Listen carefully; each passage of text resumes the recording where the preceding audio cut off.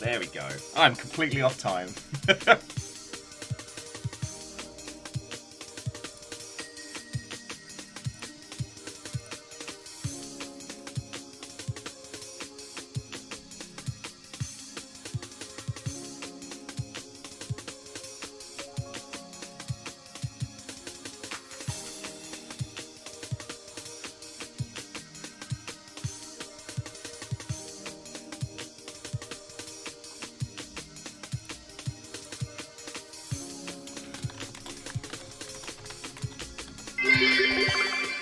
Hello. In before hangovers. Yeah. Bacon, and I was saying on Discord, no one is more surprised than I am that I'm not ragingly hungover today.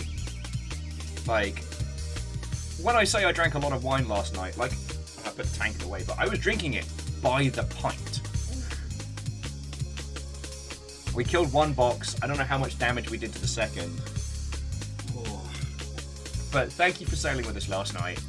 God, that was fun. That was proper carnage. Yeah, magical mug, no mug, no less. Yeah. Like, honestly, originally I got the big tankard because, like, for streams and stuff, I didn't... and friends, if you hear the sounds of chaos in the background, Amos is getting a bar. So... But yeah.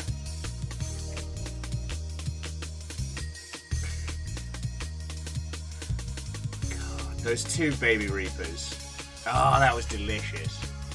And we couldn't get the Fort of Fortune, but oh, where's my list? There we go. We couldn't get the Fort of Fortune, but we did get just ruin that whole fleet. Oh no! So Keldra, obviously, happy Saturday. I hate that. You caffeinate to try and get yourself out of the post-sleepy funk, and you just end up being, like, high-speed tired. I don't know if there's a better way. It's not quite the fear, which I've only had happen to me a couple of times. But it's like, you feel like you're slow moving fast. I don't know a better way to put it. And I hope you've never had the fear.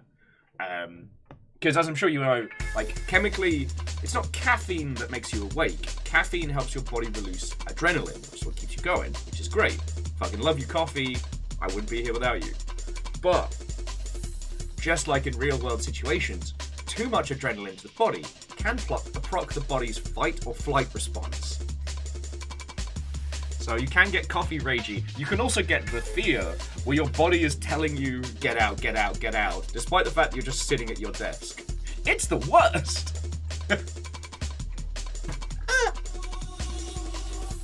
No, I take it back. That was the worst. That was my elbow. That noise is not a good one.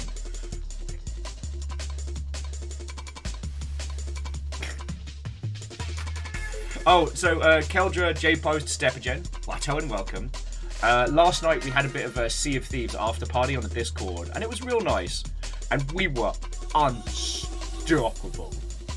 Because it was only me, Fiona, and Bacon to start with. And we were like, we'll leave a fourth slot over for whoever. So we trundle off into the sea to go get one of the Reaper chests. If you haven't seen Sea of Thieves, the Reaper chests are a fair little bit of money, but the hook is that they have this huge plume that sprays forth into the air, so everyone on the map can see it moving around, like a gigantic flag. And the only place you can turn it in is at Reaper's Hideaway, kind of like the bad guy village. But, you know, it's kind of fun, it's kind of quirky, and it's, you know, it's a good time, right? Lagmeister, Watto, and welcome. So we grab it, we head on over to Reaper's Hideaway, and these two little baby Reapers in an alliance come and try and sink our day. And what would proceed would be a protracted battle of destruction. It was myself, Krill, Fiona and Bacon, just obliterating children.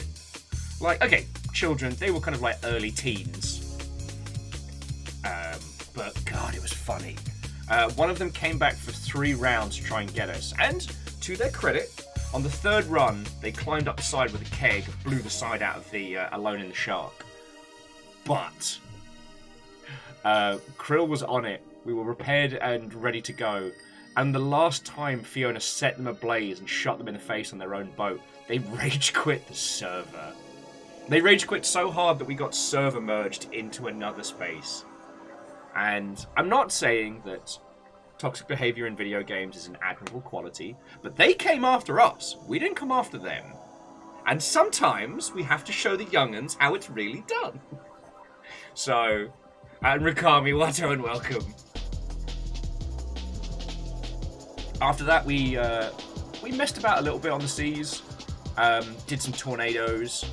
We tried to go for a Fort of Fortune, but props to whoever pulled it off. Whilst we were trying to get set up, because Fiona was going to bed and we were bringing on Fearless, somebody managed to, under cover of storm, nip in, finish the Fort of Fortune, grab the chest and get out, whilst we were at the docks waiting for the storm and the fog to pass it. So, somebody pulled off some badass moves that day. Anyway, no one is more surprised than I am that I'm not ragingly hungover today, because I was just necking tankards of wine. So yeah, those were my adventures. How are you all doing? Yeah, Lagmeister, I only just got started like 6 minutes ago, so I'm not being too hard on Dinobot yet.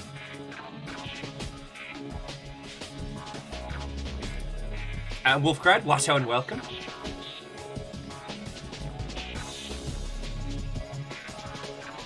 It was 69 degrees in Seattle today. Nice, nice, nice. And everyone's been posting their lovely pets over on Discord, so this is a bloody lovely day.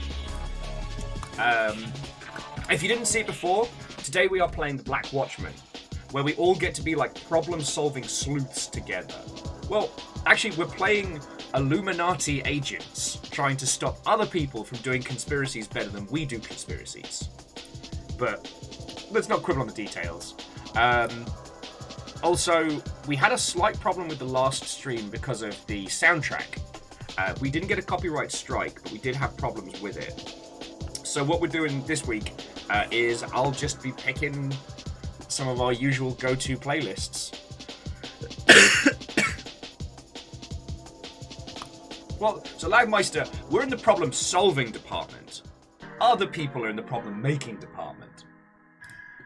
So yeah, that's what I say. It's like DJ Hollow Earth. Resident Disc Spinner here at Illuminati HQ. Welcome to the break room. Let's party down.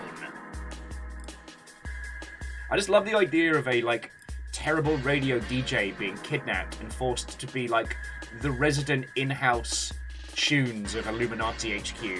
That amuses me greatly.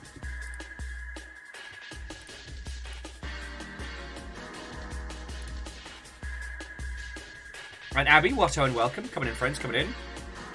If you haven't played the Black Watchmen before, don't worry. It's basically like an ARG with a... It's an ARG with a video game wrapper. The gameplay proportion of it is quite simple. You just enter the answer to very poignant questions and specific points. But what we'll mostly be doing today is Googling and a bit of like lateral thinking solving. I don't know if we'll have Flair with us today, who seems to be incredibly overpowered at this game.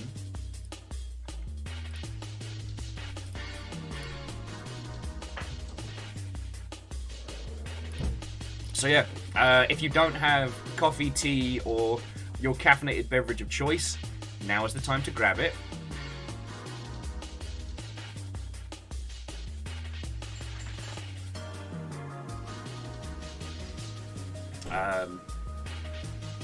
Yeah, I'm trying to scoff coffees as quick as I can so I can get my brain up to speed. Lagmeister, yeah, DJ Flat Earth would have a bunch of vinyls with a picture of the Earth squished on. That's not a bit. He genuinely believes that's how the planet works. DJ Flat Earth. Maybe DJ Flat Earth works at like a different branch of the Illuminati, and they have like a rivalry. You stole my bit! You stole my bit! Yeah, that's flat. Yes, hollow! Love it. I'm sorry, friends. I'm here. I'm here for this Illuminati drama.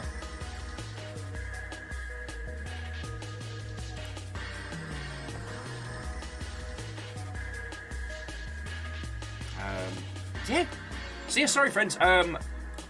Like I said, Sea of Thieves shenanigans last night was glorious. And again, thank you to everybody who came and hung out. It was such a good time. I needed that. The Shores of Gold is a slog. Like, holy crud, one of the most interesting looking areas. But like, in terms of actual gold made, the Shores of Gold. Oh, really, you're fine. The actual Shores of Gold did not result in us coming back with a boat full of gold. I have a lewd conspiracy theory where the world is secretly run by the Illuminati.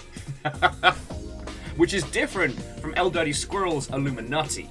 That's very different organizations. And sorry, Bacon, thank you for the bits. Wolfcrad, thank you, friends. Like, I don't know how y'all are finding the Black Watchmen, but I love these kinds of games. I'm a little sad that we didn't have the opportunity to play them when they were live. And the game that comes after the Black Watchmen in the Alison Smith collection is less ARG, more classical kind of puzzle game. And with 19.4, I'm kind of out of the loop on the live stuff. And I don't know if I'd have the brain power to return, you know? So... There's a lot to get through in 19.4, and I wouldn't want anyone to rush it, you know what I mean? So...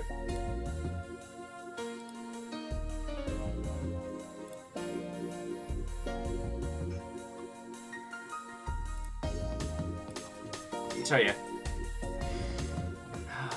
I just have a big weakness for these kinds of games, you know? Like, the kind where you literally have a notebook and it feels almost like just this side of LARPing, you know what I mean?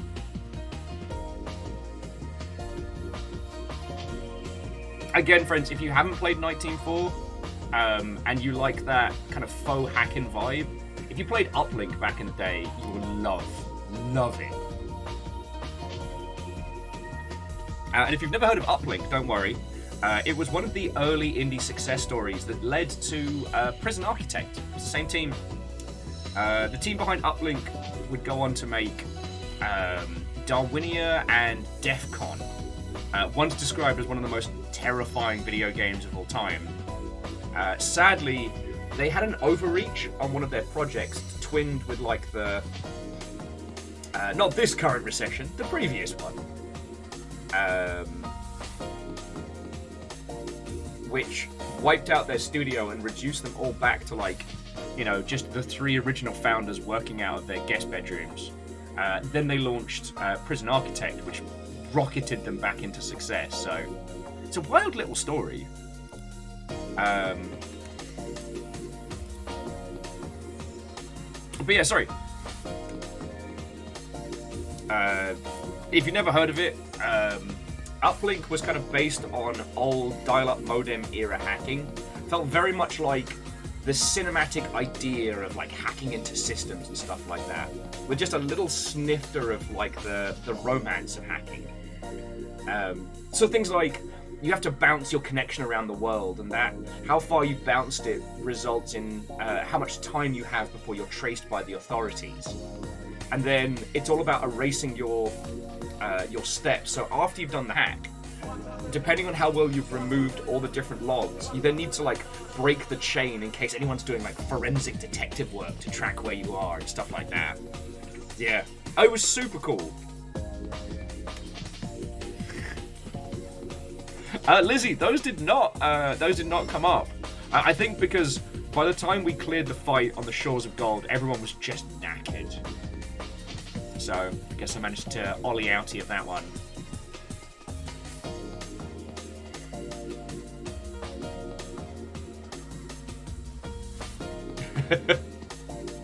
And yeah, Wolfgrant, Uplink was so cool. I still remember the PC Gamer review talking about how they played it with their modem cable in their hand, ready to pull it out, because it felt like the experience of hacking into these massive corporations. You know, there was kind of like a karma meter depending on how you did your hacks. So it wasn't like white hat, black hat terminology. It was like your neuromancer rating and things like that. Well, Tardy Bard, grab yourself a cuppa. You've got about, let's say, 20 minutes, half an hour before we get in game. I just like having a natter with everybody before we start playing. Plus, it gives me a chance to inhale my coffee and then make another one. And Wolfgrad, that is a wonderful, wonderful compliment. Like when you recommend somebody a book and they actually read it. If you recommend somebody a game and they actually play it, I always feel like that little sense of achievement, you know? But yeah, the PC Gamer review of Uplink talked about how they sat there with their modem cable in hand and started getting really paranoid because playing it all night, it gets in your head, and because it's one of those games where the experience is very... Oh shit, we talked about this the other day and I don't remember if we came up with a good name for it, where the game is a faux... not even a simulation. Shit, we were talking about this with Endoparasitic, but that was... Endoparasitic's more... interpretive? Sorry, so if you play a game where you're pretending to write a novel and it gives you a fake Microsoft Word, the idea that it is still a game, but it could be that the program that you're using could be this haunted, this haunted writing software or something along those lines. And Fred, maybe you can help me with this one. Also, Watto and welcome. Air Dragon, hello, hello.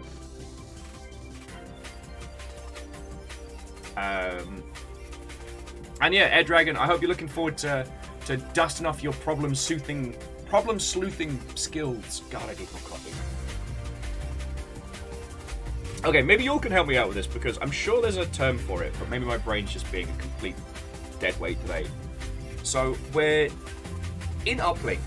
You log into a computer hidden somewhere in the world. So the idea is you connect from your PC to this computer that's held at a secret facility hosted by Uplink agents. Is it a simulacrum? I guess that makes sense. But yeah, you log into this computer essentially as a thin client, and from there you hack into systems all around the world. So the game over state is if your PC gets raided, but in late game you can buy a bomb that you can set up inside your rig so you can explode it if the FBI try and rumble you. And later on you can even get forensic software that shows you how people are tracking your signal. It's really fucking cool. It does, I mean, yeah, honest, it does fit. I just feel like there's a term that I would usually be using and I'm getting file not found. So Fred, when you're playing a game and the game is faking real world software, you know what I mean? So in Uplink, it gives you this this gooey command line blend of logging into servers around the world. And I think it uses basic Unix commands and stuff. I also did love how if you play Uplink and you understand how to navigate a system by command line, you are incredibly powerful. Because you can kill a server for a few days by wiping out its system files and then causing it to reboot. But that ups your chaos meter and can get the feds hunting you quicker.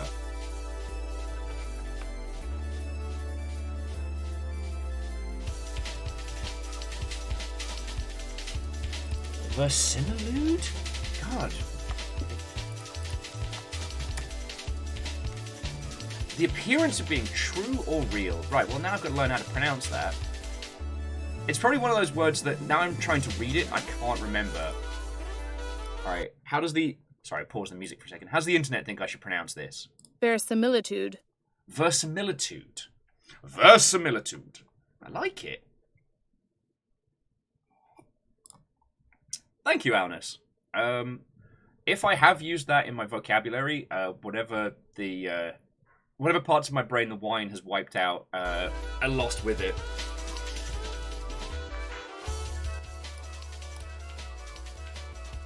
But yeah, I am in love with those kinds of experiences. And so, like, the Black Watchman's not quite there, because we're logging into, like, a secret Illuminati database, and then we're all dropping things in. Grand Take, yes. Dot Hack and One Shot are really good examples of that.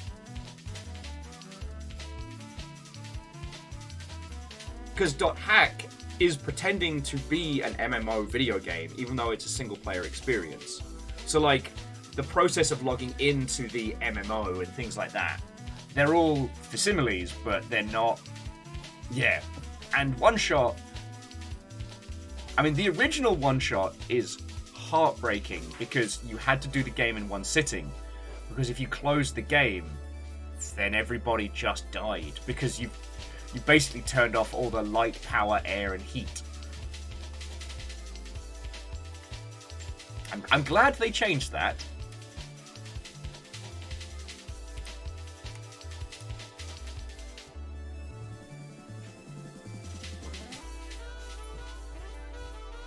Okay, so Alice was saying they've heard the term used for things like, you know, the Apple Notes app looking like a paper notebook. Interesting.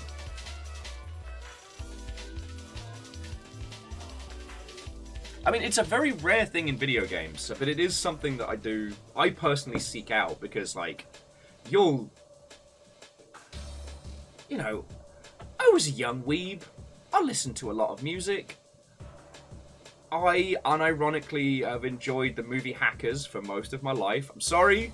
Like, I understand it's nonsense, but at the same time, I love that movie. The aesthetic, the style, the camaraderie, the ridiculousness of it all. Who doesn't like that? You know, that's the cool future we were promised. Like, that's the cyberpunk future we want. And so, yeah, the idea of sitting in the dark playing Uplink with, like, Prodigy's Fat of the Land just blaring, and I'm tippy-tapping away like, you know, the FBI is tracing my call, but don't worry, I'm gonna wipe out 3 servers in the chain. I've already knocked them off. I've got paid. I just need to clean up my tracks. God. Also, the passive detection in that created such paranoia. Because basically, you could do, when you logged into a system illegally, it would basically set off a trace program, because you're trying to hack some shit. You're a baddie. You manage to pull off the hack before the trace program finds you, jobs are good. And if you've purged your logs, you're probably clean. But as you did more and more chaos, essentially the FBI, CIA, anacronym nonsense agencies would set up a person, or sometimes even a task force, to track you down. And so they're passively working in the background to find out where you are. And with each hack, you expose yourself just a little more. I loved that, because from then onwards, it really creates this tension, this fear. And the game over state in that was very final. So, and if you look at Uplink now, it doesn't look like it evokes the kind of emotional experience it does. And the thing is, like, I don't know my nonsense in terms of, like, InfoSec and things like that. I had to check with friendos when watching Mr. Robot. Which, by the way, is a very, very good show if you need a very, very good show to watch. But, yeah, with Night Team 4, it really, really felt authentic. Plus, a lot of the, so far as I understand, a lot of the exploits that are listed in Night Team 4 are real, are the real deal.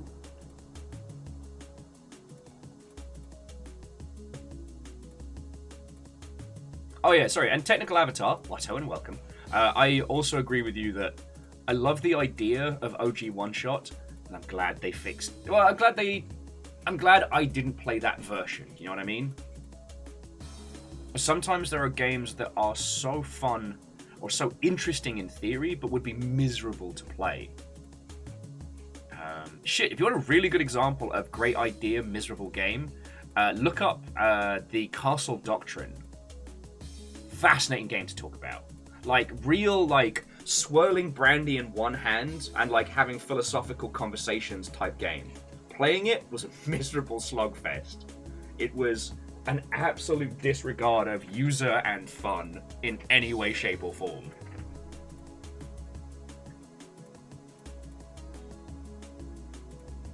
Oh no! Air Dragon's having to play video game Sophie's Choice to free up enough space to install the 155 gigs it takes for Jedi Survivor. Fuck that running, I tell you.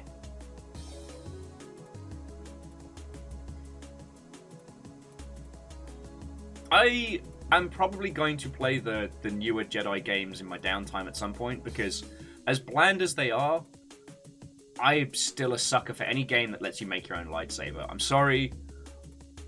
There's something about the future samurai wizard cool of, like, you make your sword your blade. You know, it's formed of, like, mechanical components that make no sense, but yet because you are super cool, you totally understand them. And there's a crystal in the center, and I fucking love it. Yeah, Lizzie, they're both good games. I still suffer a snifter of Jedi elitism, because, like, Jedi Knight and Jedi Outcast kind of shaped my online experience, and so it's hard to see games now that are very, very pretty and very, very well made, but don't have that same, like, freshness. Like, I completely understand how certain people who get into, like, music scenes can become really musically elitist, because that's me for Jedi Knight. You know, was Jedi Knight the greatest Star Wars game ever made? No. But it had the wildest, freshest multiplayer scene that would be impossible to... Well, not impossible, but no one would want to put it out now. For those of you who don't know, Jedi Knight's modding was incredible because of something that would absolutely suck. That is cog files. The TLDR is that you didn't need to have the same files as everybody else to play online. So it meant that you could mod your game and have those effects in multiplayer, and other people didn't. Yeah, you can immediately see where this would suck for multiplayer. But what it meant was that if you got into a good group, the mods could be made so much easier. And because of the flexibility of the cog files, like, class games were easy to make. Like, there was a whole bunch of, like, RP-style environments that absolutely dunked on Team Fortress 2 and stuff like that. And it was so incredible what people did with it. And obviously, after the Phantom Menace dropped, everyone just basically reverse-engineered cool-as-shit lightsaber fights, with everyone suddenly being able to do, like, flips and kicks and double sabers and two sabers and all that.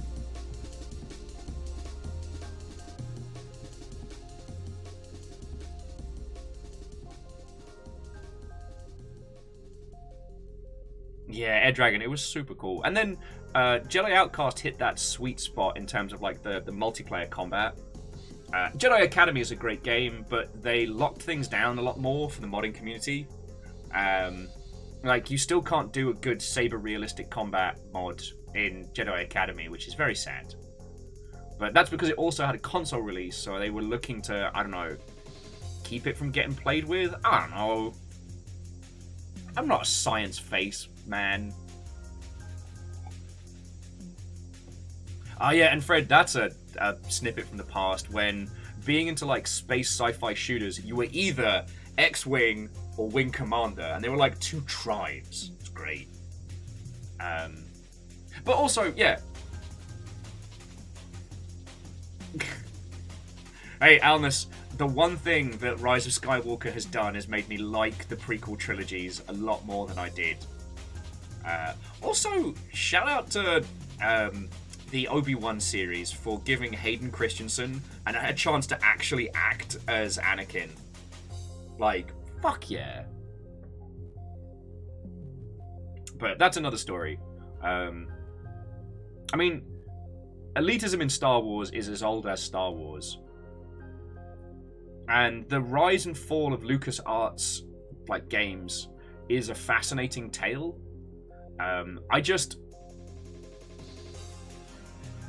I need to get rid of my biases. I am the problem when it comes to Jedi Survivor, and I completely understand that. Like, I should be happy we have these big, huge, bombastic Star Wars games again, and that they are gorgeous, and they let you make cool lightsabers and do cool shit, you know? It kind of feels like if The Force Unleashed had just a tinge of restraint in how it rolled out its story, then it would have been unleashed, so... I want... Oh, Lizzie, don't do that as an announcement. We're not fighting here. No. Don't be a jerk.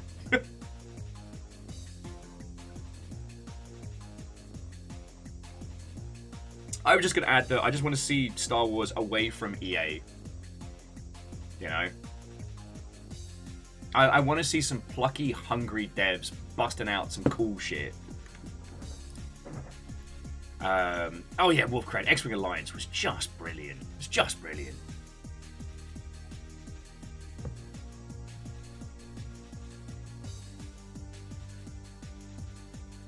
No, we're not getting into Mando 3 or Picard 3 or what have you.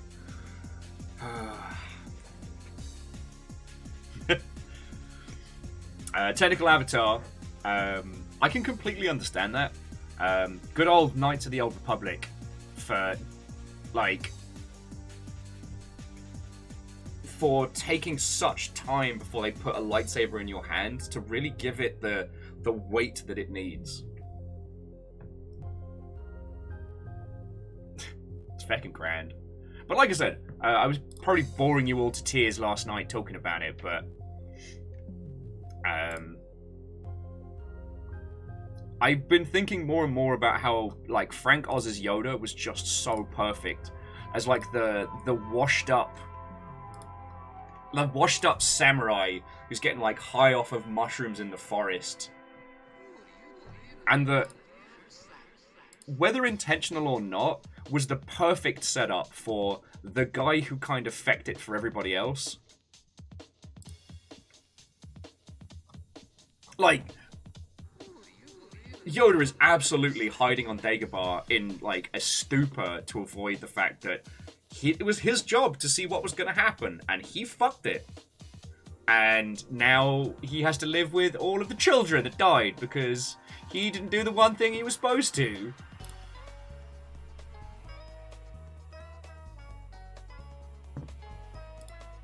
Oh yeah, Fred, like, the theme of the first three is, like, listen to Yoda. But then, like, even Yoda doesn't stop it.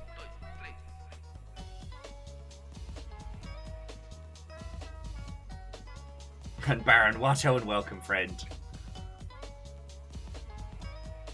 Wolfcrad, 2 words, swamp gas, yeah. Also, it's now so much funnier that he's super mean to Luke. Because it's like, your dad was an asshole, and you come to me for training. Alright, shitbird, I'm gonna make you run around the swamp and do flips and shit. Oh yeah, and Wolfgrad, it really does explain that whole weird scene where he kind of, like, faces himself. Luke faces himself in a Jedi challenge. Faces Darth Vader when he cuts it off. Oh my god, it's Luke's face beneath the mutton. Nah, Luke, buddy, you are high as balls, and if you'd been in that cave for about 10 minutes longer, you would have permanent brain damage.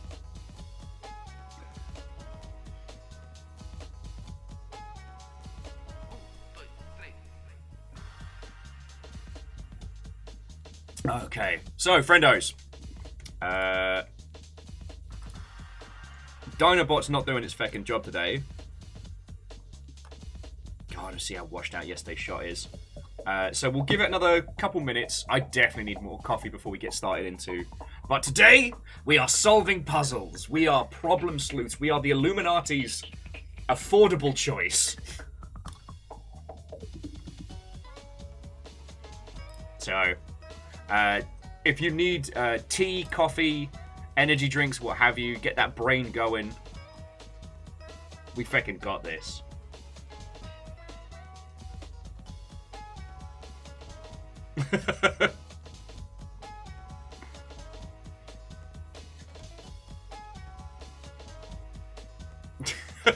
Almas, I do like that. Although, of course, like, that's why Yoda keeps laughing at him, because Yoda's been high on swamp gas for years now. He's got, like, a bit of a tolerance. And then plucky farm boy Skywalker shows up, and he's like, oh my god, the X-Wing is sinking into the mud of the swamp. Yeah, no, it's actually parked perfectly. You're spot on.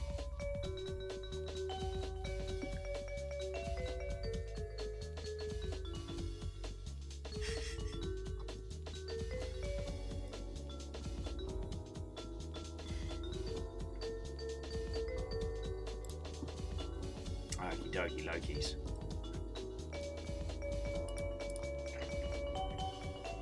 Star Wars Jedi Candid Camera. Feckin' yo.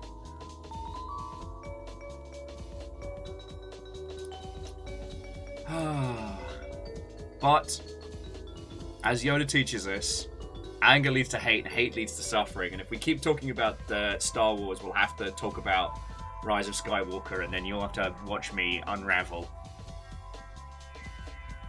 Do shrooms, or do not do shrooms. There is no try. It's legal in Vancouver! Yeah, Lizzie, you are correct. You are correct.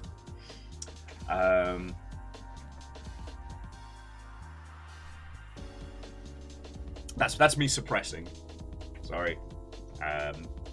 As I've finally regained Disney Plus, that's why Star Wars is kind of on the brain. I tell you though, like, because I finished up Big Red, I finished up Rock Lobster, right? And whilst I was clipping that together, I was watching a few of the stuff on Disney Plus that I've kind of haven't seen over the last couple of years and things like that. And do you know what's really fascinating?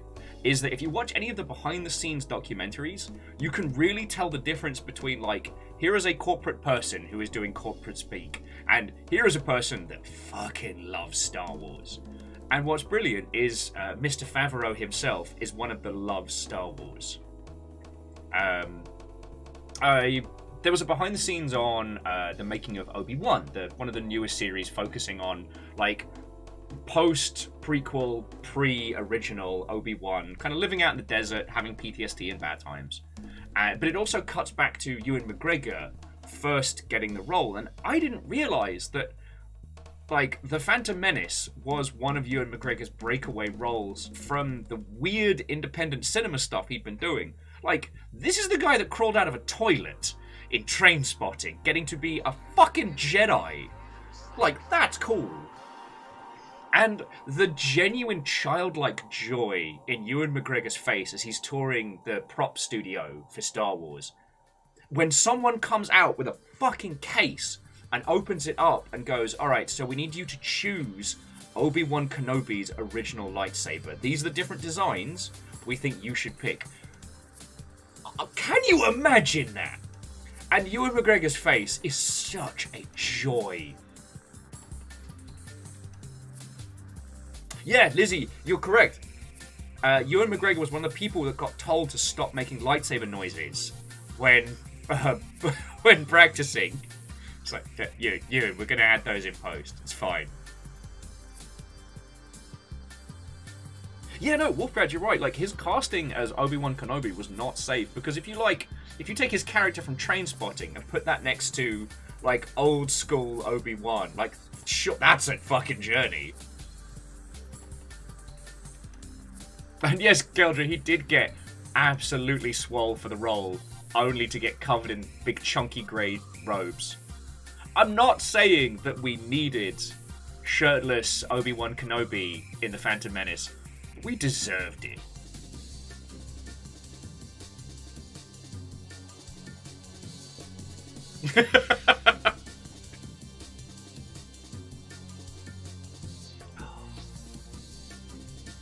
But yeah. It's one of the... It's really interesting, though, but you put, like, Ewan McGregor's genuine enthusiasm and Jon Favreau, and then you put it against some of the other talking heads who are coming at it in a very business manner. And it's interesting to see. It's a good reminder. Because here's the thing. I love video games. Shocking, I know. I'm giving away all the secrets today. But when you go and hang out with, like, squads of game devs, like, sure, they've got horror stories and stuff like that, but they really love what they're doing. You know, one of the reasons that, like, I love GDC and I come back so jazzed is that you get that level of, like, Jon Favreau enthusiasm for people's own games and what they're making. And, like, you get people chatting on the stuff they love, and it is the most wonderful conversation. It is so wonderful.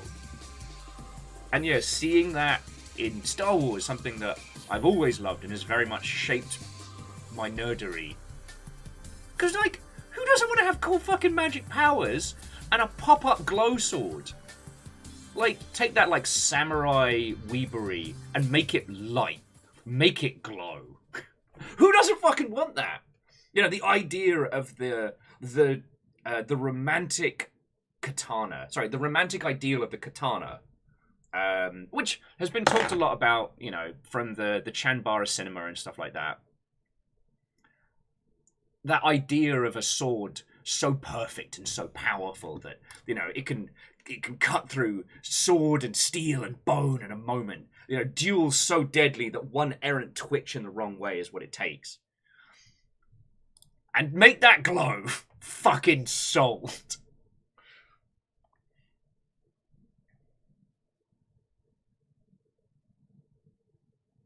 Alice, I didn't know that. Sorry, Alice was saying that Werner Herzog learned they were planning on having Baby Yoda as CGI and said, absolutely not. I want to see the baby. And Lizzie, yes, spot on. The Vision series was great. Every team absolutely loved what they were working on. Like, you could see the care, like, absolutely shining through. Okay. Got a big old ambient drum and bass playlist for today from varying video games.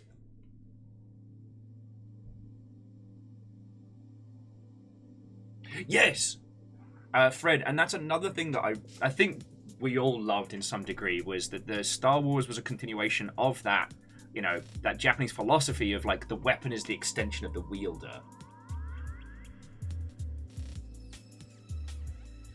Like, I know it's not what they intended, because originally... Okay, we all know this story, but just for context. Originally, when the gentleman who played the physicalities of Vader and... Was it Alec Guinness? Am I mixing up my peoples? Who played Obi-Wan Kenobi originally, were told that the lightsabers were incredibly heavy, like broadswords. But what's great now is from the context we have of Star Wars as a whole, we go back and look at that OG fight in A New Hope. It was Alec Guinness. Okay, thank you, Fred. And it feels like two masters, like, absolutely not a hair out of place. If one of them was too much of twitch the wrong way, it's death. You know, two people who are the absolute pinnacles of their craft, who have dueled each other for years. And it works. Which, the only thing I would have loved to have seen is how Darth Vader getting the kill on Obi-Wan, and him just being like, nah, kill me, must have been infuriating to Vader. It was David Prose in the suit. Thank you, Warcrad. Because, like, you now take the whole arc, you know, the fact that, you know, Vader is powered by this hatred that was kind of solidified when he got dismembered and burnt by his master/best mate. Like, that'll fuel you for a good few years. And he finally gets the killing blow on Obi-Wan Kenobi. And Obi-Wan just goes, nah, you shot me. Sensors online. Weapons online. That's, All I systems mean, it's nominal. great you came back as a Force Ghost and saved the day, but that's a great big fuck you to someone who's fueled by rage.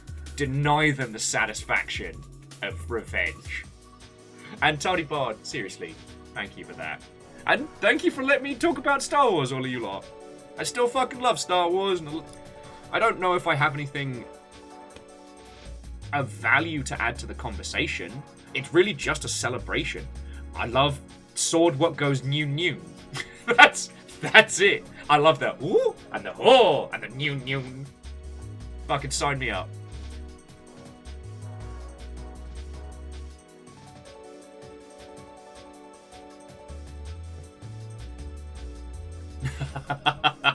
Bravo, Fred. Bravo. And yeah, like, Star Wars is silly and fun, but there's enough love and care there that if you want to scratch beneath the surface, you can find stuff. I think that's why, honestly, I think that is one of the reasons why Clerks ended up becoming the great big success that it was.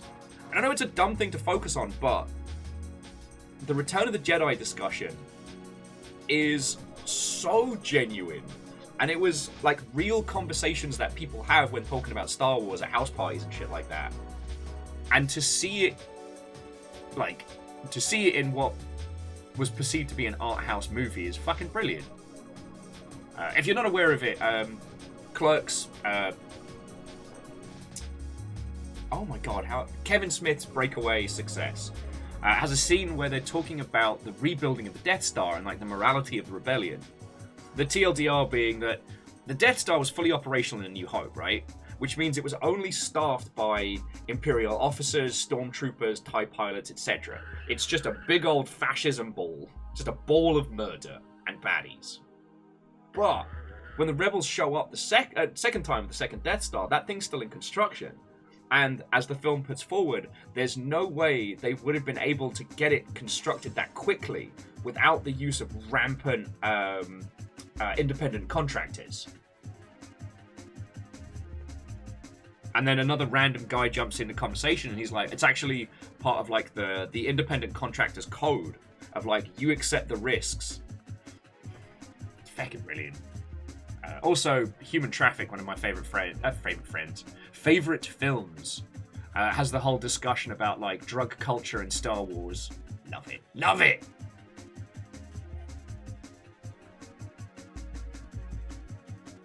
Yes, Varbles, as we know now, I don't know if that's been kept or retconned or what have you, but yeah, they basically used Wookiees.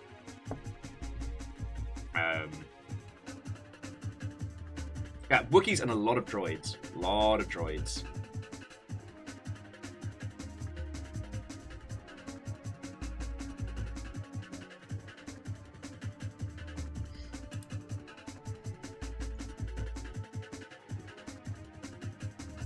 And Fred, you're right. It was never designed to stand up to that detailed examination until, like, the newest batch of films. But what's been brilliant is that people have taken that as a challenge and have created brilliant things in it. You know? It's like the gaps between plot points, the holes, the jank, has created like an ecosystem where things can grow. Like, we were talking about this last night on Sea of Thieves, but one of my favorite stories from the extended universe that I think's been retconned out now, but the Cantina Band were like a galaxy-wide hit, but then got like into drugs and over their head and ended up in debt to Jabba the Hutt, which is why they end up at his palace at Return of the Jedi. Fucking love it. I love shit like that. This conversation does not fit what we're going to be doing today, which is solving puzzles as the Illuminati.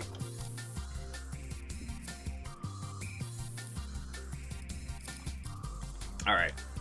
So, friendos, I'm just going to make another coffee very quickly, and then let's get started. So, if any of you need a beverage, if you need sugary snacks or what have you, get things going.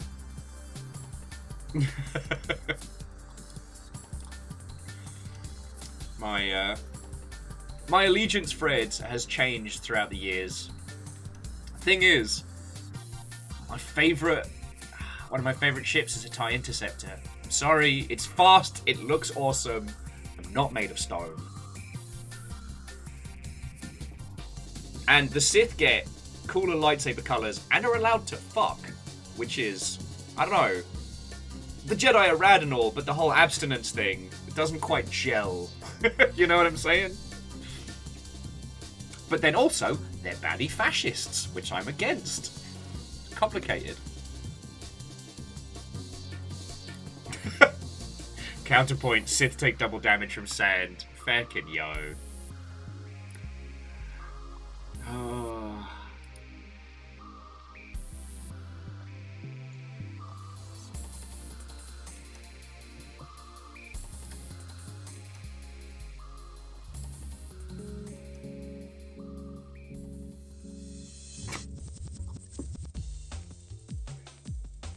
Yeah, Alice, that is a question and a half. And honestly, the only way that could have worked is some like Game of Thrones brothel type nonsense, and I don't want to think about that. So I'm not going to. My brain can't make me. Right, friends, grab tea, grab coffees, what have you. I'll be back in just a second, and then let's get to cracking. Let's get to well, we're not really busting conspiracies because we are the conspiracy, but yeah, you know what I mean. You know what I mean. All right, back in a second.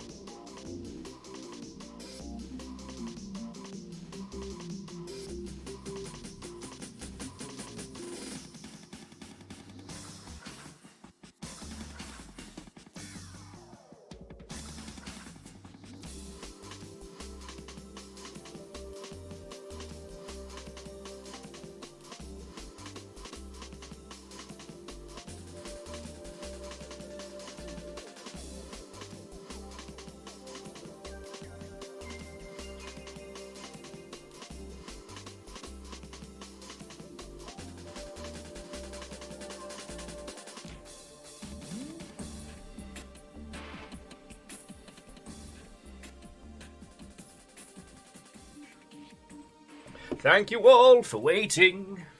I see Dinobot still hasn't done his bloody job today. So let's let people know that we're going. Let's do this proper. Oh, this is good. This is some like ambient detective work. Yeah, what is this? Oh, this is from G Police. There's a flashback and a half.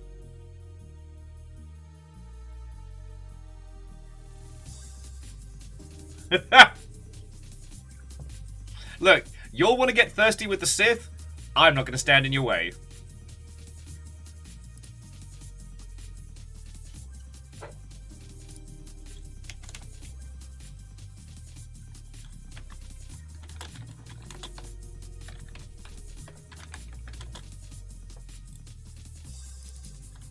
God darn it.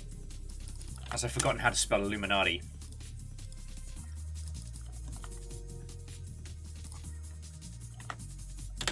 Although last week somebody dropped an Odd Gentleman reference, and that blew my mind. Because I only learned about the Odd Gentleman this year, so...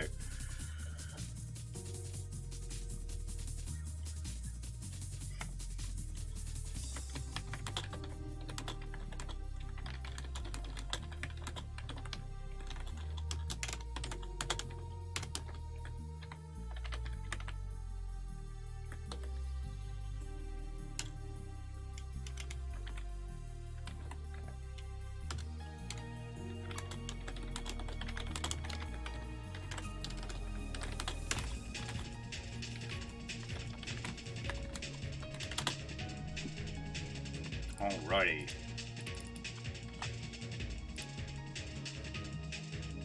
Boosh.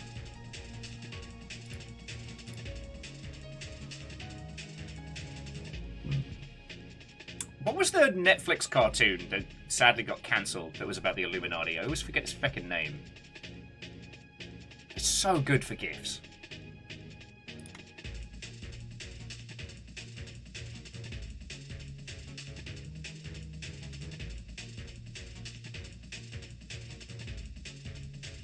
Darn it, I'm completely going blank on it. Netflix, Illuminati cartoon. I guess I googled that last time. Inside Job. There we go. Yeah, thank you, Bacon.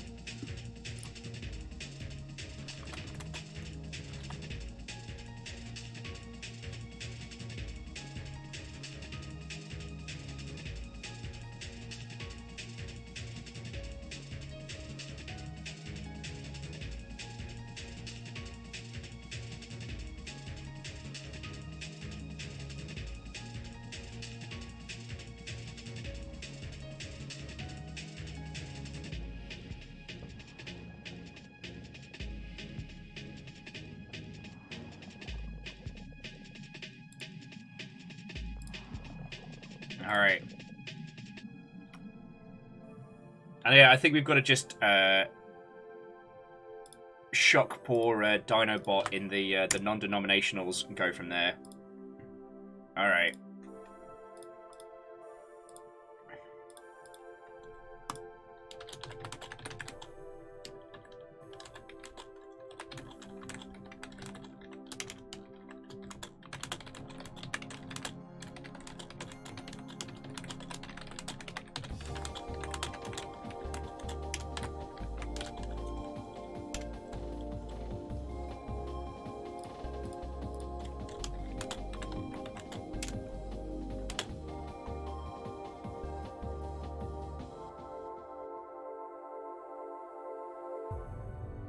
Sorry about that, friends.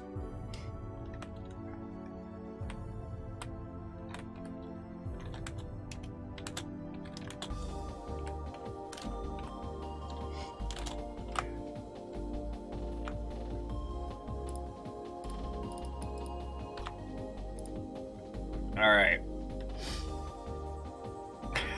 Thank you, Tony.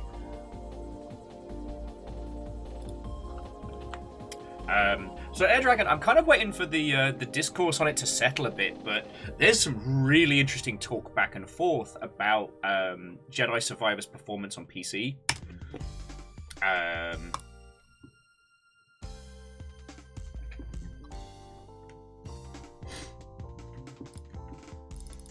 And it's feckin' fascinating because on the one hand, like, we should be empathetic to game devs and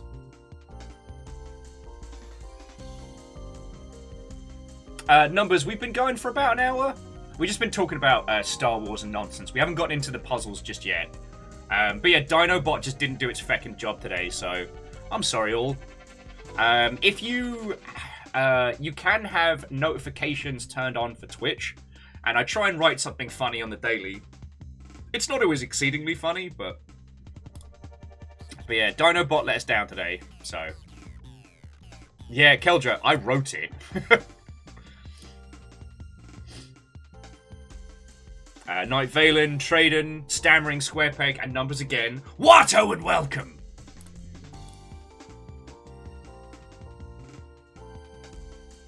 I guess it only really comes... Yeah, I guess the Twitch notifications come through on either email or you've got to have the site open already. Anyway, lovely to see you all. You haven't missed any puzzles. We're just getting started now. And the only problem we had from last week was the soundtrack. So I hope you will enjoy ambient PlayStation, like PS1 era jungle music, because that's where we're going.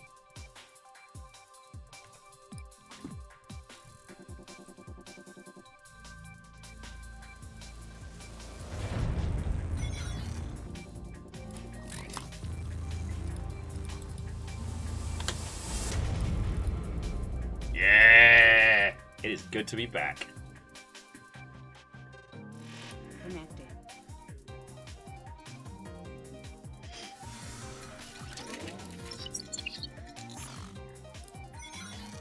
Yeah, music is off. Videos are on.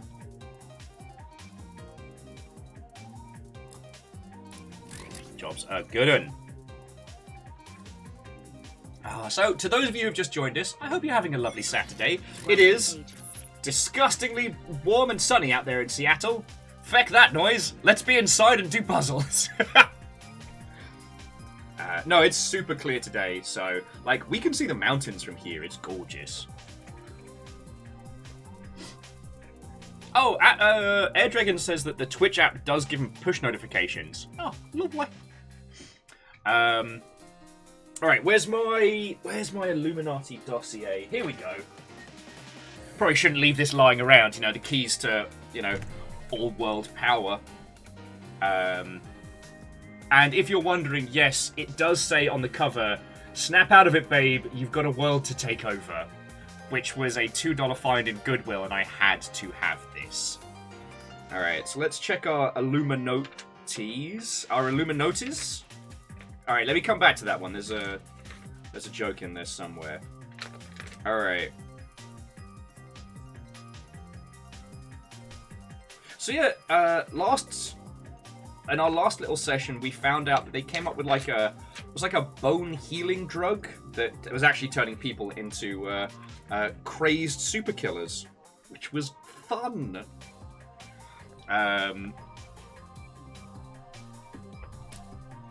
God, the soundtrack is absolutely not going to fit what we're doing today. Yeah, calcified zombies, that was what we encountered. And the people that we're tracking managed to do the thing better than us. So, we've got beef with them. Oh, wow. Sorry, friends. Lord Traden was saying they biked for 42 miles today. I mean, go you, but damn.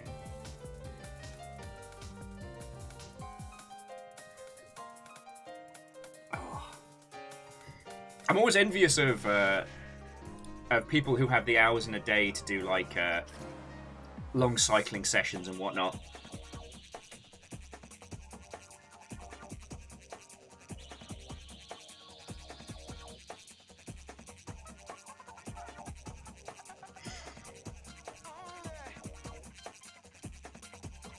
Okay, so Stammering, if this is your first time seeing the game, don't worry. This is essentially an ARG, right?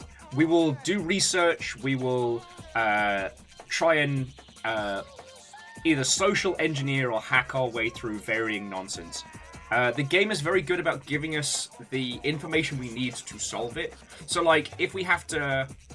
I don't know, last week To get into an intranet, we had to jank somebody's password by social engineering. Hey! Bismarck, how goes it? The way we managed to do it was by sending an email to a fake email address, getting a bounce back. And in the bounce back, where we were told that they didn't do appointments on weekends, and currently, there was an inspirational quote inside the email, and we then used the author's name who wrote that quote to then break into that person's email. It's stuff like that. So it's a lot of lateral thinking, it's a lot of like ARG problem solving. It's not a lot of digigaming mechanics.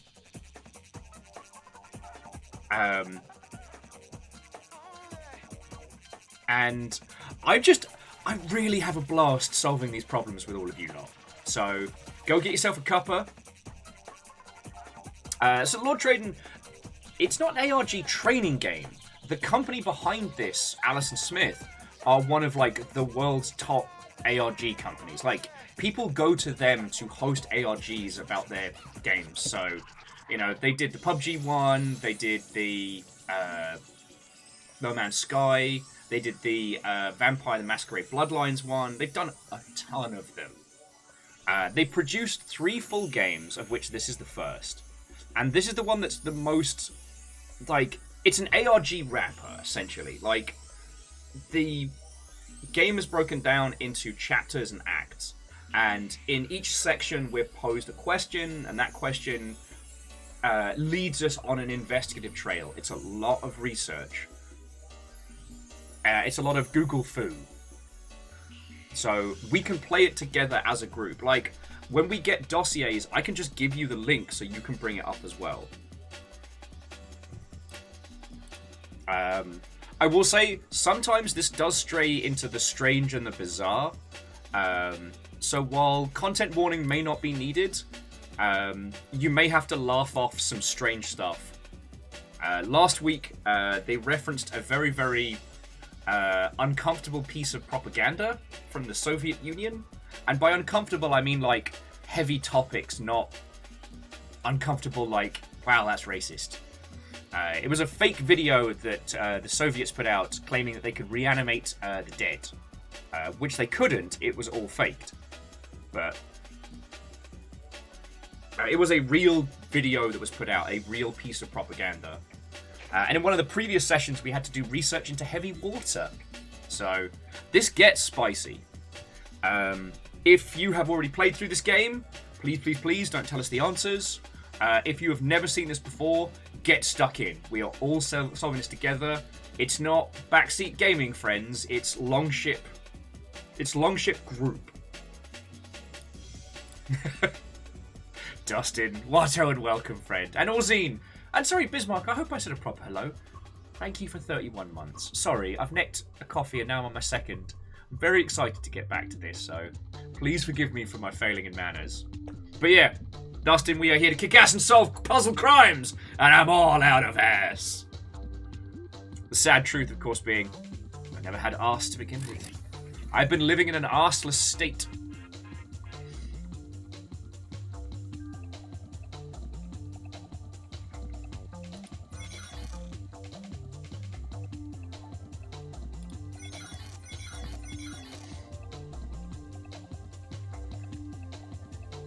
Okay, so yeah, so we cleared the clinic last time, which was very cool. Where we had to set up the wiretap, get the information for it. Then we had to investigate the supplier, find out where this magical chemical drug they were working on has gone to and what it's done.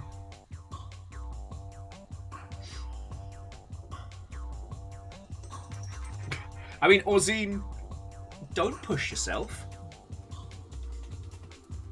But good luck. I mean, I guess art streams are a different vibe than regular streams, but there is a limit to... There is an upper limit on tolerance in terms of like doing streams and quality of, but that's another story. Right, so previously we managed to get a raid on the Rosenberg Clinic, and we acquired a lot of information. We managed to gain a potential sample of this thing that they are working on. Which I believe it had this weird quirk of like turning hella green when it was exposed to like cleaning chemicals and stuff like that. So at this point, yeah, we've got Björk's chemical compound. It's been analyzed, and we'll be comparing her results against our database of similar tests. Because apparently the Illuminati was trying to make a bone no breaky drug. So you jab it in, and congratulations, your bone reheals. Job's a good one. The Illuminati failed. These people have succeeded despite having a few, we'll call them hiccups. At one point we were doing deep research into a fake company that trained forensic, what are they called? Oh, hang on a second. Got to deal with an Amos as well. Yeah, you're all right, mate. Come on.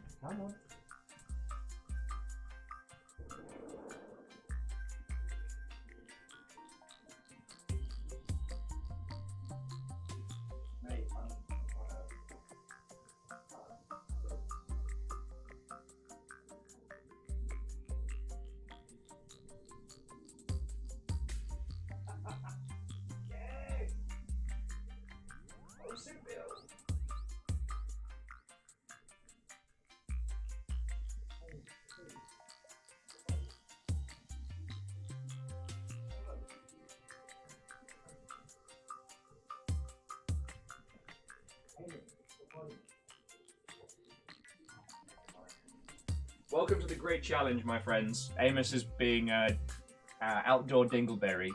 The cheer you heard is our upstairs neighbours are currently playing Bosun Bill from Sea of Thieves. Welcome to my life. I'm trying to... Go pee.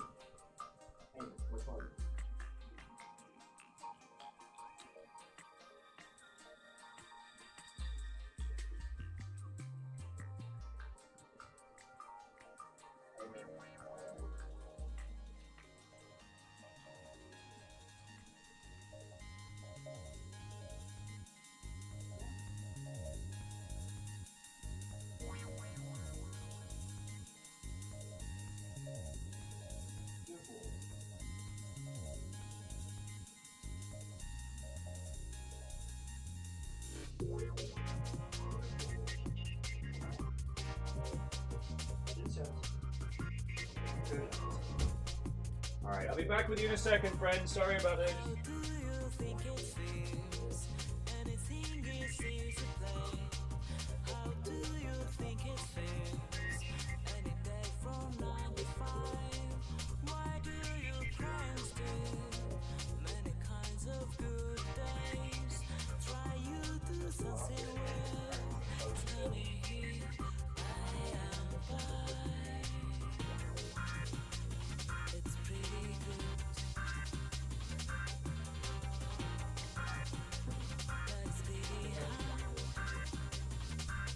Alright. Sorry about that, friends. Fiona has thrown their back out, so I'm kind of Betray anyone. hanging out with all of you lot and keeping an eye on Amos and the animals and whatnot. But as I said, a lovely little surprise was the people upstairs playing Sea of Thieves shanties, so there we go. Wolfgrad, Amos has been doing okay. Like, his itchies kind of came back a little bit, so Fiona bathed him today, which was probably an ill-advised maneuver. It's just, he's a lot. And sometimes I find it very difficult trying to do this with all of you lot and do everything at the same time. And I think sometimes it shows on my face. But, Stammering, thank you for the bits. And Lord Traden, Keldra, like, thank you for filling the pint glass. You know, it's what keeps this whole fucking household going, you know? Anyway, enough of my whinging. Don't watch that. Watch this. So, let's find out the test results. Alright, let me pause the tunes. And let's get this started. We'll put the tunes back on when we're problem solving, but we have these encoded messages first. The monumental tree symbolizes the interconnection of all life, the unity of all things. The colossal trunk supports the earth, the towering branches reach to the heavens, and the... There we Our go. extraction team has recovered a key asset. Oh my God. Vanessa Bob. She is our best lead into the Rosenberg case. Our medical team tested her for various BDNF mutations. Review the test and compare them to everything we have on record. My God! All creatures bask in the forgiving shade and feed from the nourishing fruit. All of God's glory showcased within one of his mighty creations. And Wolfcrad and Keldra, thank you for filling the pint glass. Yet more. House Orders got this. And Moose, I know. I get... It's hard. It's hard. It's very hard. But I'm here to hang out with your good selves today, and let's focus on that. So, tunes! Alright, irregular levels. Compare the elemental compounds of BAP's tissue sample with what we have on file.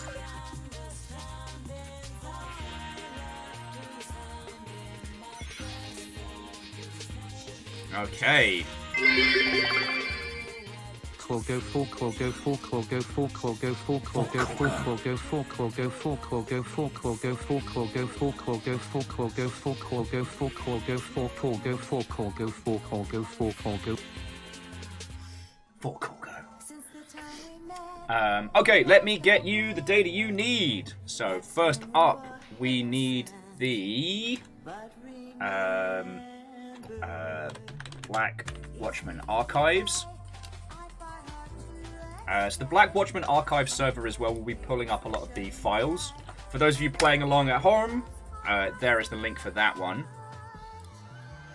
We've also got, so we've got the archived call and where's my good pen? Cannonball. Oh shit, Wolfcrad! I mean, sorry to all the House Order, but I mean, Wolfcrad, you set it up. Fucking thank you! Fucking yo! Thank you. Alright. The Black Watchmen. Schwa. Alright, so what have we got? So the case number is RP71MN. Alright. Here is the data we keep getting on this one. So this is the top secret test results, if you want to have a look at those.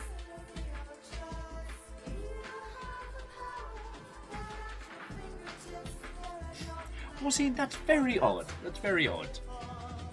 I don't know if I told you, but one of the individuals who works at our local dispensary actually has Gara's eyebrow tattoo.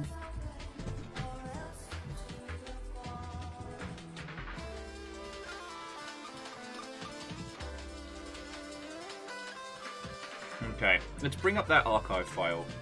I honestly, I'm thoroughly impressed by it. I couldn't pull that off, but, props to anyone who wants to go animu that hard. Okay, so RP71 seems to be a PDF file, so let's give that a look. Oh, there's a lot to go through here. Alright. So, I'll bring it up on main screen for you all.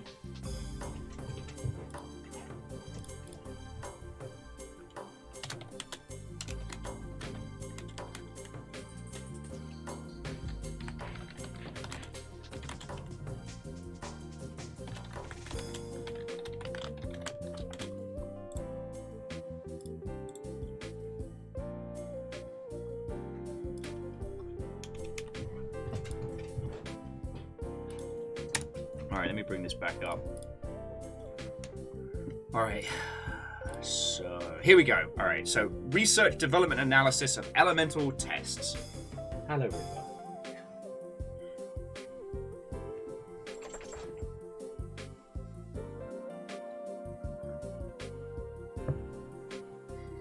Alright. Ooh, human testing and animal testing. Oh, good times. Sure. Quirky day at the Illuminati. Alright, let's see what we've got. So, alright. Okay, so grey represents the subjects, red represents the control. Give that a nice zoom in. You should be able to find this one from the archives, friends, if you want to bring it up.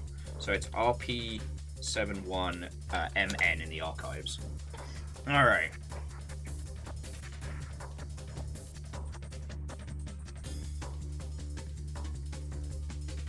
Okay, so these are about...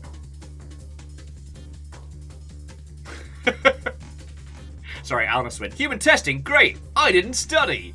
Me neither. Alright.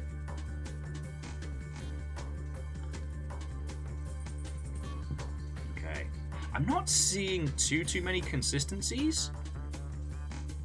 Although this one looks like it might be a banger right here.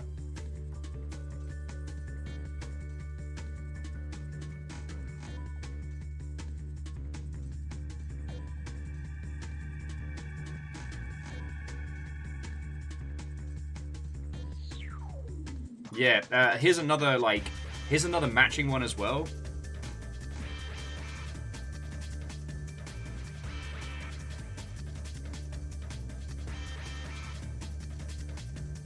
Okay.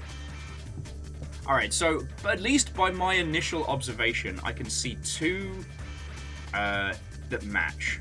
We'll have a look at the rest of the data, but yeah. So lab report, let me write this down. So... LR lab report. So that was 2135661L.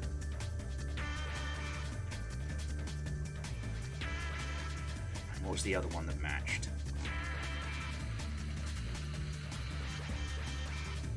Well, this one was within parameters. But the shape corresponds. I guess this one does a little, but that feels...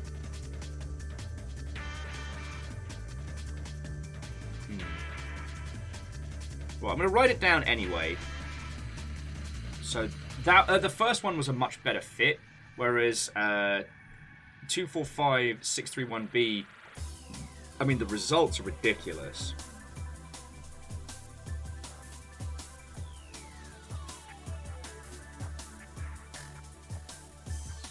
As much as the conspiracy music was lovely, I think I'm enjoying this, like, I don't know, summer PlayStation's vibe while we crack conspiracies. That feels pretty good.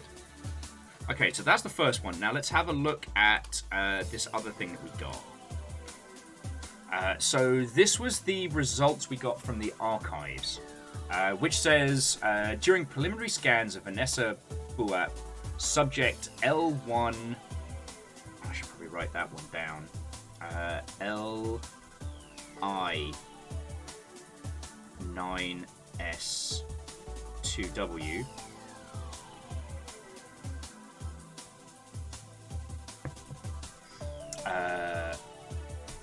Specimen samples from our system indicated irregular levels of minor elements. See Table 1.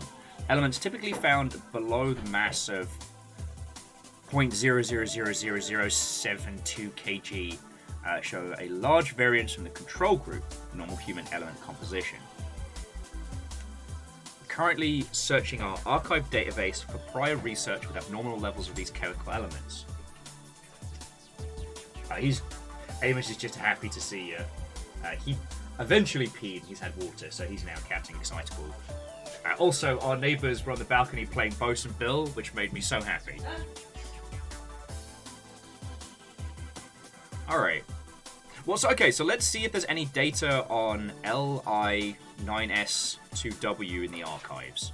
Right? That makes sense.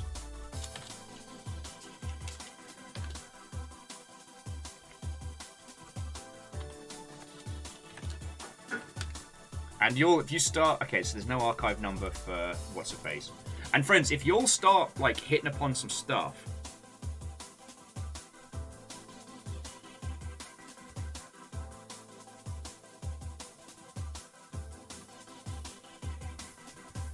Okay.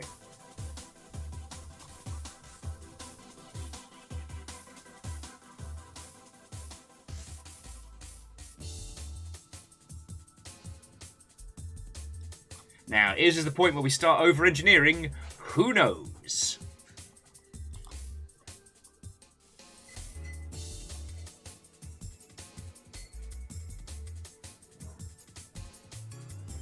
I mean, shit, we could see if any of these show up in the archives. So that was... We'll start with the good one, which was 2, 1, 3, 5, 6, 1, L. Does that get us anything? Nah, nothing there.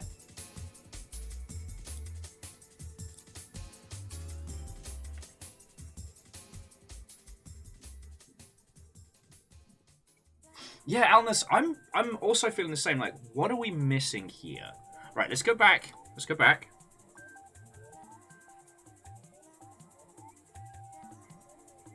Okay, so archivist note. Further information on some of the lab reports issued in RP71 can be found in the archive using the lab report ID.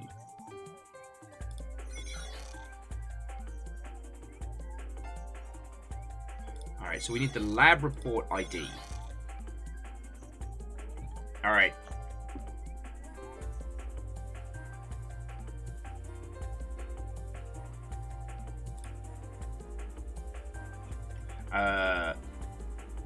The lab report ID is LI9SW. No, we tried that. That didn't get us anything.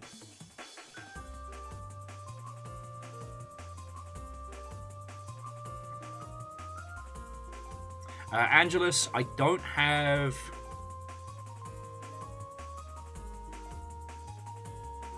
I don't have a per volume of blood, so it means it's a standardized measure within the Illuminati that we haven't been made aware of. Okay.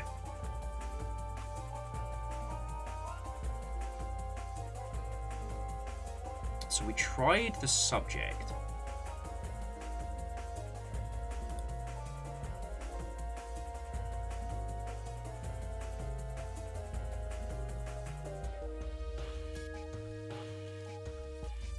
Oh, okay, but I only tried one of the lab report numbers. So let's try the other one. S4... Sorry, 5... Ah, wow, I can't remember what numbers are. 5... This is being dyslexic peak, which is reading something and saying something completely wrong. 2, 4, 5, 6, 3, 1B.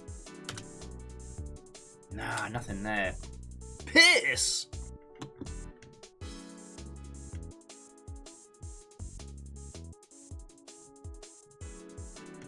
So yeah, so it's saying on the last one, archivist note, further information on some of the lab reports listed in RP71M can be found in the archive using the lab report ID. So, here's our setup. Sorry, here's our setup. And there's loads of them. So what we're looking for is something that matches the results here. Right?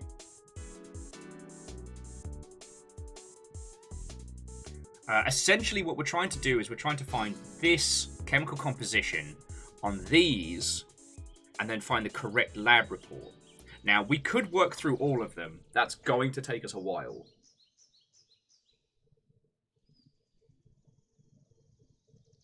And again, with this one, the grey represents the results of the subject. Red represents the control.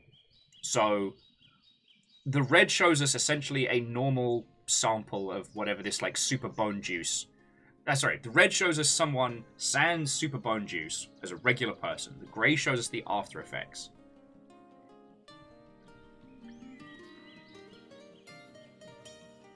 Oh shit, dates! Why am I a fucking idiot? Alright, so let's have a look at this one.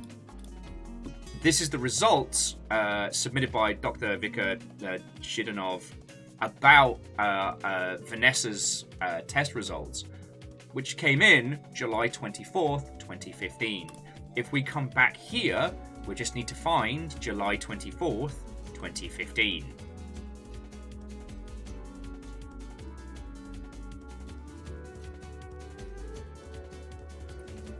February, March, April, May, June, July. Yeah? Yeah. So... yeah, there's only one in the 07 range. So it's this one here, right? See... oh, God, I keep trying to indicate with the mouse. So yeah, it's this lab report here. 896-185J. Man, I'm getting it going. Feel free to praise me in my massive, massive brain. My massive people brain. Anytime you want. Just, you know what, don't hesitate. Don't wait for somebody else to start praising me. Like, just dive into it. This is going to be wrong, and I'm just setting myself up for a fall. So yeah, 896-185J. 896-185J. Search. Oh, come on!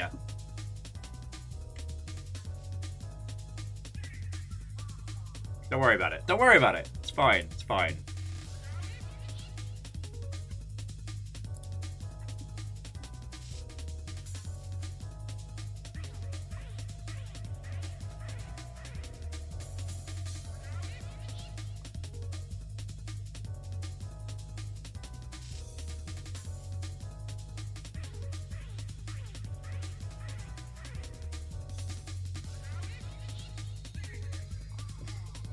And yeah, so Angelus, you're not wrong by any means. It's the aftermath of whatever this like super drug is definitely fucking up people's innards. Like, don't tell me it's the last one. Well, we can try it at very least. So this one is 72814W. Try that in the archives. 72814W. Still nothing? Alright. Alright, we're brute forcing this.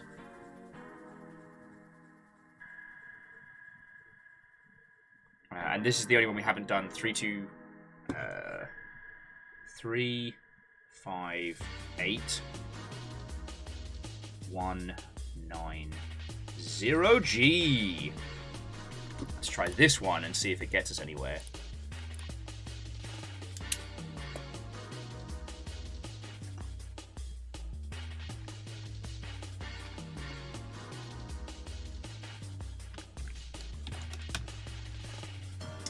Bugger.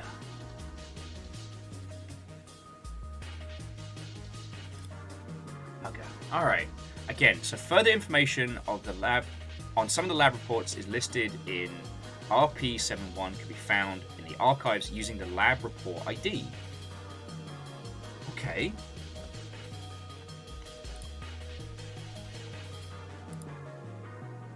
There's no additional like lab report IDs here. We know Vanessa was tested July 24th, 2015.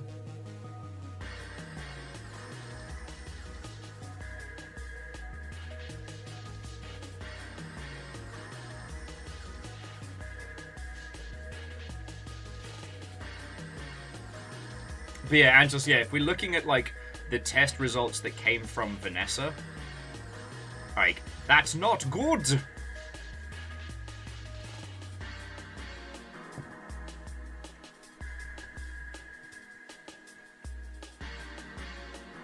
Okay. So we're back here.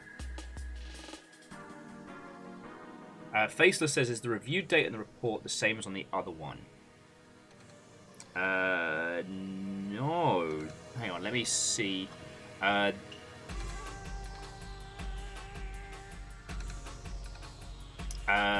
This one was reviewed on the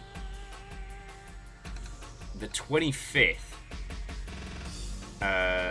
Sorry, 25th or 24th? 28th. On the 28th of May. So yeah, that last lab report, we tried that, we didn't get a hit.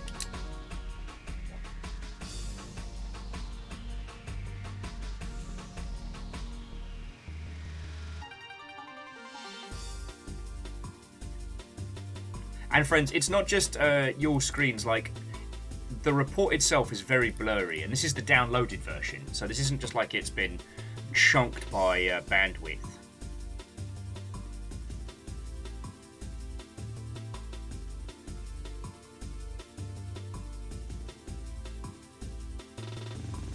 But we've ruled out the 2015s, at least by the theory.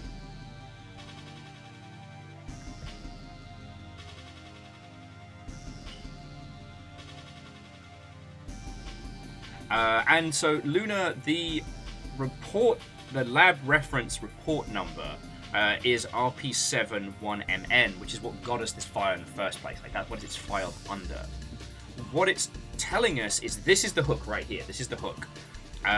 Some further information on some of the lab reports listed in RP71MN can be found in the archive using the lab report ID. So it's the lab report ID is what we're searching for right now.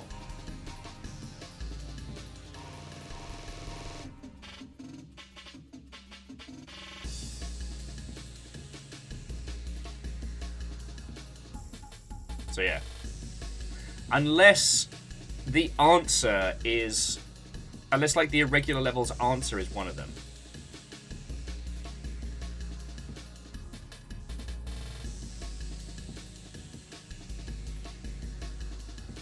And Neo Shadow, I believe the lab report IDs are these. But again, friends, if you head to the links I've given you, like, you can grab these. You can fine-tooth comb. We're in this together. God. Okay. Okay.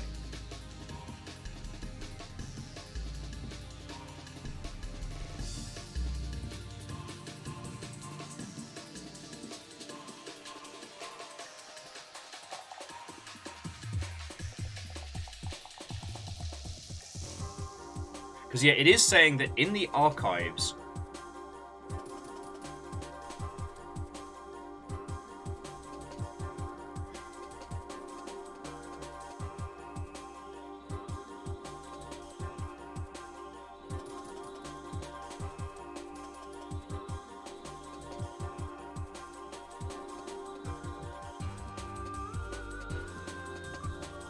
Now, you know what? We don't know what the results here are, right? So, sorry. On this sheet, we have the results of Vanessa's test. So this is all the shit that was found inside Vanessa, which is not good. But we know that it's pretty drastic, right?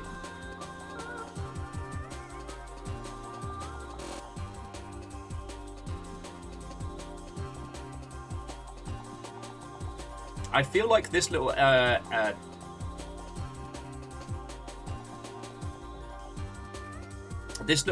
hook here, that elements typically found below the mass of 000 kg have shown large variance. So perhaps I've been looking at this wrong. Like, I'm trying to match the grey to the red, whereas in actuality I should be looking for something... Where was it? There was one that was really fucking spiky. Like, this one here shows massive variance. So that's 2, 3, 4, 5. Did we try that one? No, we didn't. So this is 2, 3, 4, 5, 1S. So the idea is that if this chart here, this spiky little bugger, represents the wild amounts of stuff in Vanessa's blood, then perhaps that's the subject number we're looking for. Perhaps. I mean, yeah, at this point,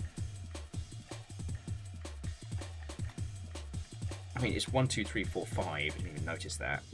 1 and then S. Nah, nothing there either.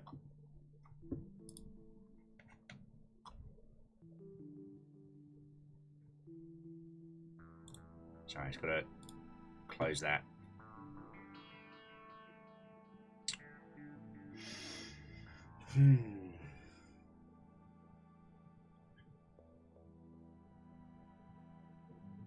Now, there is one problem with this game, friends. There is one problem, and that is I am a chronic over-engineerer. So, it is entirely possible that I've screamed past the answer.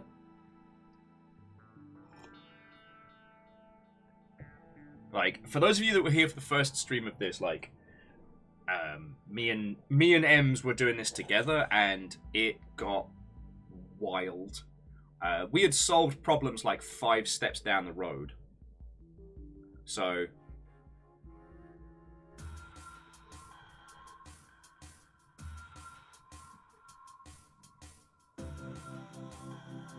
Wolfcrad says only 4 elements have low values. So they're thinking something that has almost everything bar 4. Alright, I can work with that.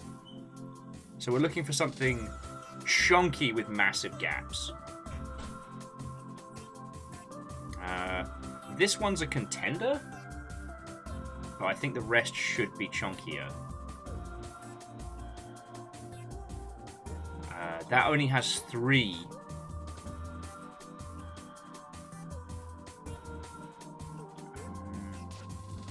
Maybe.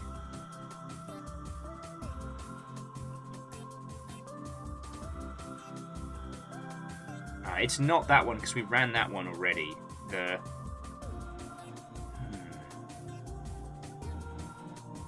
Could be this blocky looking bastard here.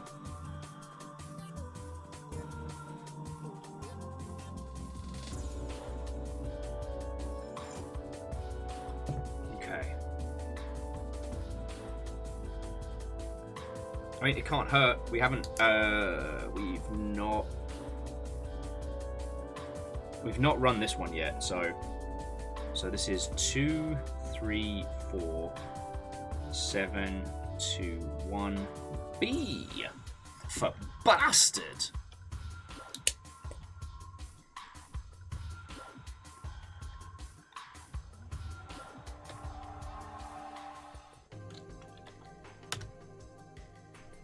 Piss.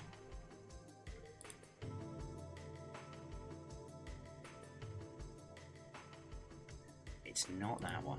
Again, assuming we're going by this, further information on the lab reports listed can be found in the archives using the lab report ID. I mean, at this point, we could just fucking brute force it. Not ideal, but... See, the problem with brute forcing it in ARGs, the Black Watchmen, is that you could miss a crucial step that we'll be relying on later to solve things. Like, especially last time we did this, we spent a lot of time like reworking the solutions because like especially a couple of your good selves and Flair were like screaming past us, and we needed the connective tissue of the problem solving to make it happen.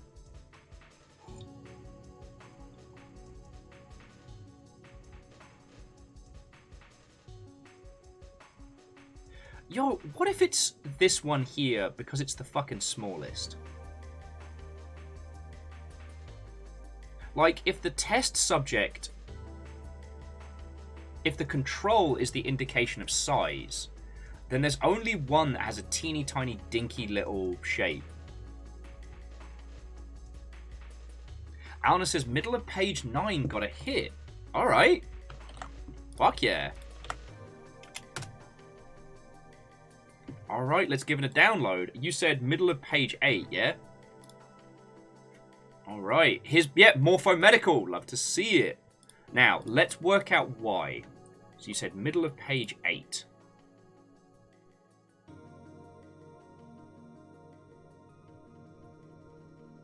Wait, where did you get the number from? Because that's what I'm curious about.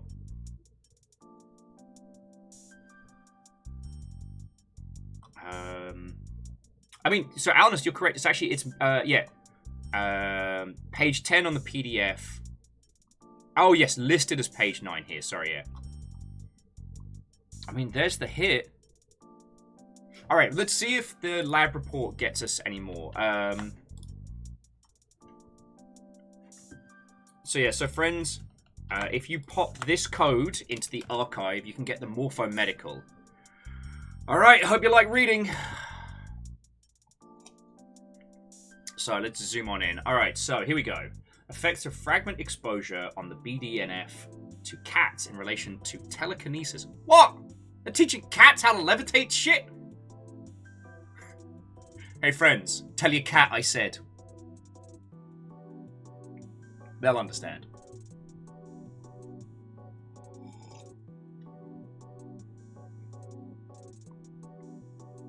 Fucking Kyle and Bane. Morpho-medical. Fact. Faith. Future. Yes, I am using my coffee to... Okay. So, let's go through this. So, the objective was to assess the effects of fragment exposure on the brain-derived neurotropic factor, BDNF, gene in Felis sylvatus catus. Cats. Along with the specimen's resulting ability to physically modify the environment through cognitive means. Methods. 6 groups of 20 cats were exposed to various amounts of fragments for a period of 10 seconds, once daily for 10 days. The ASWIS method, modified for use in felines, were used to prepare each group. Group 1 was exposed to 00001 of fragments, Group 2, 0012, Group 3, 00015, and then so on and so forth. Group 6 was used for control. After exposure, each specimen was placed in a clean plastic chamber. And they used a live mouse as bait. The ability and speed of each specimen to open the sliding door using telekinesis was measured. Holy fuck, they made psychic cats! The fuck is the Illuminati doing? Alice, that would be because of the blue morpho, but yes, you are correct. That the morpho-medical sounds like a front for the mighty monarch! The sting of the monarch butterfly will leave you destroyed! If anyone needs me, I'll be in my room, crying.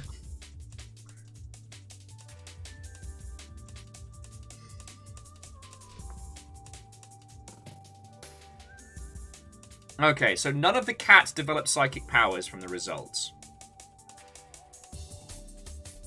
The success rate of each group increased in correlation with the amount of fragment exposure, plateauing at 00017.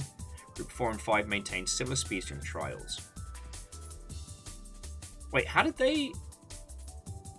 So they did manage to make the cat psychic, but it was considered a failure? I mean, alright. Yeah, Catfish, this sounds like... Wait, what if the Illuminati is run by psychic cats and we work for them now? Maybe that's why we're having to track this down, so that the truth of the truth doesn't get out.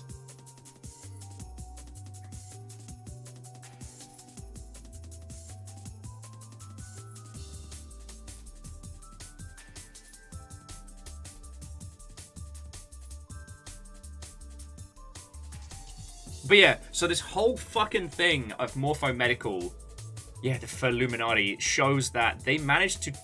Okay, so conclusion. The purpose of the study was to assess the effects of fragment exposure in the telekinesis of cats and its relation to mutations with the BDNF gene.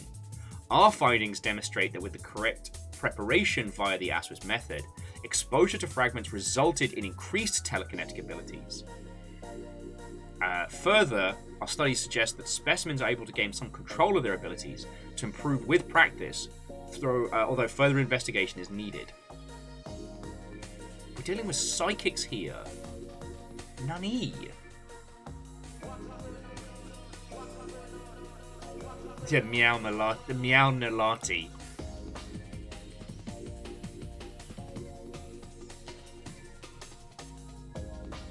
The Illuminati. So can we just say telekinesis is what the way we're studying? Alright, so compare the element compounds of BAPS tissue samples to find the specimens we have on file. I'm just going to put in telekinesis.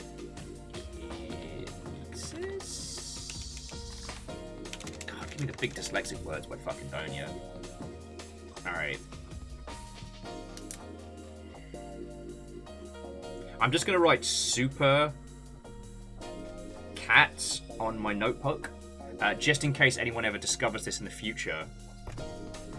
I want to make it look like the, crazed scribbles of a conspiracy theorist. And, as we said earlier, a 90s conspiracy theorist, back when it was fun. Okay.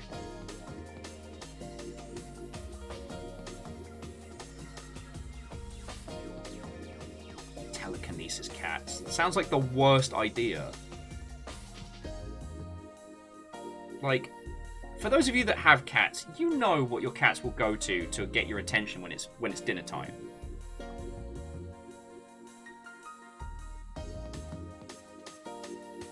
Oh, actually, Alnus, yeah. So the reference on this one is scribbled pretty badly. It seems to be ULR78T.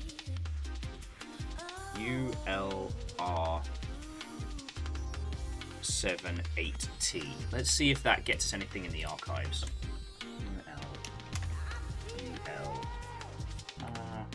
ULR78T. Nah, nothing at the moment. So that means that reference might be to a person rather than a document. Yeah, technical avatar. As they walk through the abandoned halls of Illuminati HQ, and someone smeared super cats in blood, like Remember Citadel.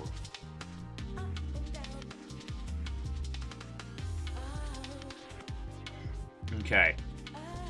So let's see if telekinesis is the correct answer.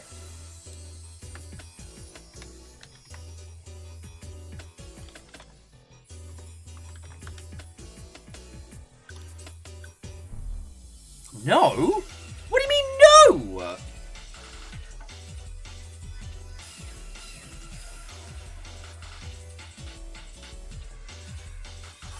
It's psychic cats. Maybe it's the fragment. Maybe that's what they want us to look into. Because, like, we've got the lab report on cats, and the discussion is about the fragments.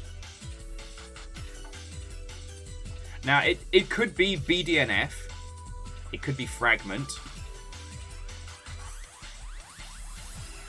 Alnus, I don't think that's the answer, because it's looking for us to understand the difference between... It wants us to look at these test reports. So yeah, the one you found, like 82761C.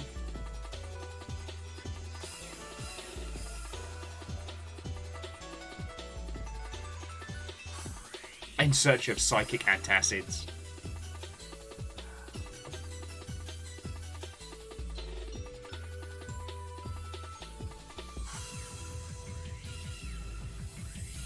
Okay, so let's try BDNF.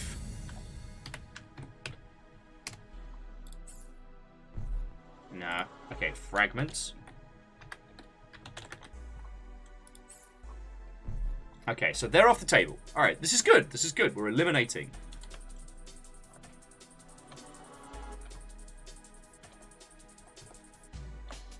Okay.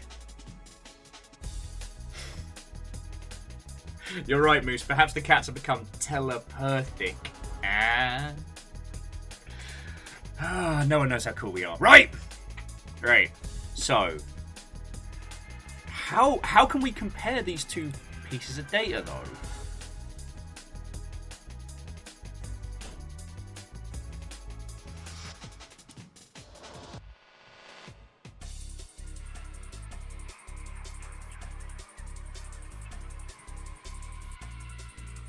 I mean, how does the lab report and cats figure into this?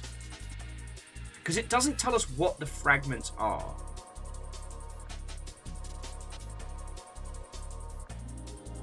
Okay.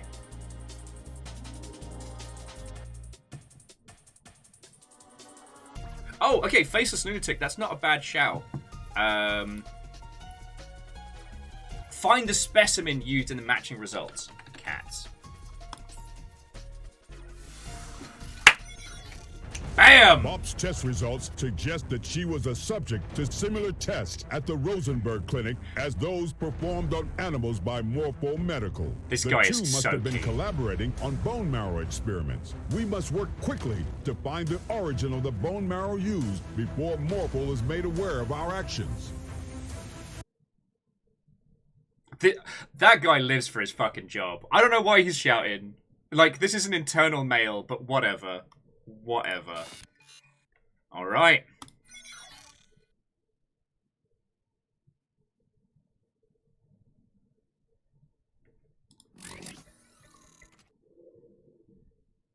Okay, so that one was just a single act. So, as sometimes the missions have multiple acts in them, that was just one.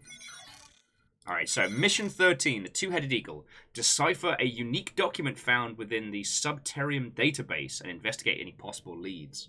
Yo! The Tree of Life speaks of man's place within the universe. Because man is investing with mind and consciousness in the true path, and yet also exists in the physical world, he may through himself experience and express all. Yeah. Can you get us through? Yeah. Our Job's network good. intrusion team has uncovered a unique document within the Superterrum database. It may relate to the creation of M55. Decipher the document and investigate any possible leads. Ooh, Understood in this way, one can expand their view to encompass all. Thus the student seeks to know himself and therefore the universe, as both are the same expression of the pure vision. Yeah, blah, blah, blah, blah. Once blah, the path is known, one can begin the journey upwards. So when we get our communique, they come through these kind of videos, which always makes me laugh.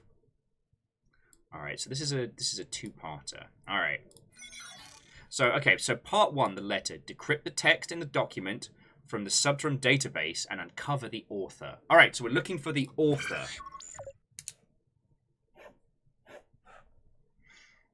All right. Network intrusion team report. A document of unknown origin appears to be enciphered with an encryption tool. All right, so copy to clipboard. All right, here is the address of where we are going. Mainly because it's quicker for me to type it here.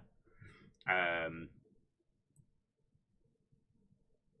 right, so we've got an encryption tool. All right, let's get those tunes going again.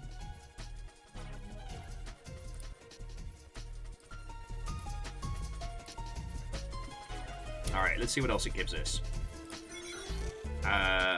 So the letter, archive number is FY8QW7. Let me type that out for you again. And friends, if you don't have the link to the Black Watchmen archive, you can just Google it, but I'll give you the link if you desperately need it.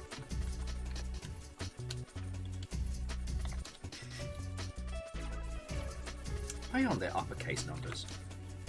Sometimes I want to shout the number 7. I don't have to write it.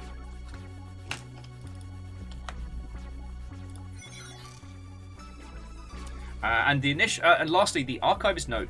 The original image found on the document appears to be the double-headed eagle of the Byzantine Empire. So, Catfish, shout out. That was a good spot. Alright, let's see what the archives gives us.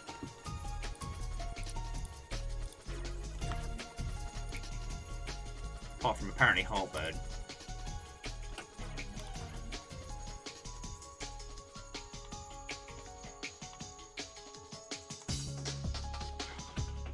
I'll just show you what I'm looking at. Boy, that sure is a wall of text.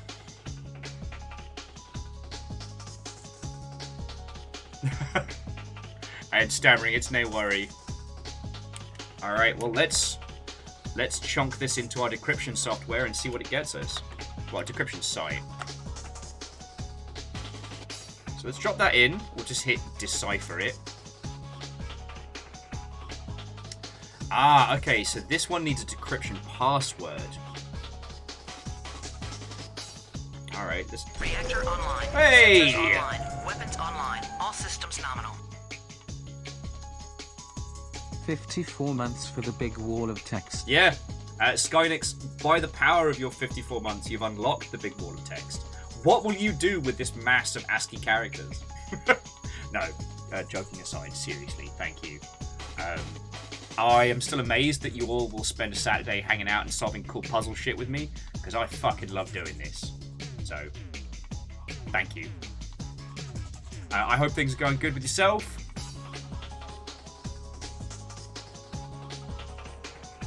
I hope things are going very good with yourself. So yeah. The document has the Prussian symbol with ABS in it. I don't know if that's part of the traditional symbol or what have you. And beneath it, it says, and I quote, "As a bird that wandereth from her nest, so is a man that wandereth from his place." It seems a bit fascisty for my liking, but I have a feeling that's the hook. Because yeah, this is a traditional cipher with a password. And yeah, if we go over to the encryption, we just need to enter the decryption password to find out what the ruddy hell we're going through. So, do we have any cipher experts in the house? Now's the time to flex.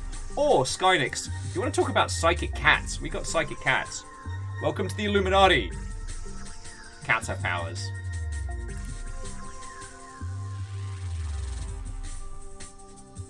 Or Zine, we absolutely do have Need for Speed High Stakes, Cygnus Rift playing in the background. Because we got stung last time we did the Black Watchmen for the soundtrack. Plus, the person who made the soundtrack's actually a bit of a piece of shit, so fuck him. Like, I ain't playing their songs.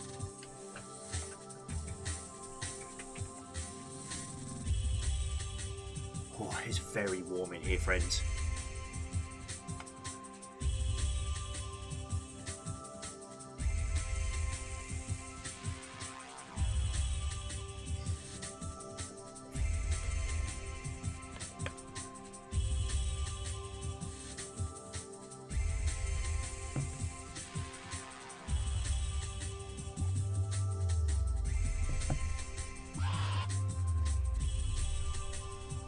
Don't worry about it. Don't worry about it.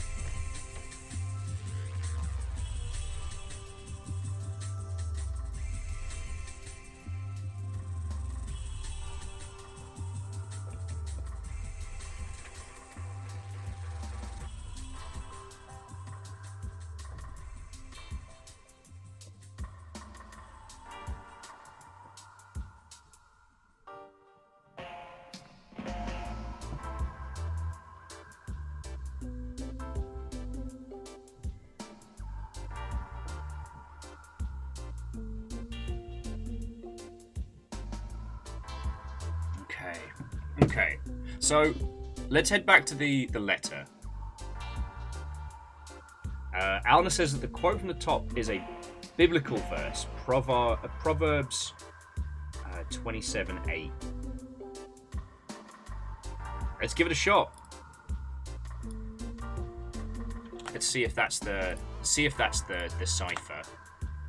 So 55-bit decrypt. See if that gives it to us.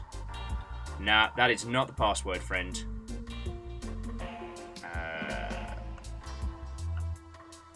Let's just try Proverbs, see if that gives it us. I've got to make sure I don't leave a space in as well. Nah. Let's try 278 just in case it snuck a slot in there. Nah. Okay.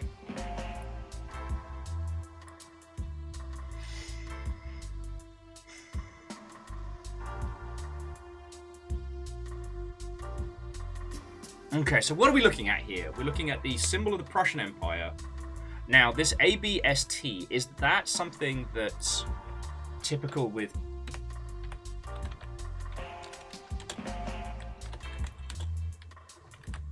Prussian double-headed eagle.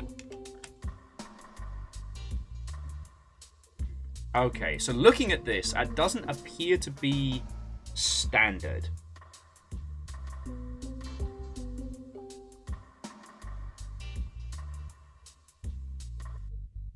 Now, would they be as cheap as to just have, like, ABTS, ABST, or ABTS as the encryption?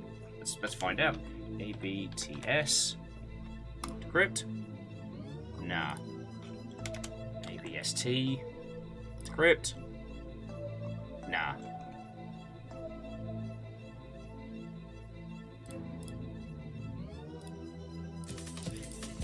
Hang on. ABTS. Get a... Nah, it's worth a shot. Alright.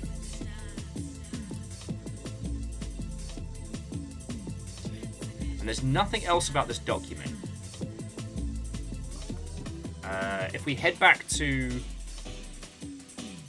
The goal of our current mission is to find out who wrote this letter. That's what we're trying to decipher. Although it says, wait, no, so it's the double-headed eagle of the Byzantine Empire, not the Prussian. Let's see what that gets us.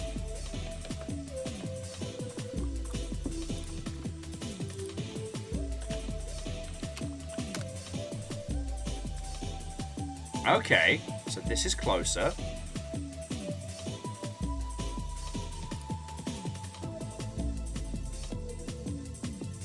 Now, let's see if the Byzantine version has a special name. Originally the dynastic emblem of Pablyagogli? Pablyogli. Fuck it. Is it Pablyagogli? Pablyagogli. No. Ah, it was worth a shot. To Wikipedia! The free online encyclopedia! I watched the Half-Life, but it's sentient.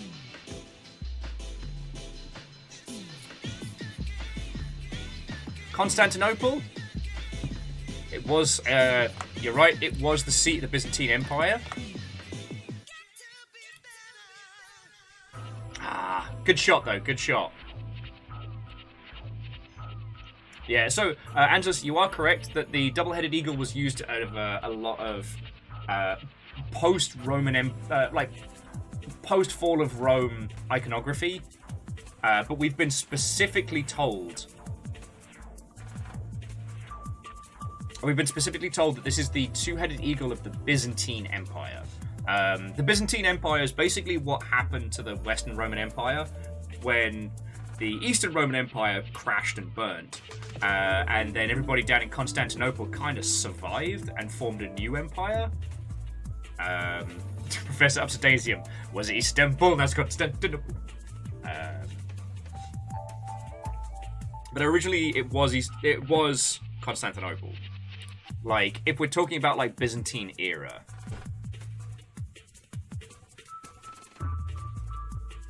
Varbles like, yeah, I almost dealt with this kind of history. Yo, if this wasn't called the Black Watchmen, if this was the, like, let's know facts about the classics, I'd be fucking set.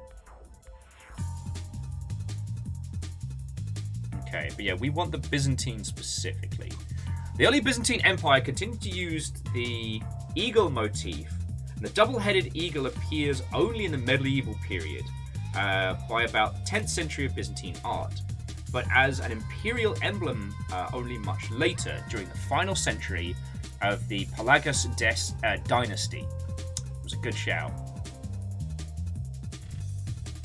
Modern theory, followed by Zapadu, led to the introduction of the motif to Emperor Isaac I. Kamenos, whose family was originating in Patagonia.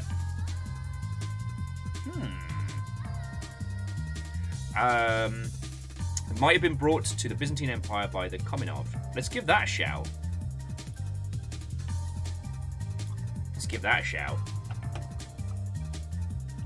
We are not calling them the Bussy Theme Empire.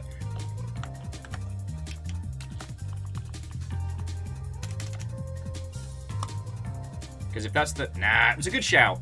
If that was the bloke that brought it over, or the family of the people that brought it over. Okay. Yeah, so we only really need to focus on this one, the Byzantine.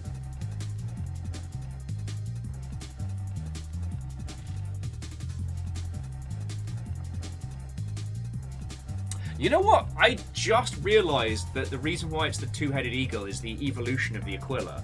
The single-headed eagle that was the Roman symbol. I didn't even fucking think of that. Alright.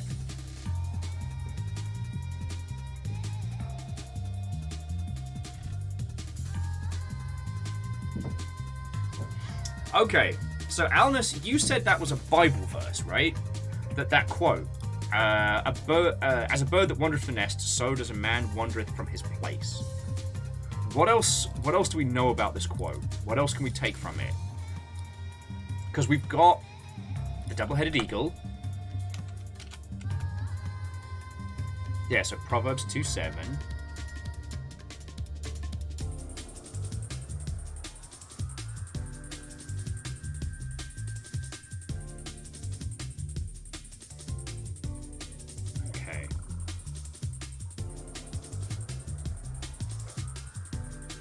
Okay, so we're going to try Constantine and then Solomon.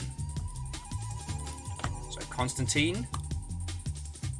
Nah. Alright, how about Solomon? What's he up to?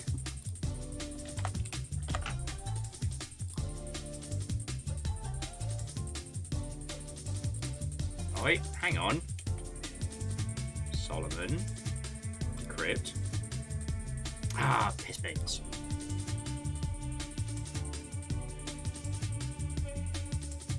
Yeah, Solomon, he was a proverb writer. Alright. So there's the text.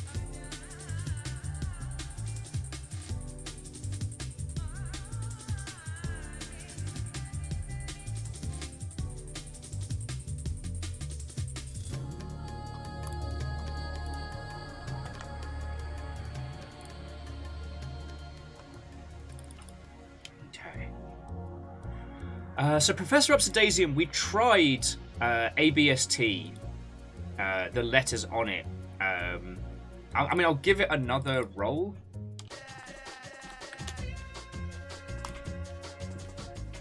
Okay. Again, friends, if you want to give this a shot as well, so this is the site that I'm currently using.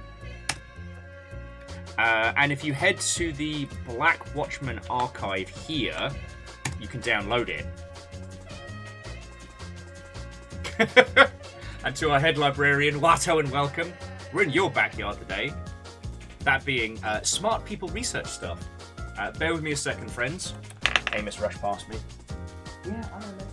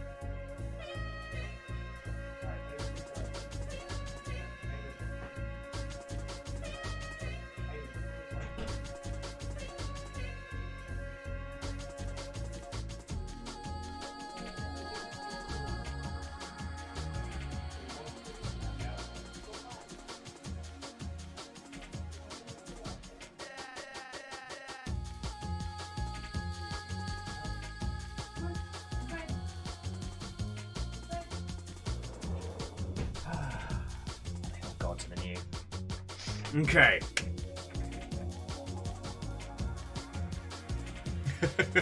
Sorry about that. The challenges of. And yeah, to the head librarian, I didn't.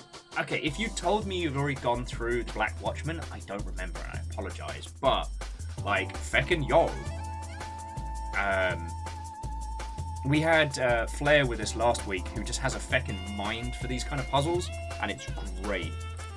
Also, psychic cats. Who would have known?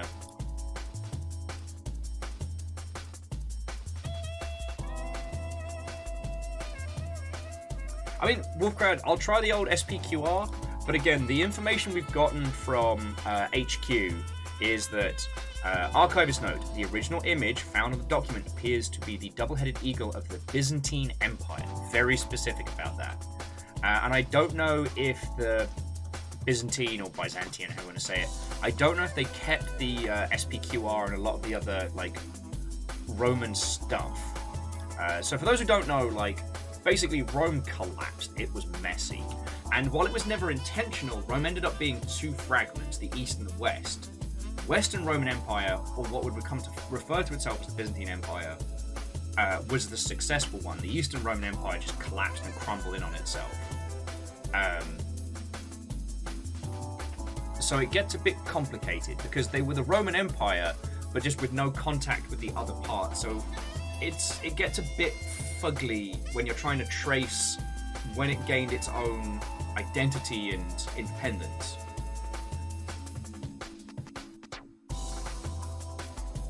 Yeah, it's fun. History's fun.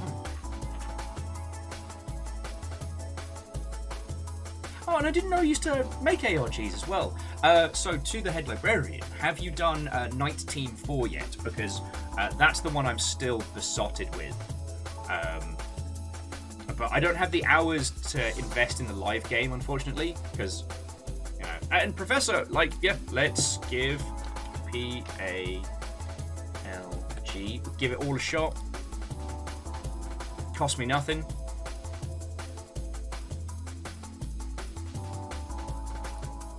So yeah, so this is the note. ABST.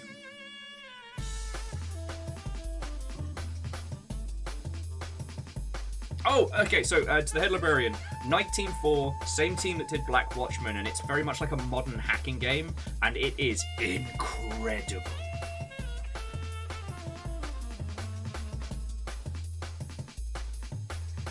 So, okay.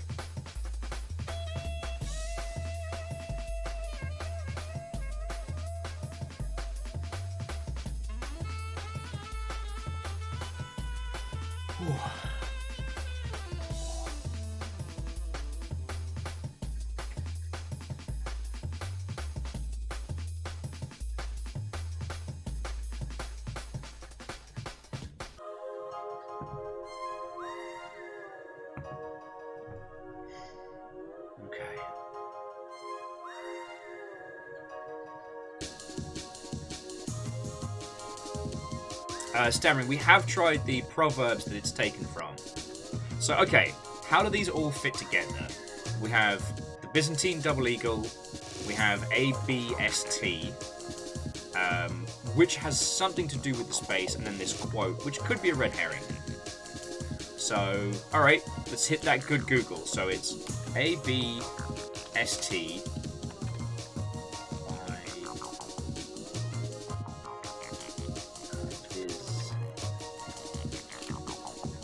Not best Byzantine emperors.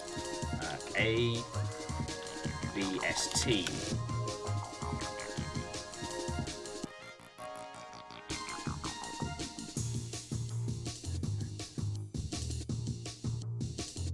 Okay, alright. The Dumdorian Oaks Byzantine Bibliographies Database.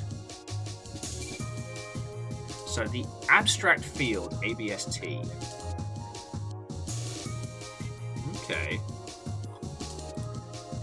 Let's see what this gives us. Medieval photography? Fucking hell! Let's get wild with it.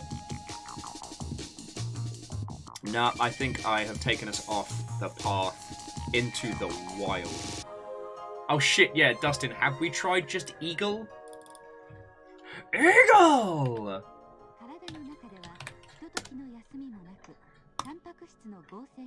Nah, good shout though, good shout. Well, so Dustin, we don't know specifically. Right now, what we're trying to do is find the password key to decipher the message. So here's the letter. What's up, letter? Sup? We have the Byzantine double-headed eagle with the letters ABST added. And then we have this wall of text after a Bible verse. So the thing we're looking for doesn't need to be 4 letters. It just needs to be the decryption cipher key so that we can decrypt this whole ass fucking block of text.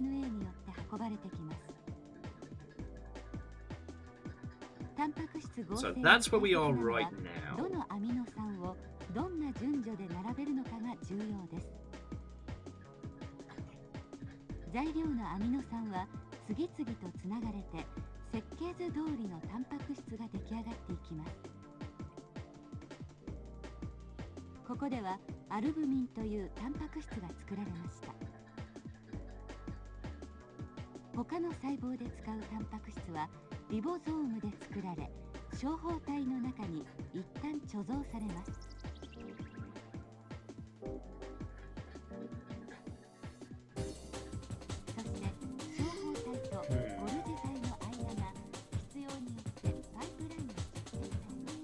Oh, actually, Angelus, that's a pretty...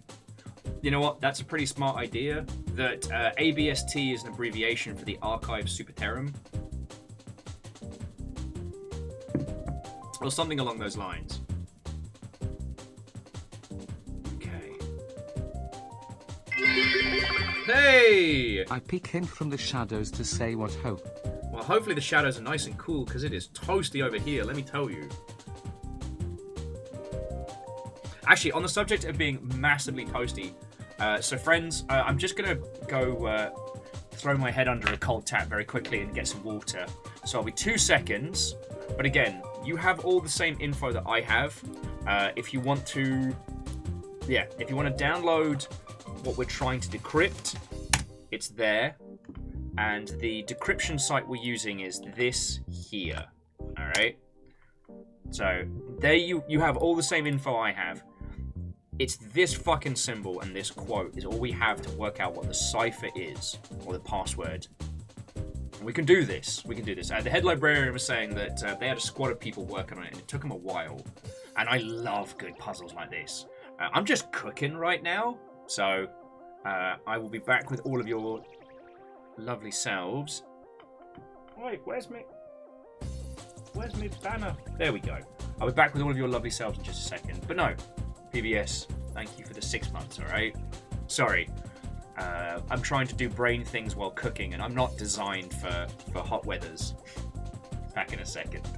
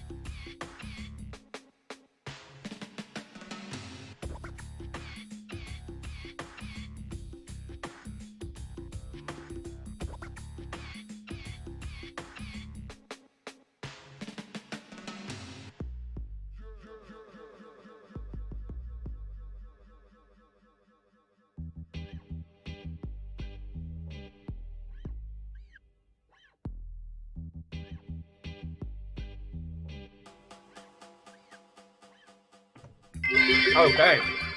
Aww. Wolfcrad and puns, thank you. Thank you. You lovely terrors. Okay.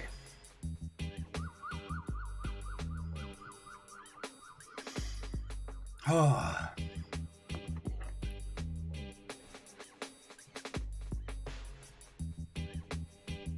So Averick says, long shot idea.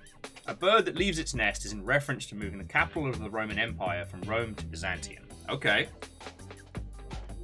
What are you thinking? No, but seriously, J-Post, Wolfcrad, puns, thank you. I hope you're all having a lovely Saturday.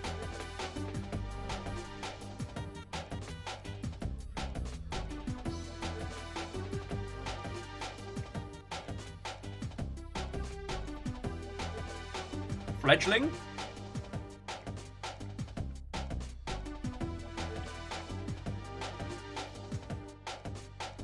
Okay. Yeah, no, let's give it a shot. Let's give it a shot.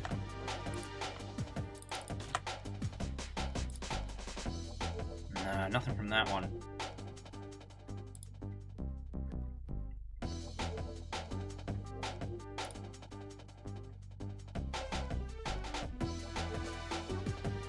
Let's try Constantine again. Because it wouldn't be... Well, it might be Rome. And Professor says, I've got a thought. The quote is about the bird. We know it's Proverbs. King James. Alright. Okay, so first things first. Let's try Constantine. Because I cannot remember. Wait, if we tried that. Okay, no. Try King James.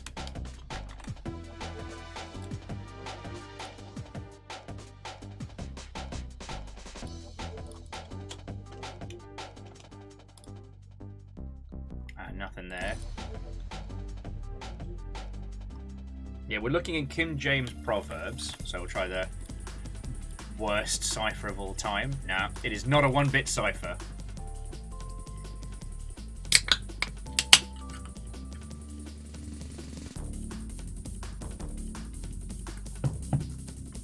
Okay, yeah, so Professor Obsidian, you're right. There's something between the two, so let's go back. So, this is the info we have on Double-Headed Eagle, and again, specifically the Byzantine version. The early Byzantine Empire continued to use the single-headed imperial eagle motif. The double-headed eagle appears only in the medieval period by about 10th century Byzantine art, but as an imperial emblem only much later, during the final century of the Palagogius dynasty. Now, I'm pretty sure we tried that one.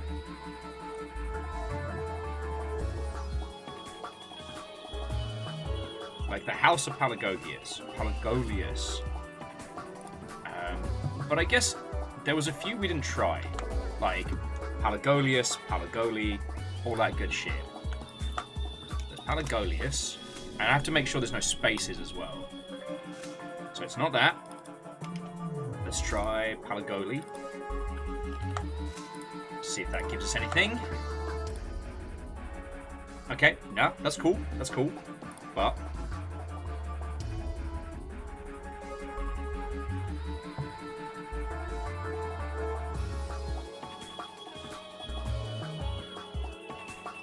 okay, Angelus, I'm liking you thinking.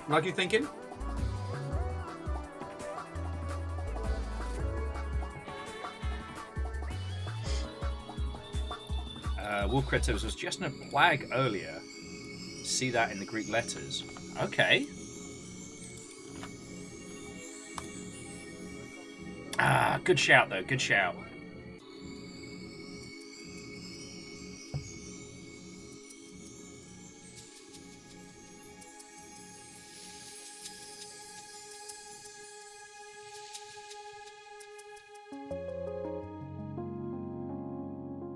God, I love puzzles like this. And I think it's because when you look at puzzles like this, like, what's there is going to be staring us in the face. You know, it's not that these birds are flipping us the middle finger, but they kind of are. It's going to be so obvious.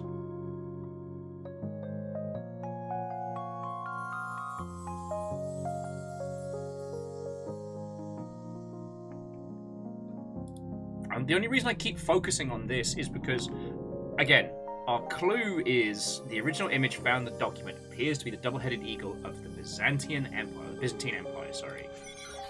Our goal is to decipher it and find the author. And Tardy, we haven't encountered the double-headed eagle in previous missions. Hello, River. River was just outside, so she's cooking.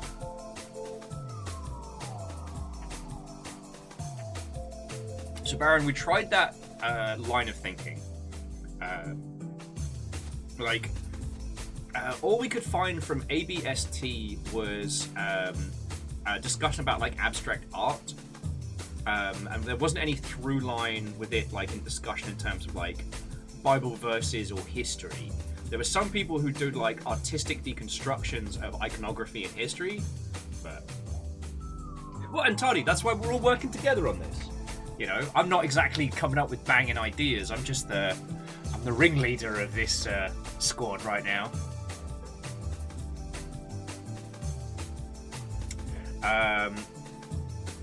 Actually, let's have a quick search for Archive Superterrum, see if that gets us anything. Hopefully it doesn't just come up with...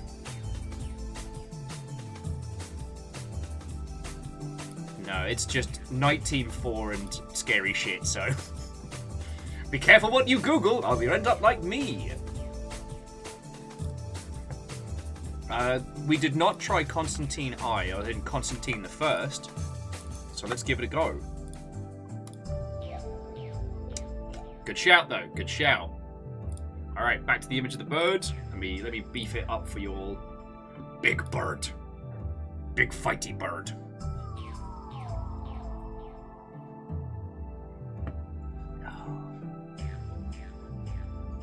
I wonder if the Bible verse is meant to be an indication of how we should be deciphering it. Like, it's not a direct numerical translation that the...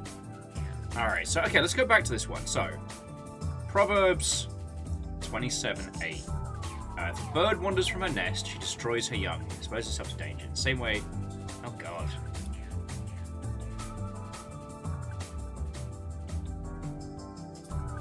Oh, Amos!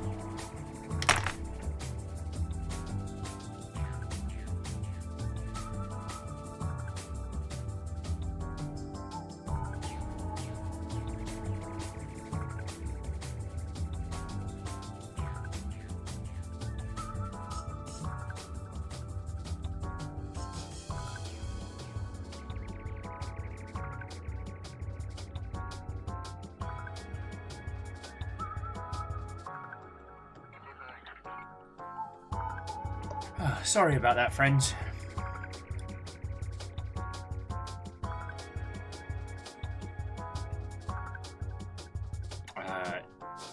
Fuck, where were we? Sorry, let's go back to the letter. I lost my train of thought.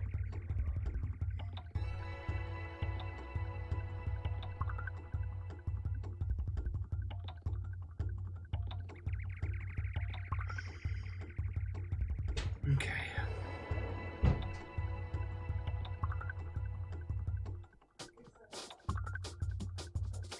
An Angel Kalina, Watto and welcome. Angelus, that is a very good point.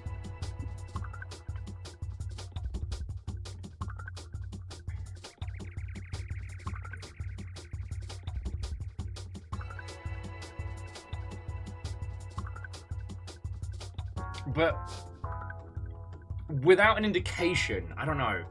Like, if we go back to the double-headed eagle, it's not consistently symmetrical.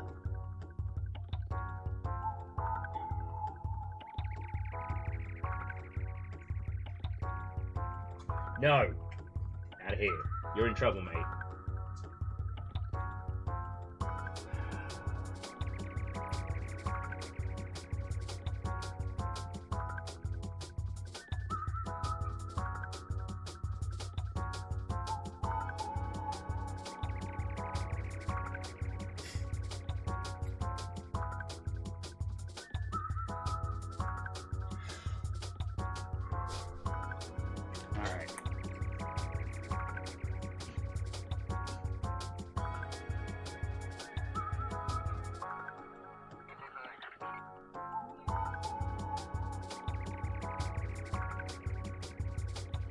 Okay, so friends, give me your thoughts. Give me your working out. Because again, if you want to try and brute force this, you all have the same tools that I have. But like, let's work through this. So Wolfram, well, a wolf crowd. Where are you going with that one?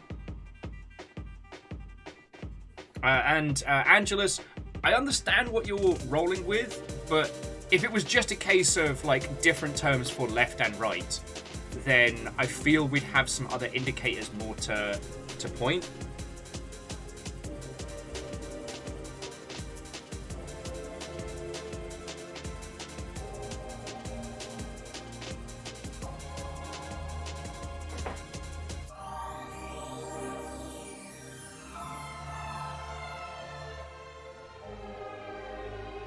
So yeah, this is more just like a talk me through your workings out here, friends, because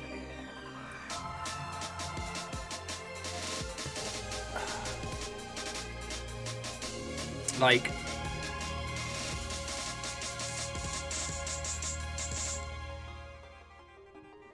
the Byzantine angle is the most specific one that we have.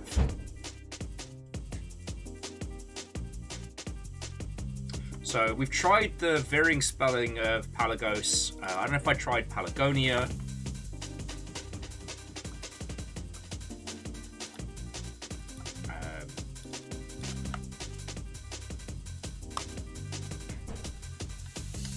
Worth a shot. Because like this double-headed eagle specifically relates to the Palagonius dynasty.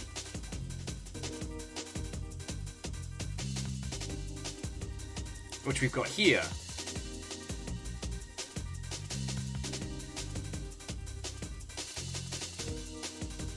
So I'm working through the varying spellings of it.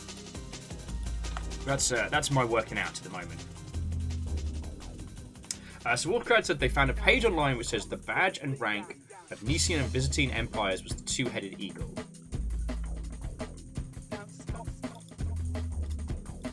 Okay.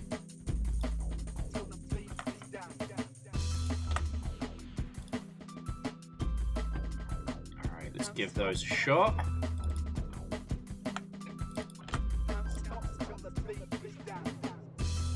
Oi. Sometimes it doesn't like us brute forcing. So that wasn't it. That was good thinking.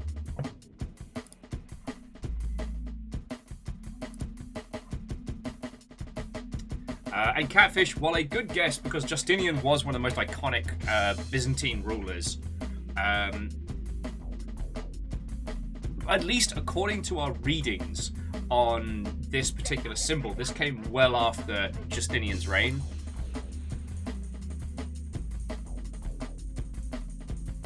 Like, this wasn't introduced until...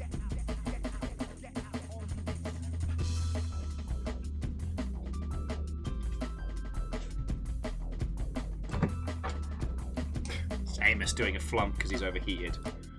Oh.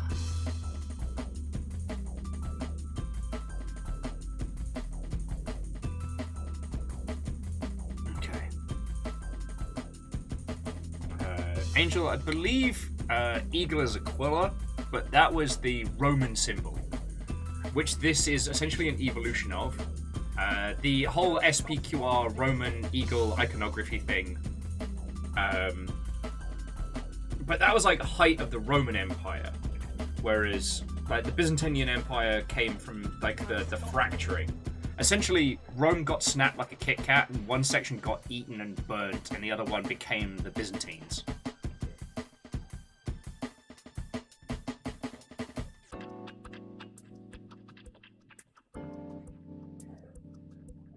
Okay, so Professor Optimism says the focus on the image given. The number of white feathers is symmetrical, the number of black feathers is not. Okay. What does that give us? So it gives us a number, right? Or an indication.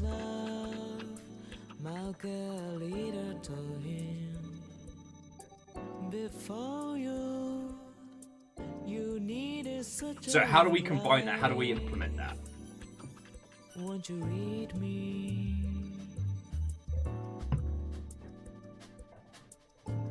Ooh, okay. And just says the nest of the Byzantine Empire, emperors held the term pyroprotogenous if they were born while their parent was emperor. Okay. All right. Because that's definitely a...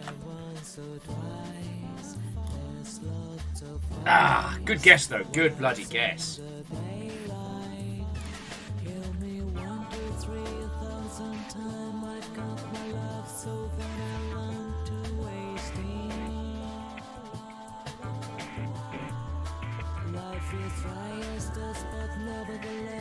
Okay, Neoshido says, looking at the Byzantine double eagle brought this photo, it matches almost exactly, but the crown is different. Crown is different. Where's my...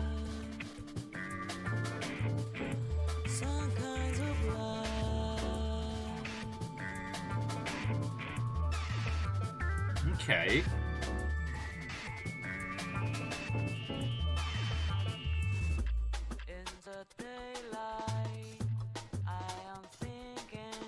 God, this feels like being a fucking hacker and then some. The feathers are hollow there. Hang on, let me line this up.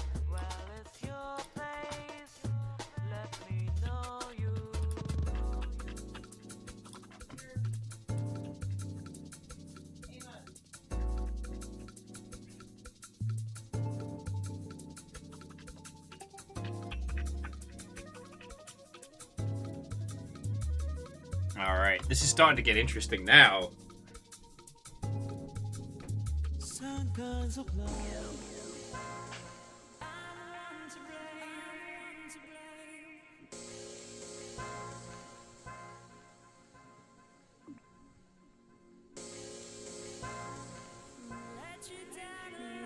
Yo, is it the English crown?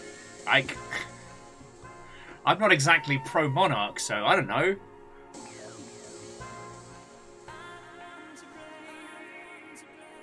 I mean, it's got the Christian iconography, and it's worth noting that, like, you know, the Byzantine Empire, like a lot of others, adopted Christianity pretty early on.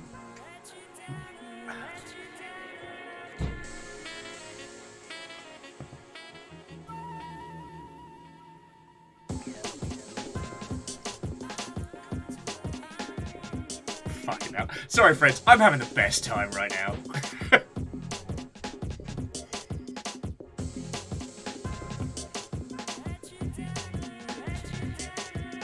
We are sleuthing, so sorry.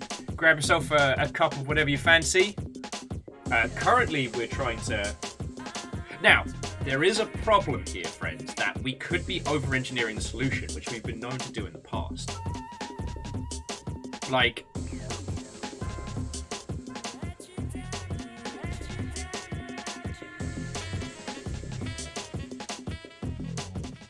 Like, the ABST being the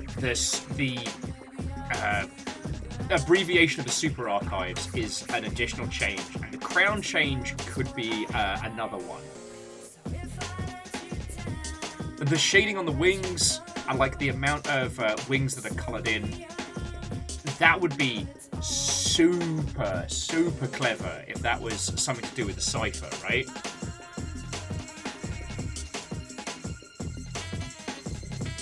Okay, Wolfgrad's saying that the Bible proverb was supposedly a proverb of Solomon, who was a Byzantine general. Oh, and Baron, that is a T, because it is an ABST letter. All right, let's try Solomon.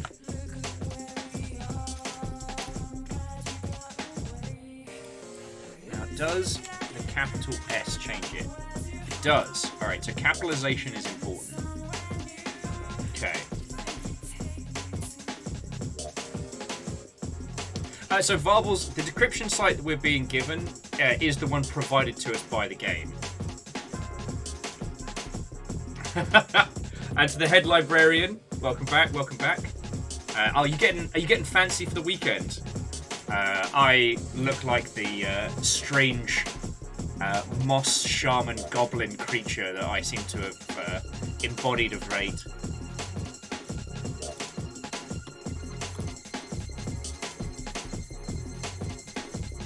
Angelus says technically Byzantines didn't have emperor, they had a Velleius.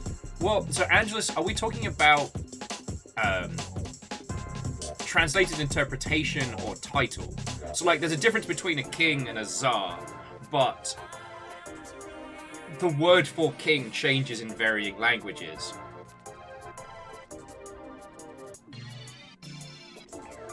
Oh, getting fancy because you're going live in an hour. Well.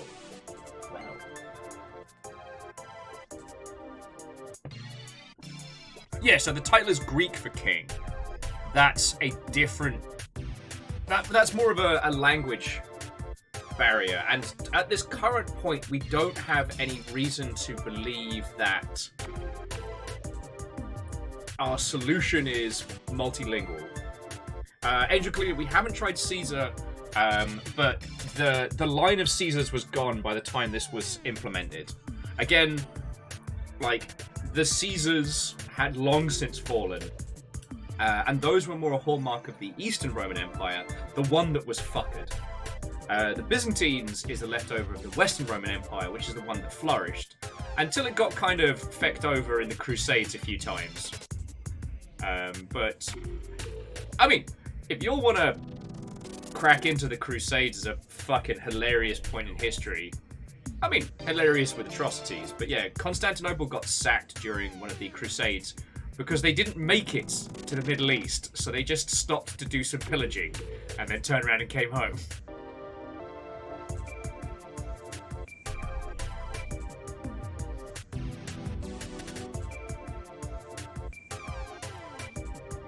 Okay.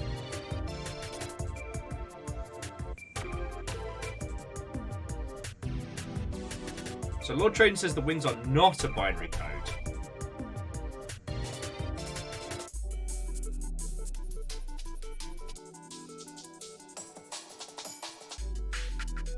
Oh, and just as a quick note, Professor Upsidasium's run the data on the crowns, and the crowns are immaterial. So, hey, that's another thing ticked off. Every step brings us closer to a solution, friends.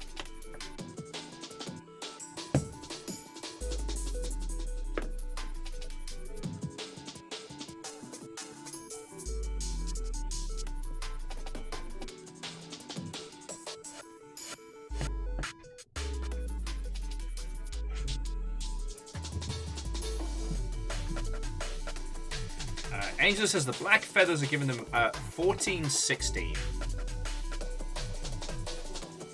Okay. Oh no, so Angel Cleaner, it's entirely fine. This is some, like, top tier nonsense.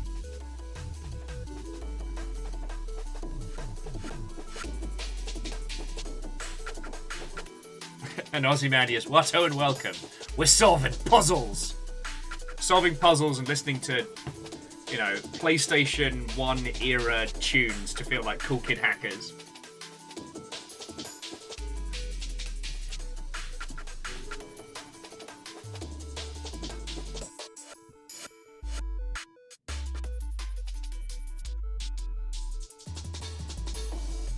So to recap, we've got the feather numbers, we've got the Bible verse, we've got the Byzantine eagle, and everybody gets invisible party hats, because I forgot to turn them off, so enjoy.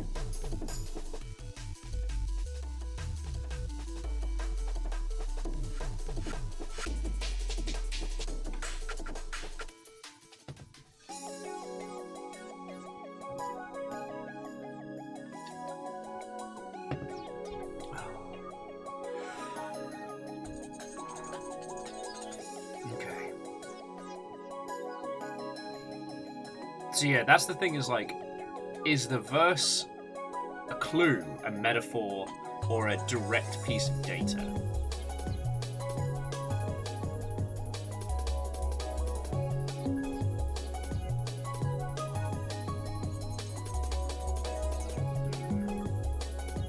Angelus, that's a solid thread. I can't see the through line. Sorry, Angelus was taking the white feathers to dark feathers, running that through King James Bible, for some more verses.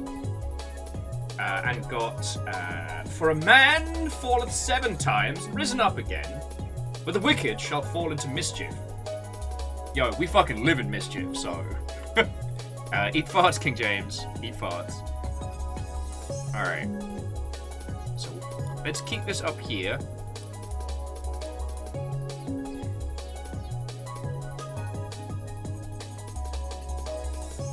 But, I mean, Angela, that's a fucking great thread. What does that give us that's actionable?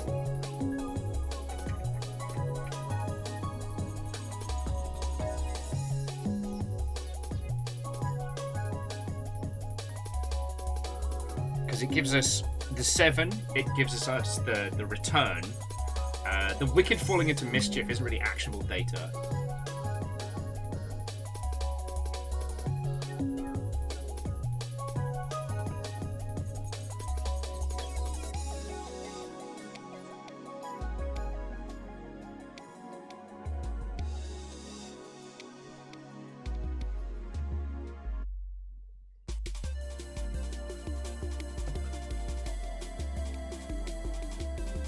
So, Venus, Watto, and welcome.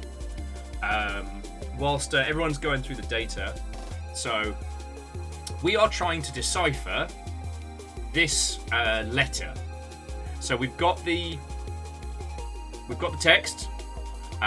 What we need is an encryption key, a decipher password. We don't have any specifications on length, complexity, or format of the password. So that's where we're at right now. We have been like deep diving this stuff, and it's fucking wild. So this is the letter we have, and these are all the clues we have. So this is specifically the Byzantine double eagle. The ABST, that's part of the letter. That's the secret super archives it's come from. And we have this quote: "As a bird that wandereth from her nest, so is a man that wandereth from his place," which is a Bible verse. So we got a verse there.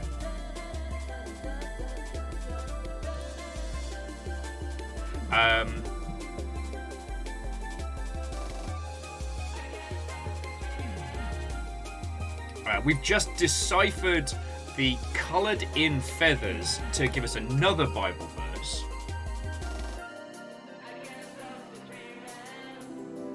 Which we're trying to see if there's anything actionable in there, you know what I mean?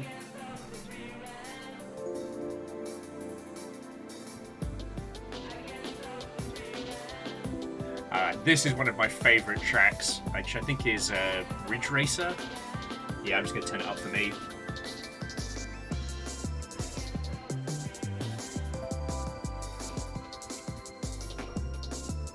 Okay.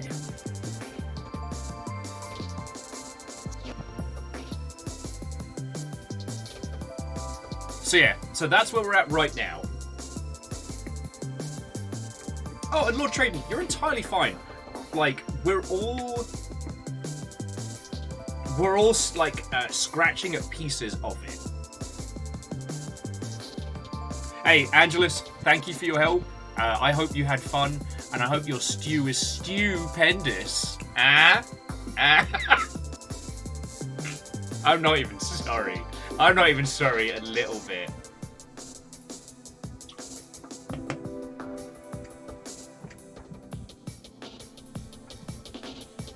Okay.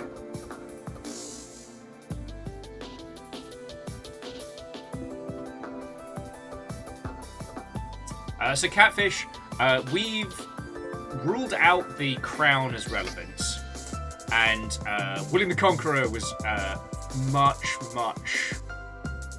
was very, very removed from Byzantine interactions, to my knowledge. So,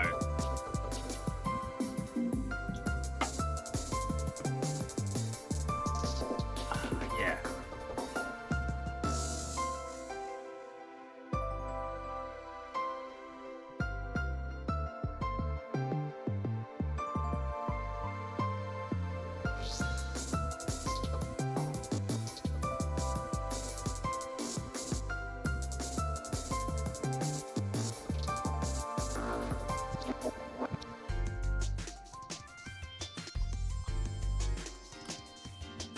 Yeah, so Vornus, the feathers, 24 and 16. That's what got us that second quote.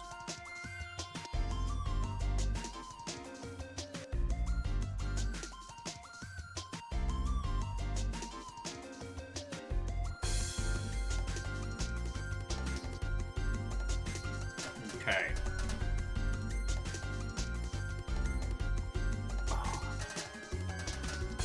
I should really get...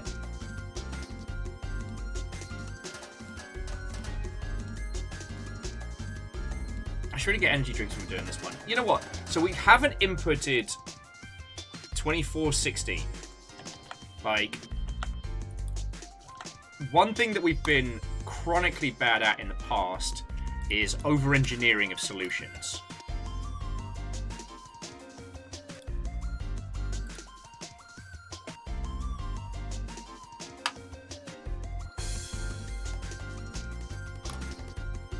Oh, sorry, that was the OG Eagle, which is where we got the lines and lights and reference.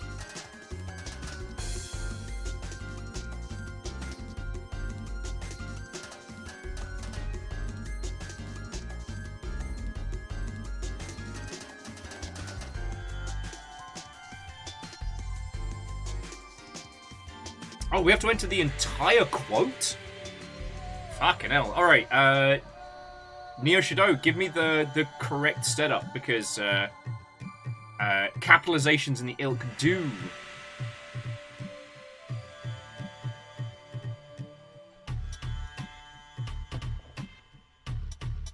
Okay, there we go.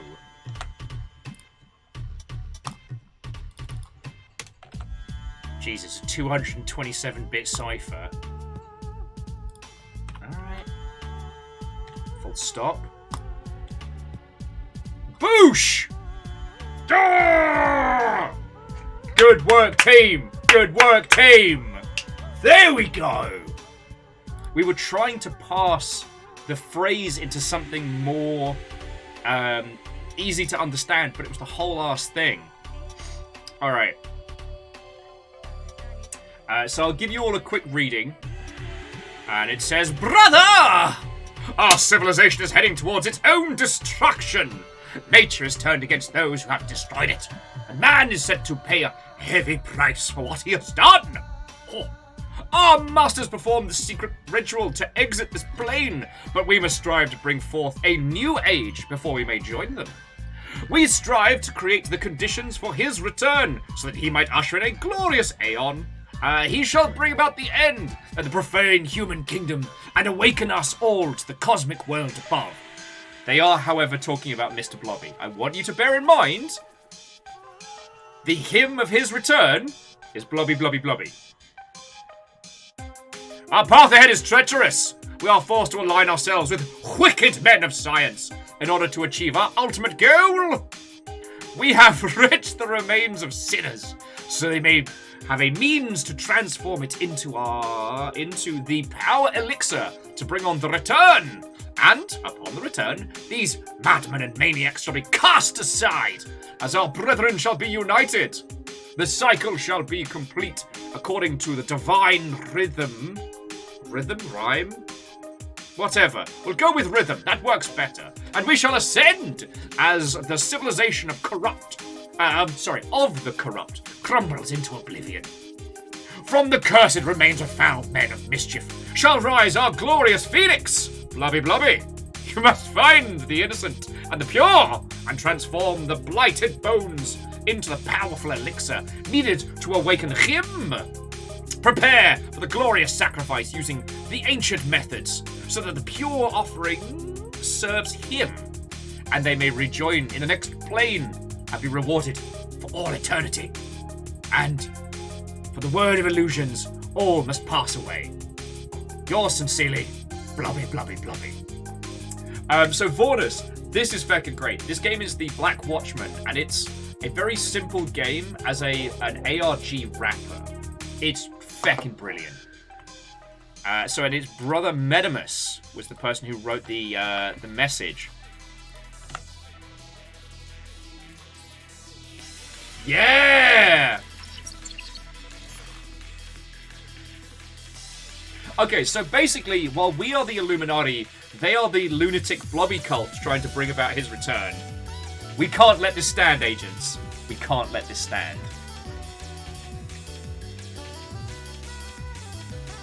Dancing is optional, but it does help fight the Blobby. Alright. So that was part 1. On to part 2. Our database links the following site to the person known as Brother Metamus. Investigate the website and find the group who created it.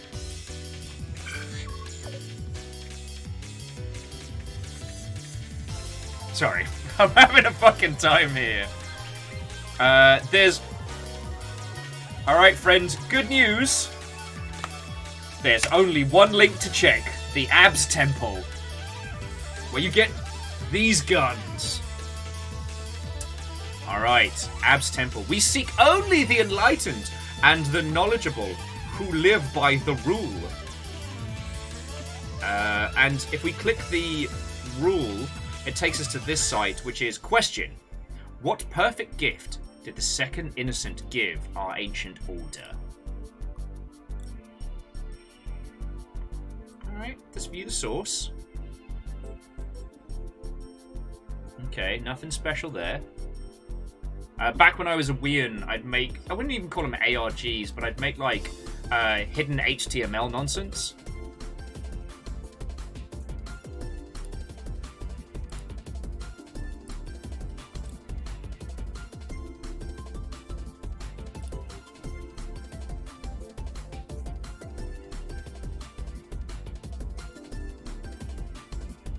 Doesn't seem to be anything else special in the HTML, but always worth a shot.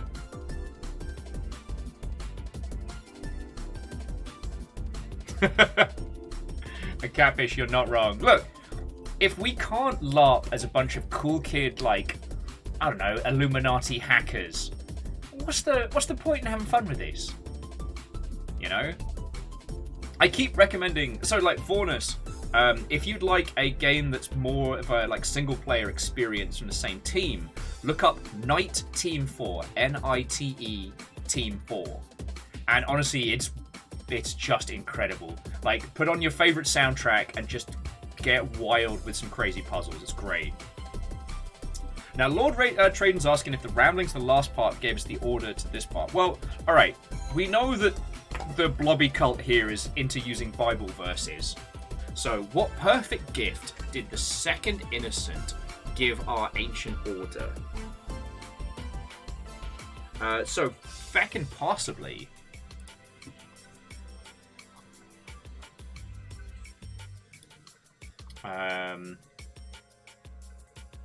And our goal is to find the group who created it, alright? So that's the answer here. Oh yeah, Vornus, yeah, the team behind this are like the #1 ARG company in the world. Baron saying, so Innocence II was a pope. Okay. Let's get Pope facts on the go. Pope Innocent II. Alright. And...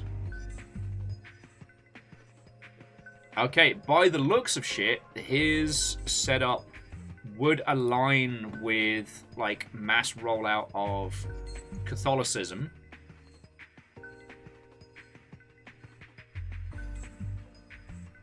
At the moment, I'm just doing, like, a speed skim to see, like, where he was involved.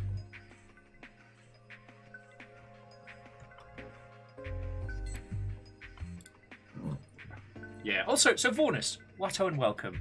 Feel free to get stuck in, like, unless you've already solved these puzzles, in which case, don't tell us the answer. Tardybard, Mr. Blobby is beyond cryptid. Like, Mr. Blobby is some, like, Eldritch Abomination, you know? And it strikes me how powerful the Blobby is, and that if you try and explain it to someone who's never encountered them, it does sound like a fever dream. Okay.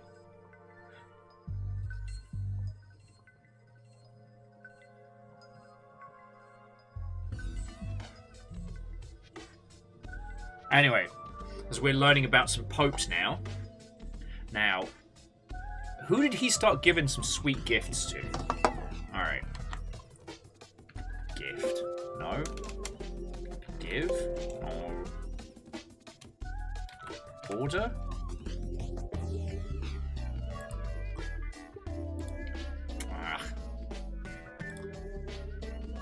Apparently, the only thing he gave Europe's 12th century was anxiety and adaptation.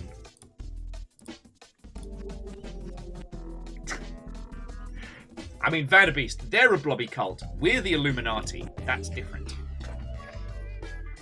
So Upstasium said that Pope Innocent II made the Knights Templar.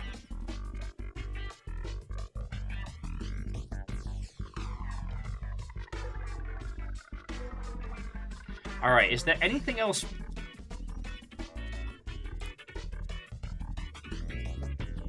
Okay, so by the end of the 20th, the Knights Templar had prospered as a complete military order with structure. Okay.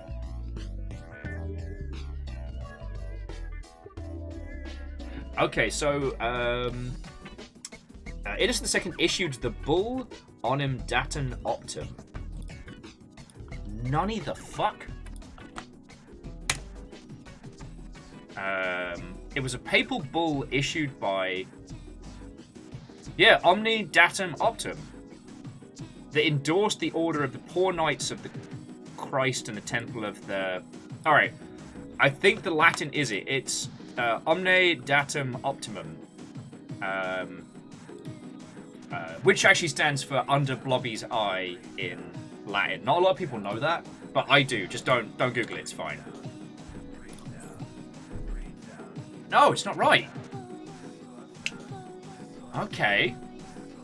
Investigate the website and find the group who created it. Omne Datum Optum. Okay, so it's not that. Getting too clever. Alright, let's bring it back to the site.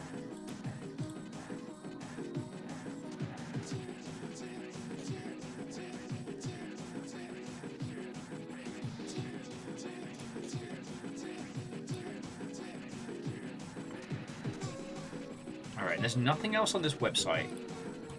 What perfect gift did the second innocent give the ancient order? You know what, Lord Traden? The Knights Templar might be it. Like, if that's the group that started it.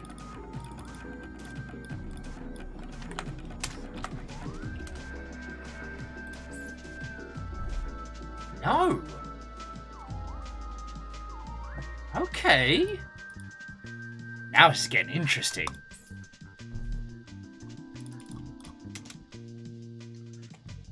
Okay, so let's recap because we're going wild now. We're going wild. So we are being specifically asked to investigate the website and find the group who created it. Who made the abstemple.com website? So why haven't we done a who is? Why haven't we done a who is?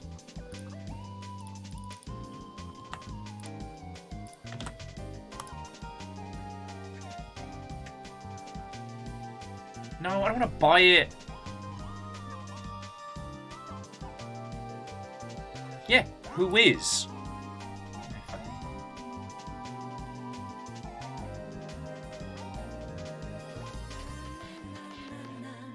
Enom LLC?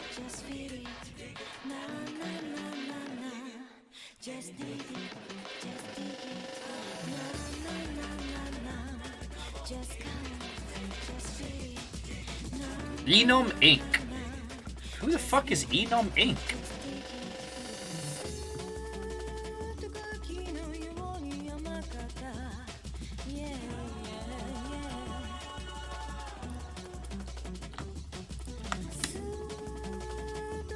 No, that's just who sold them their domain.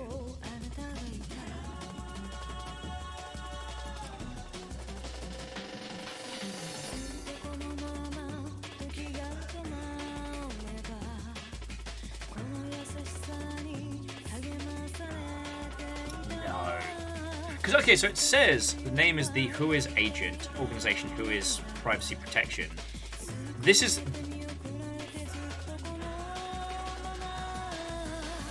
This is going to be the Whois data, right?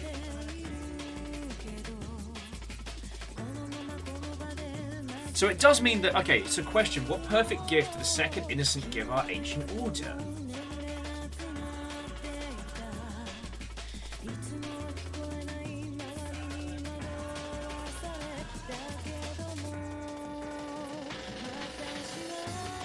Now, my brain immediately wants to start seeing if we can find like a CGI bin or like a sitemap or something like that. But that's an old trick. I don't know if people even use that anymore. Back in the day, friends, when you were looking at a website, there'd be a folder that you could access that would allow you to see the file structure of a website, which was really good for kind of getting your way around and finding stuff. It's an old exploit that I doubt anyone even leaves up anymore.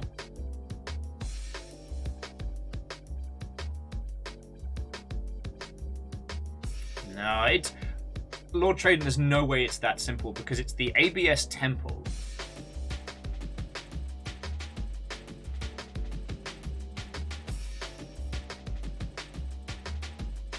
Huh. That is a fun fact. Varbles has a historical fun fact for you all. An Italian prince sent 1,000 men to kidnap Pope Innocent II and forced him at sword point to acknowledge the feudal rights granted to his line by the anti-pope.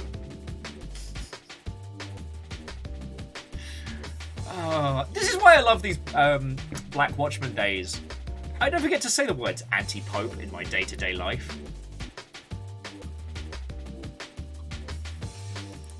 Okay.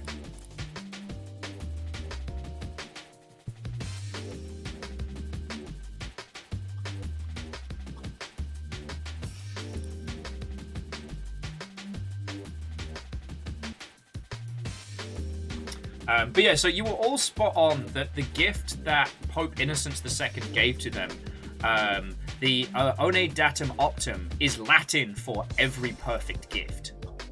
So, what was the perfect gift the second gave to our ancient order? It's this motherfucker.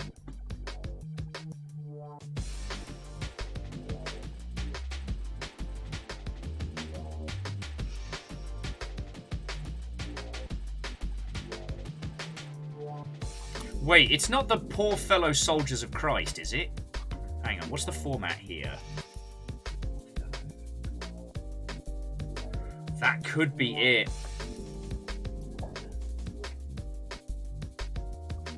So Vornis, on the website, all we have is abstemple.com. We seek only the enlightened knowledge by those who live by the rule, right? And if we click on the answer, we get this. What is the perfect gift given... Or what perfect gift did the second innocent give our ancient order? We know the answer to that question. That question is this motherfucking thing. The Omne Datum Optimum, a.k.a. every perfect gift. The mark of the Blobby. And this was gifted... it was a papal bull issued by Pope II that endorsed the Order of the Poor Knights of Christ. It's got to be the Order of the Poor Knights of Christ. It's got to be.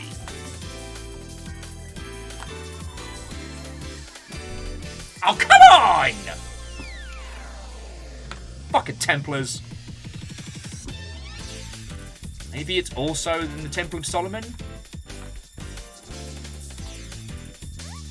Fuck it, let's do the whole thing. You're not my dad!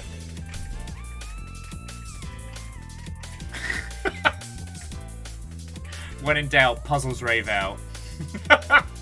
Alright, alright. Okay. We're so close.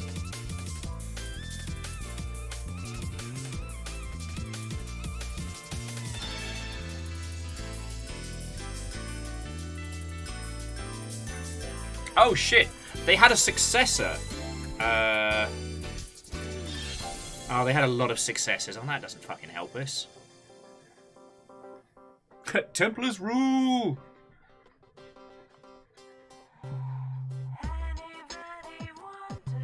No, we're definitely on the right track here. We're definitely on the right track. Because again, the solution that we're looking for is who made this fucking website? Find the group, who created the website. The website is telling us about this like Templar shit. And considering we're dealing with conspiracy theories, it wouldn't be a conspiracy theory day if we didn't have Templars involved somewhere.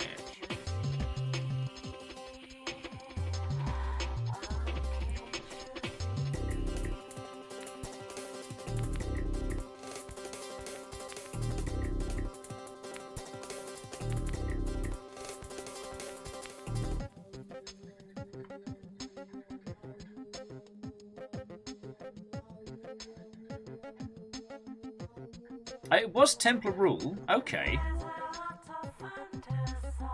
But where does Templar rule take us? Because that's just saying they were given legitimacy, right?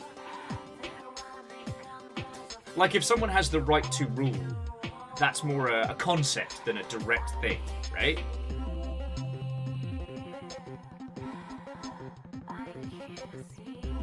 God, this game makes me feel fucking cool.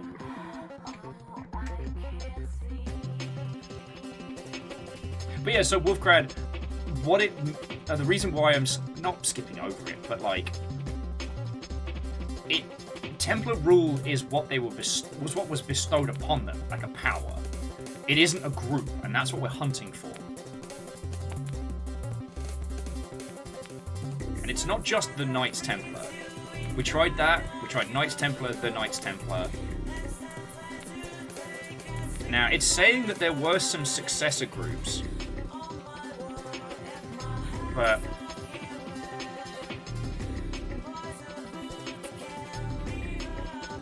oh no, so Wolfgrad, we found what they were given. We literally found the every perfect gift is this.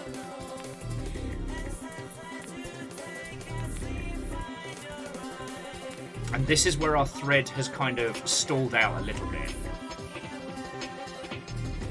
Because there's no way it's not. Like, it literally says, what? Perfect gift. And the thing that we're looking at now, the Omnidatum Optum, literally is Latin for every perfect gift. There's no way that's a coincidence. So what's the next step? Is you'll watch Tiny Will unravel live on Twitch television. Yes, the Papal Bull is a decree given by the Pope.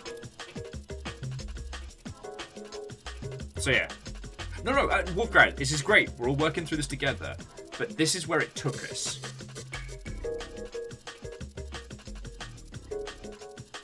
And our goal is to find out who made the... I swear, Dustin, if this whole thing turns out to be a D's nuts joke...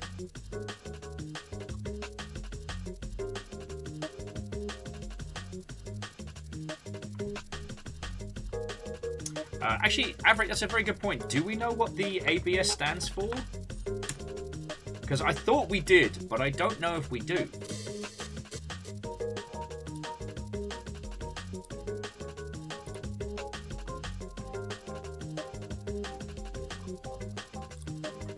Because it means we could start looking at successors to the Knights Templar and see if any of them end up having...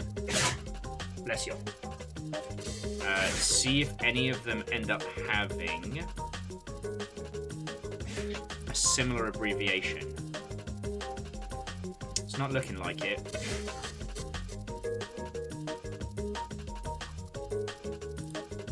But good shout, good shout. I almost kind of skipped through that. Oh, okay, so Dustin, here is the current question. We need to find the group who made this website, the ABS Temple.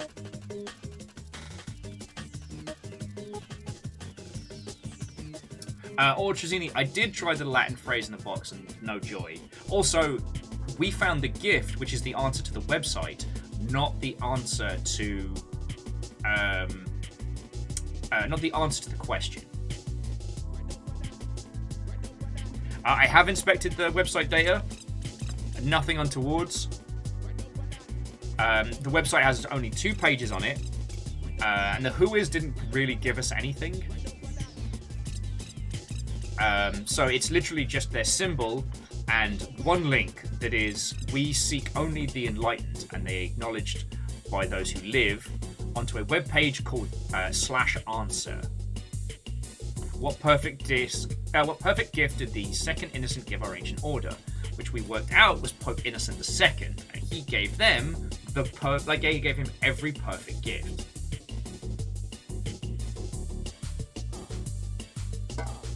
Dustin, if you would like to inspect the elements more than I already have, go for it. We're all in this together.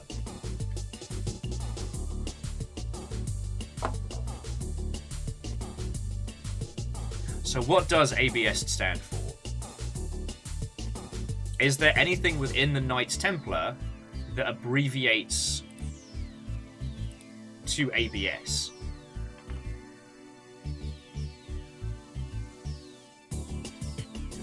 I know, so Ozzy, I did suggest that it was the Get Ripped, Beefcake Bros, but...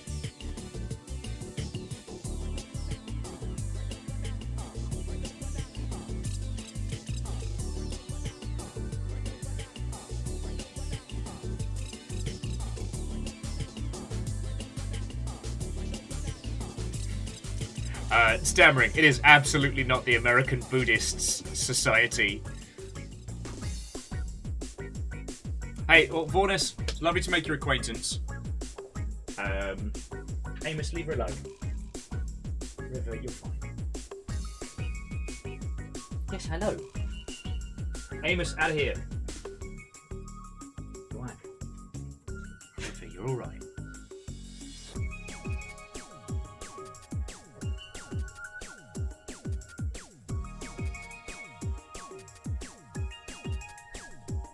Actually, so Lord Traden, the only one of those we didn't try was just the Order of Solomon's Temple.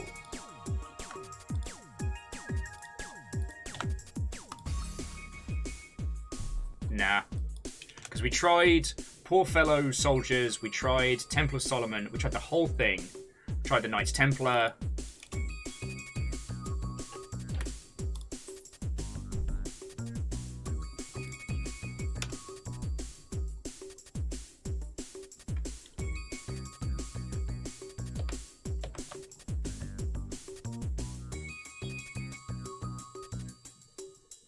Alright, Stammering, what do you got?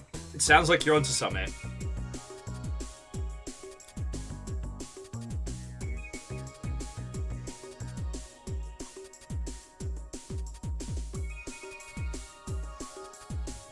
Also, like I said, I'm enjoying the soundtrack far more than the mournful nonsense.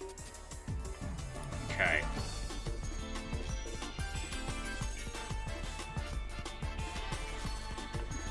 Well, yeah, so Stammering, people have mentioned ABS, and people have been asking what does ABS stand for. But, like, when we were talking about it earlier on, we thought it pertains to the place where the letter had been intercepted, like the archives, but it doesn't fit. Because where does the B come in?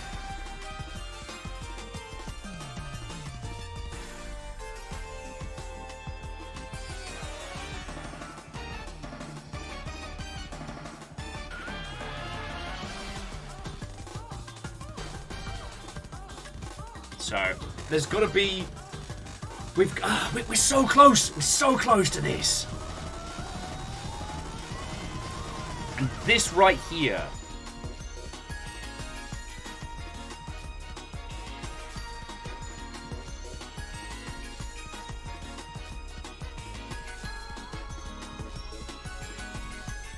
so again, Lord Traden, we tried Knights Templar.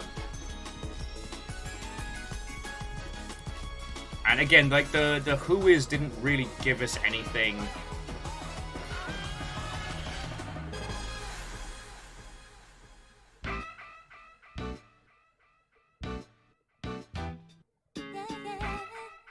Because, yeah, again, the Whois just seems to be...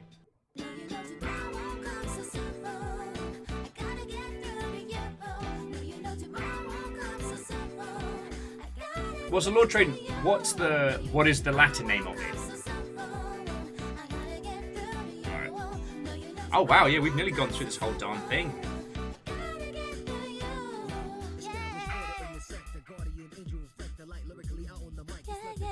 Alright, I love you, but we're going back to another one there, one. Alright. Let's give it a shot. So that is the Latin name for their order. Nah. Good shot, though. Good shot. And the X's are giving us at least a vague format of how it would be structured. So the group's got a pretty complicated title.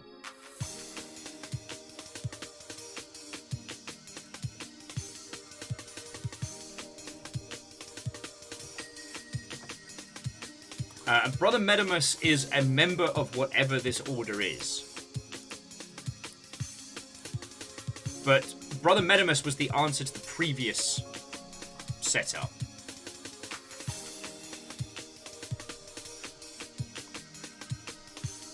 But the encoded message didn't contain any... It didn't contain anything special.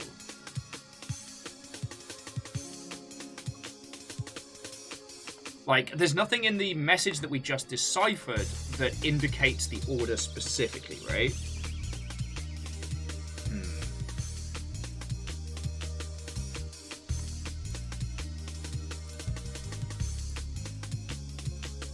Okay.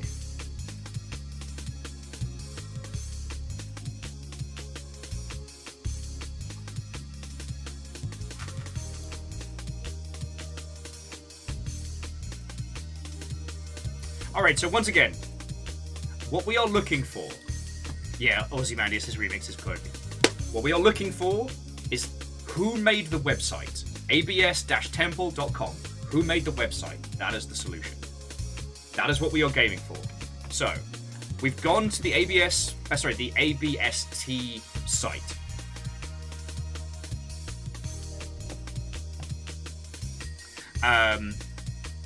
It gave us one link to work through, which was what Perfect Gift did the second Give Our Ancient Order.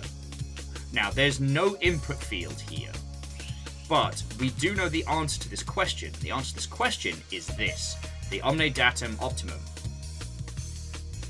This is the thing that their order was given.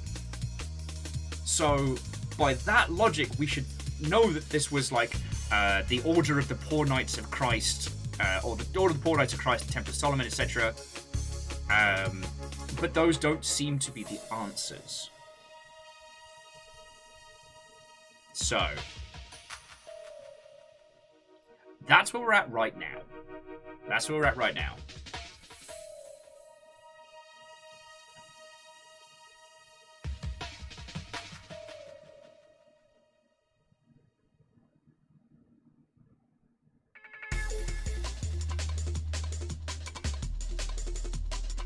So,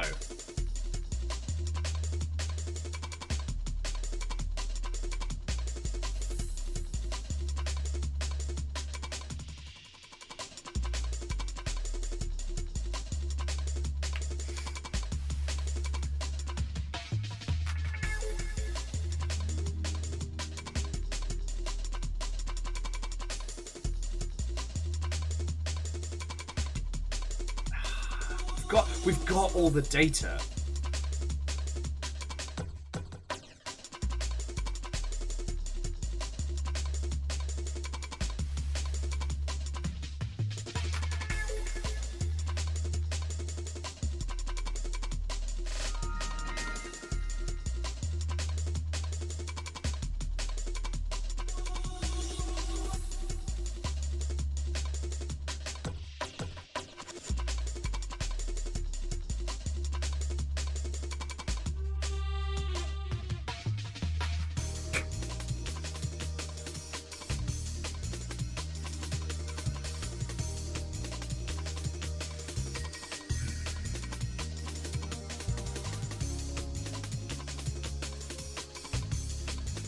It is very warm in here, friends, so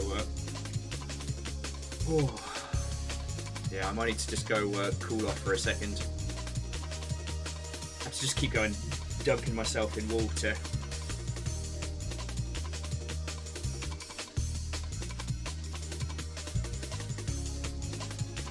So Air Dragon says, can make a guess based on the shape and the answer of the program, but the only other group mentioned on the I2 page is the Second Council of the Lateran.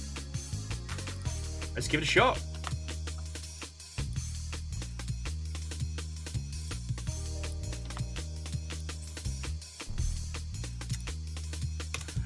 And Obsidasium, I'd end up breaking the white balance. No one's ready for that. Okay, good shot though. Good shout though, Air Dragon. Good shout. Okay. Okay.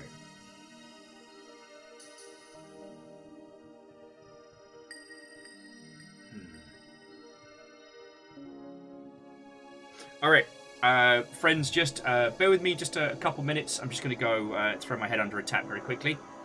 And I'll be back with you all in just a second.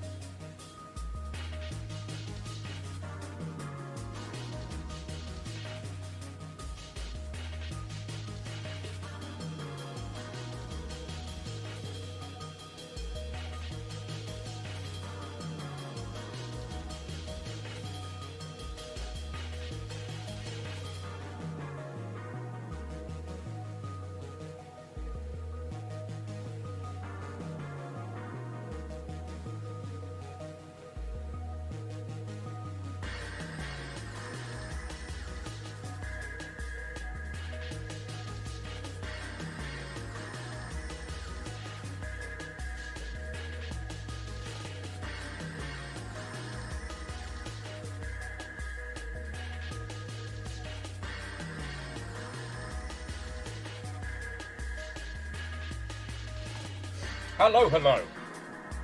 Sorry, just got some more water. Right.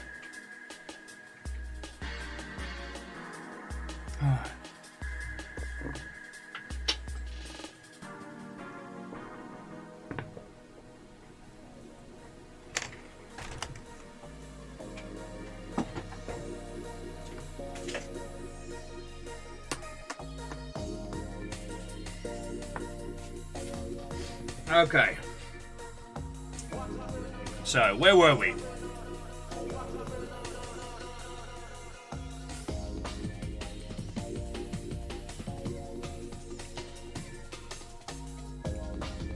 Okay, the BRBs and he's gone. Ah, Verdant Flow, hello, hello, it's good to be back.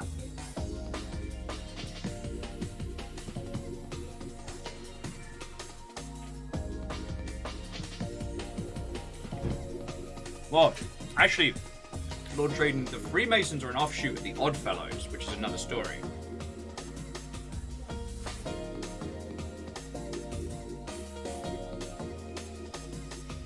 Okay.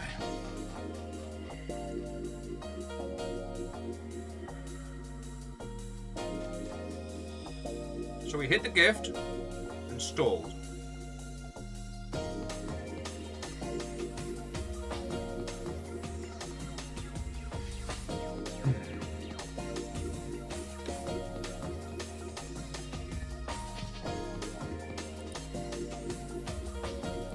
Faggot.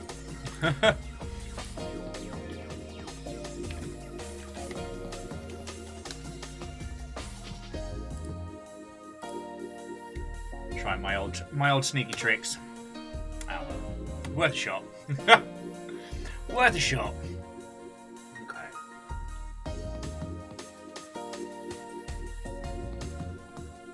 Well, Ozzy, if they figured it out, it would be lovely if they shared it with the fucking class.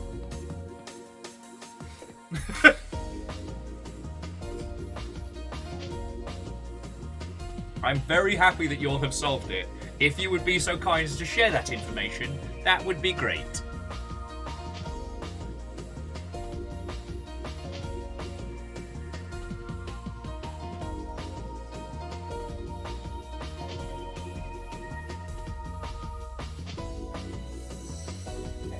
Okay, Lord Traden, I don't think any of that pertains to what we are doing right now. Well, it's not. We're doing... It's not that I want the answer. We're doing this together. Fuck's sake. Okay, Dustin, thank you for posting. Alright. So it was the name of the gift as a URL. Okay. Alright. And from here, we have the Ancient Brotherhood of the Solar Temple. There we go.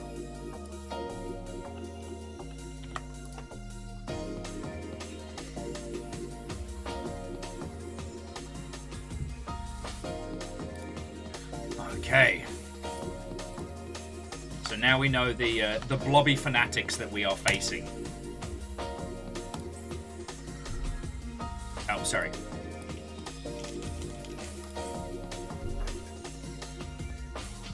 Okay. Ancient Brotherhood of the Solar Temple. But say, you gonna fucking quibble me on a the?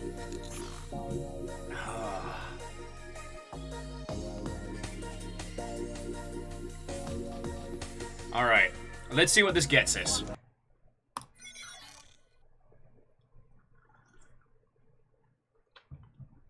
A new mission has been unlocked. Lovely. So we know our opponent. By the sounds of things, Neoshido, yes, we are going to get Captain Over-Enthusiastic yelling at us about what our next step is.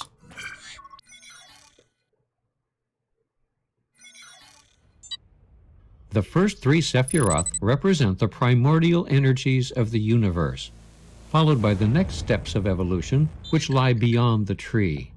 These exist on a level so distinct from the others, they are said to belong to a separate reality. The ancient Brotherhood of the Solar Temple has access to the bone marrow used to create M55. Oh my We God! must gain all possible intel on the Solar Temple and trace the bones back to their origin.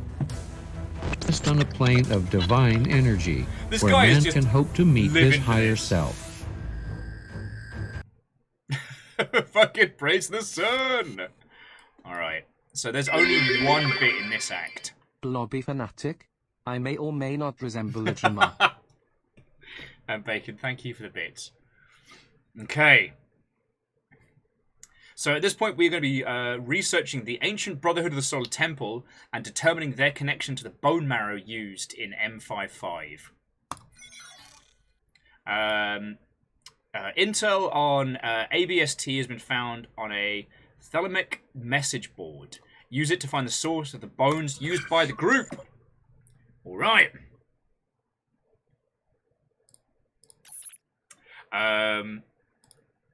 So we've got one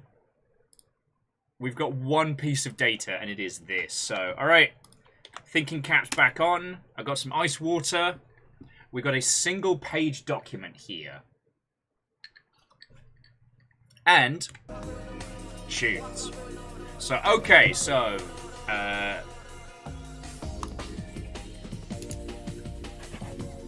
this is ABST. So case reference is ST26HV. We'll quickly run that through the archives and see if anything comes up.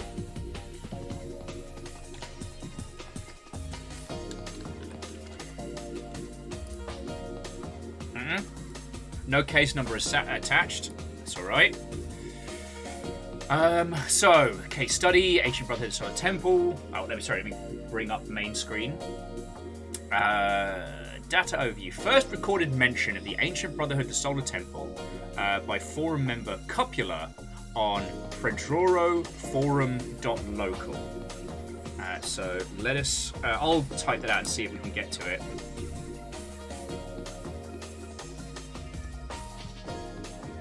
Yeah, this looks like a... Or this feels like the kind of squad who's going to do a lot of Bible verse ciphers. Fucking nerds.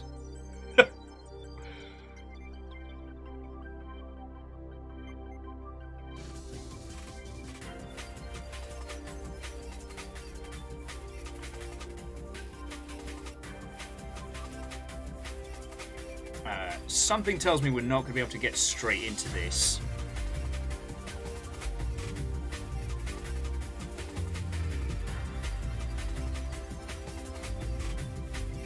Okay, so yeah, so Fire Speaker is the first one to chat. And they're like, 5th anniversary of the sacrifice of the Order of the Solar Temple. Today we mourn all those brave brothers who passed on to the next plane this day 5 years ago. May their memory live on in all of us. Okay. Quick FYI, these were pasted in 2000, so 15 years before we found out about the M55, which means we're tracking a person, and that person... Yes, I know, Ringo, it's very complicated. So if we come back here... Yeah, the output is find the source of the bones. So I believe we're looking for a person. Okay, and then rejoice, brothers, and study the words of 418. And this was Cupitor, a forum member as well.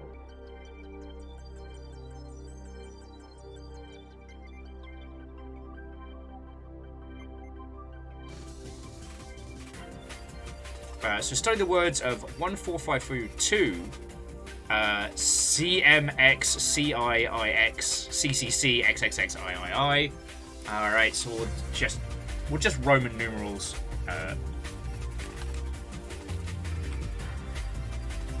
Roman numerals to numbers. There we go. Get us a converter. Okay, so that is CMX,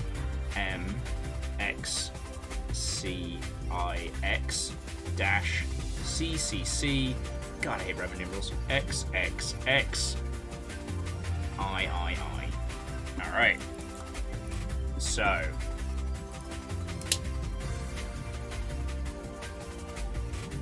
CM. So. CM X CIX. Alright, so that's 999. 999.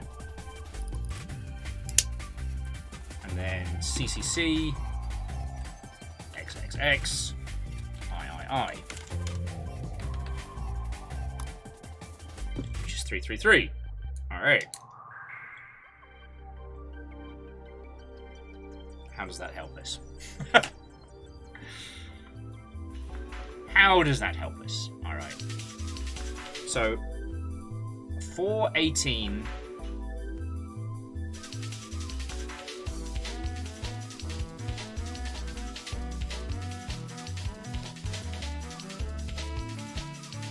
So yeah, 418 to yeah. 999 minus 333 is 666. All right.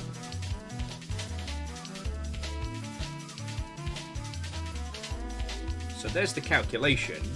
418 to that. So where does that come into it?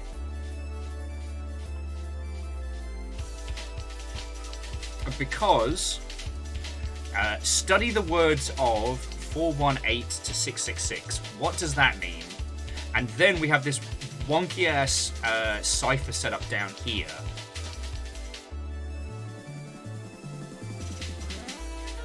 Which seems to just be I.number. I.number. Yeah, all throughout this, it's I.number. And there is a certain part highlighted.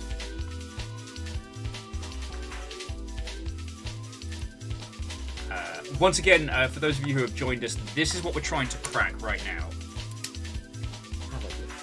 The Order of the Ancient Blobby. Trying to summon the Bloblian one. Okay.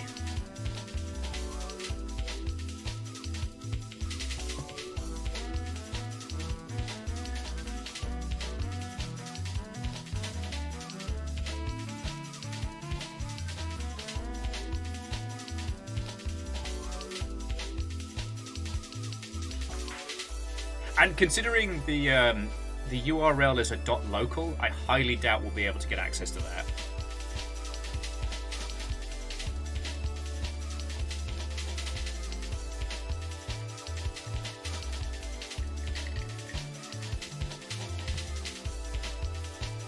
Okay, so let's see if 418 to 666 gets us anything just on Google Foo.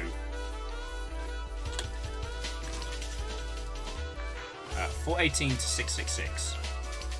The Book of Law. Okay. Now we're on to some Christian bollocks.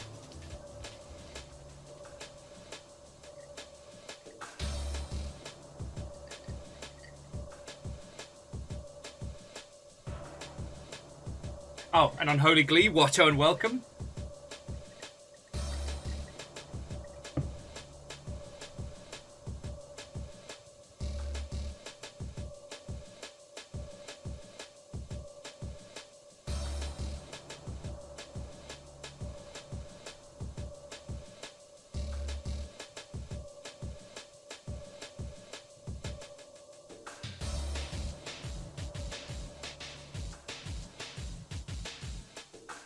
Okay, this is some wild shit.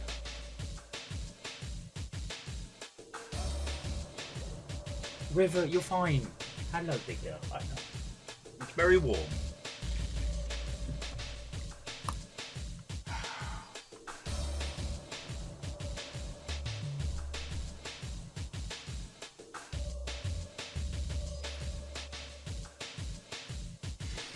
I mean, Unholy Glee, very same.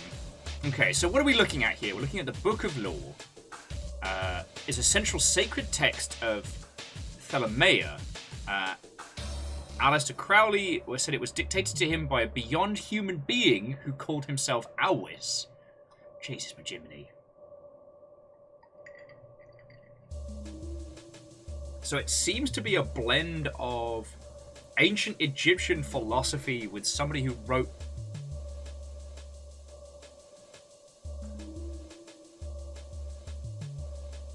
Oh, my word. Okay. I did not know about Thelomea before now, and I feel like we're getting into some wild shit.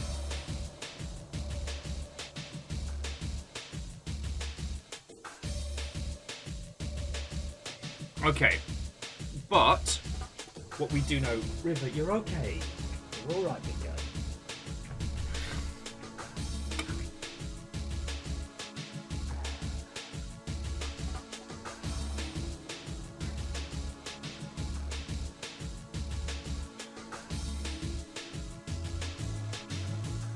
I mean, I'm Unholy Glee, I'm learning this as we're talking. Like, I had not encountered this before. So it seems like, if we go back to our original text, these are all, like, passages and indication from the Thelemaean text. So I guess we got to go into that and start finding pieces.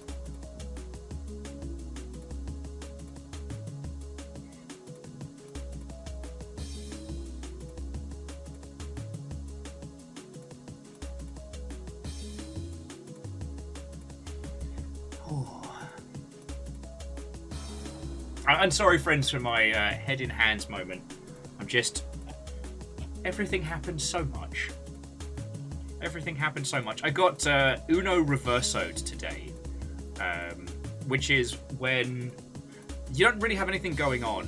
So a friend says, oh, when do you want to meet up? And you're like, hey, I have nothing going on. When suits you? And then they throw in the old Uno Reverso. So it's like, when's good for you? And it's like, I don't know. And so it's like, I'm hanging out with you lot. We're trying to crack an ancient code. The dogs are being the dogs. I'm trying not to be the person who just becomes unraveled live on twitch.television. Oh, and Scotty, Watto, and welcome.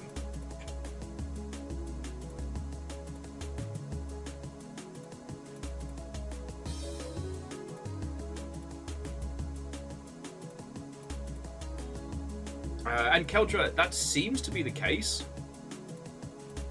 Yes, page number, text, and word. So let's back it up from here.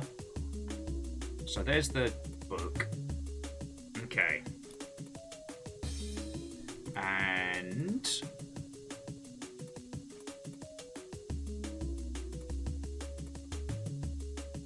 this seems to be broken down.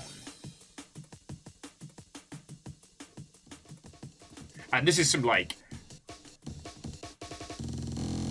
some loopy nonsense.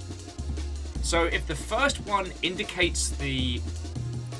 Okay, so we come back to here. So if the first I indicates, I think, the volume or the chapter.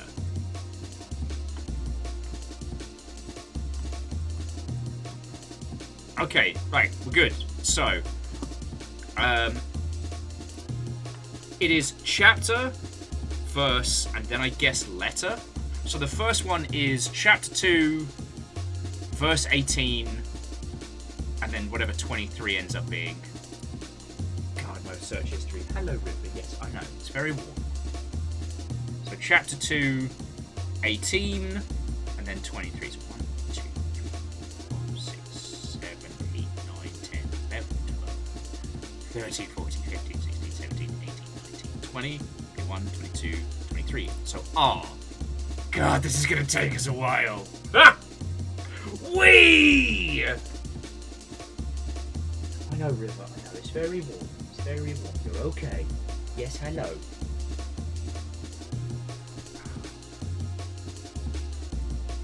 Oh yeah, Air Dragon. After this, the Amazon... yeah, my targeted ads are about to get fucking wild. I just wish I could tell them, like, yo, just keep sending me Gundam ads. I've got no money. I can't spend anything. Like... okay. But yeah, so Lord Traden, I think, while we could decipher the whole thing, the underlined bit is probably what's important.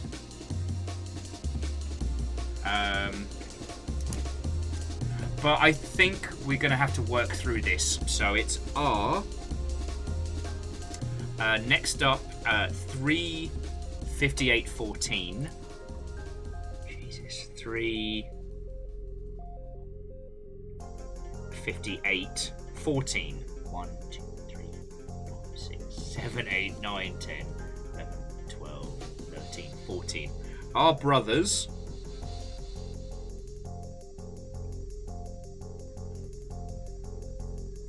Oh, thank you, Keldra. All right. Next up, River's just having a lie and a whinge. I don't know what she wants. I don't know what she needs.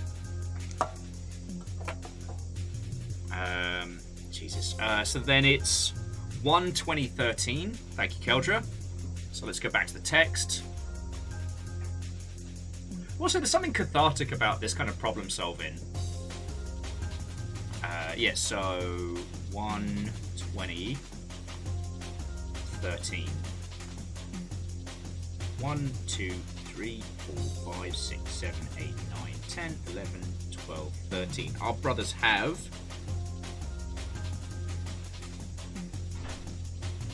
Alright, next one. 2/17/14. Thank you, Lord Traden.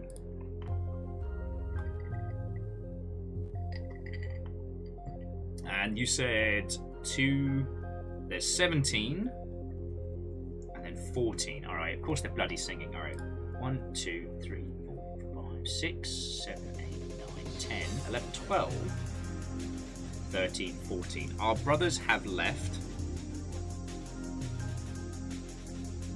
All right, next one. 3/13/20. 3/13/38. Oh. 3.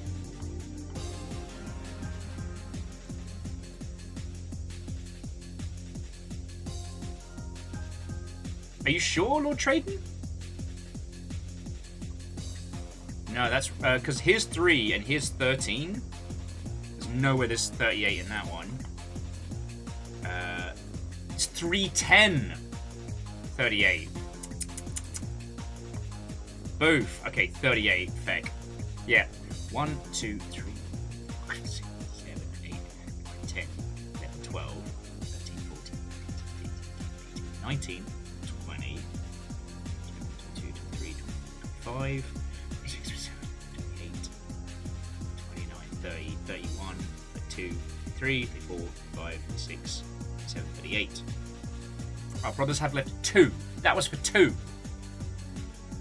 Fucking... Yeah, this is some serious Pepe Silva. I've left 2. Next one is 1/1/2. Love it. Nice and simple. 1, 1. Have left to the... And then it's 1/4/4. Should we get rid of the Roman numeral calculator? 1, 4, 1, 2, 3, 4. Have left to the infinite.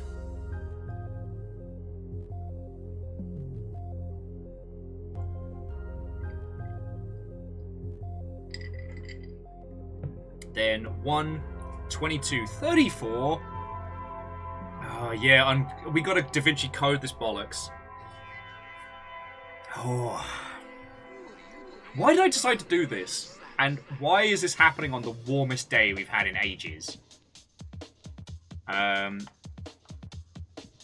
Okay, so yeah, 2, 22, 34. Okay, 1, 2, 3, 4, 5, 6, 7, 8, 9, 10, 11, 12, 13, 14, 15, 16, 17, 18, 19, 20, 21, 22, 23, 24, 25, 26, 27, 28, 29, 30, 31, 32, 33, 34.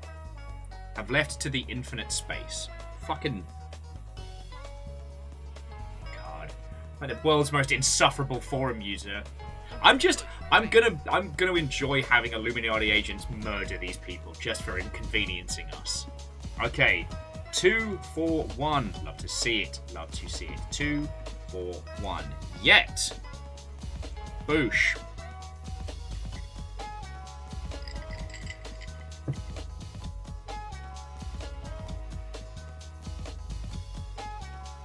Oh, sorry. I mean, Lord Traden, I can, if you'd like to join me. I'm sorry that this is a sacredtexts.com website, so while it's probably not going to flag you for the CIA or anything, this is one of them sites. Yeah, and Scotty, I was always a sucker for those. The ones where it would be like a picture with holes and things cut out and you'd place it over the top, always loved those.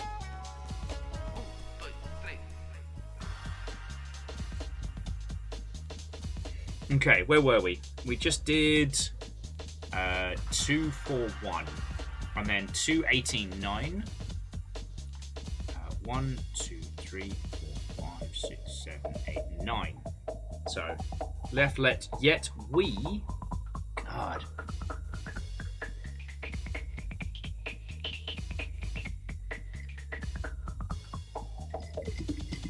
Oh, that's way cool. Keldra was saying their mum used to make them when they were kids. That's fucking great.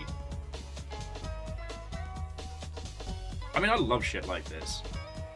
Although, it does remind me, especially as we're into, like, real texts from unhinged individuals.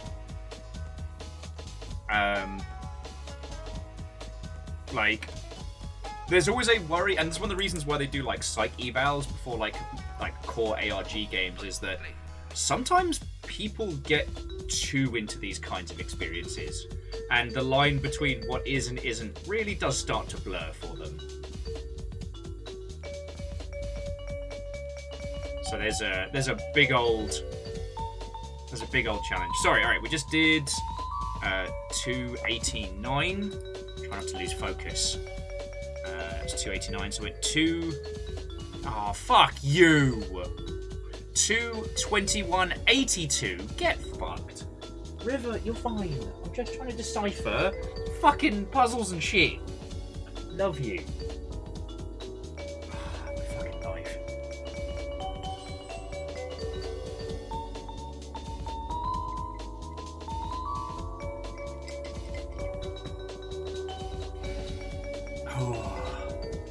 Okay. 2, 21, 82. And Lord Traden, I think you're on point. Thank you for doing that one. And it tracks because it's like, our brothers have left to the infinite space, yet we remain.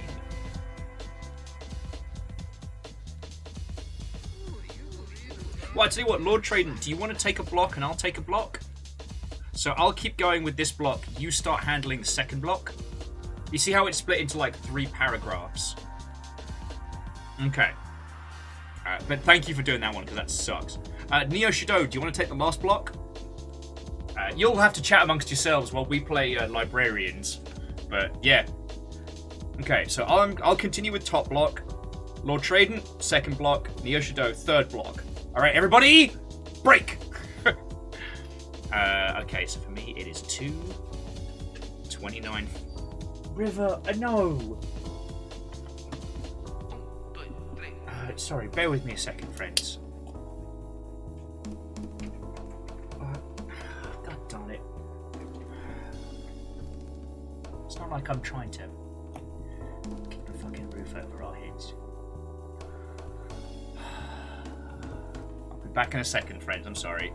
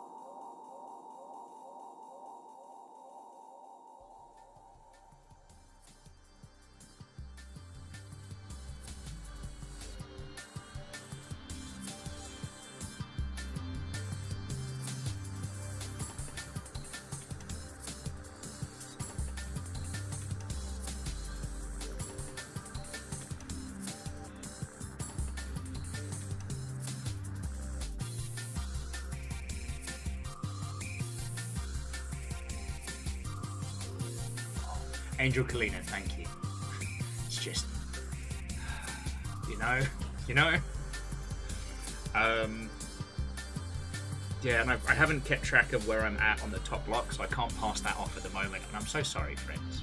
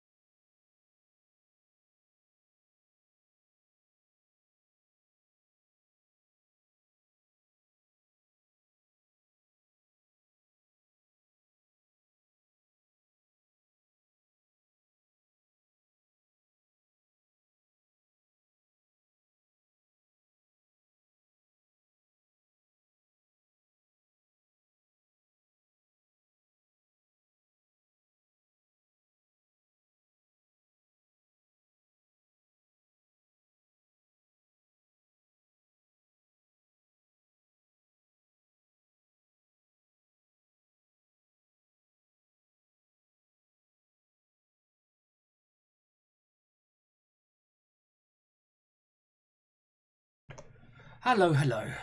Oh, and of course the tune's finished, didn't they? I'm so sorry, friends.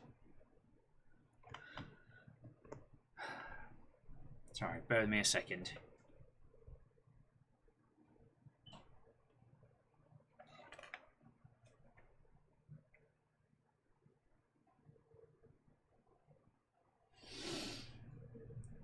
Oh.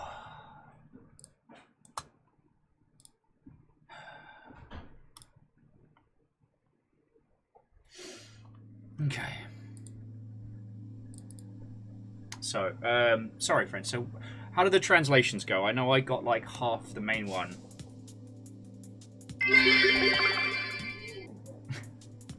Thank you, Catfish. So Traden says went back the underlined word, went back to the ABS website and put that in. Okay.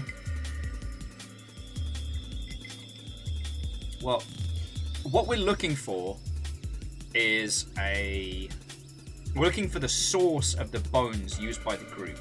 So it'll be 2 words.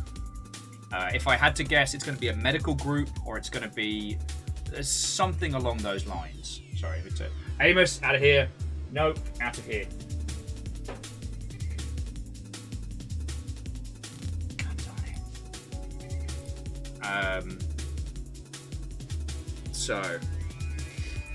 It's gather and fortify for the glorious rapture to come. That was the block of text. Neo Shadow, how was yours?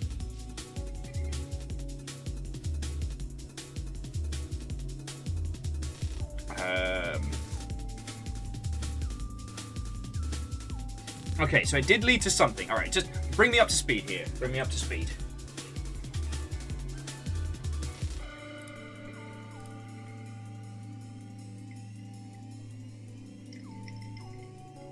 So, okay, so it was find this in heaven, you may discover thyself. Heaven was underlined. And I take it heaven was the URL that we got, right? Because again, friends, for those of you that are that do have subs, you are welcome to post links. We only block links for non-subs to avoid like bots and scrapers and stuff like that. So, alright, so we'll go back over here, go back to the ABS site, and add heaven. Haven. .html. Wait, I'm spelling it wrong, aren't I?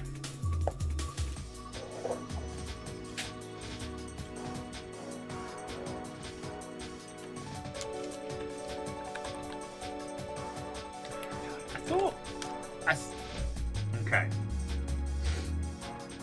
Yeah, sorry, I was under the impression that HTML wasn't case sensitive. Okay. So yeah, so here we have Brethren have come, Cosmic Place, blah blah blah, Artifacts of Olds, Blobby will return, before Blobby's voyage. An initiate program was made to guide us all home. And then we got ABS Temple, Paris. Oh shit, so we're in here, we're in the initiate program. So Parvis, helping humanity through its transition. Oh, they sound so lovely. Like, honestly, friends, like this has been one of those days where, like, I'll take the great big Fanta at the end of Evangelion. You know what I'm saying?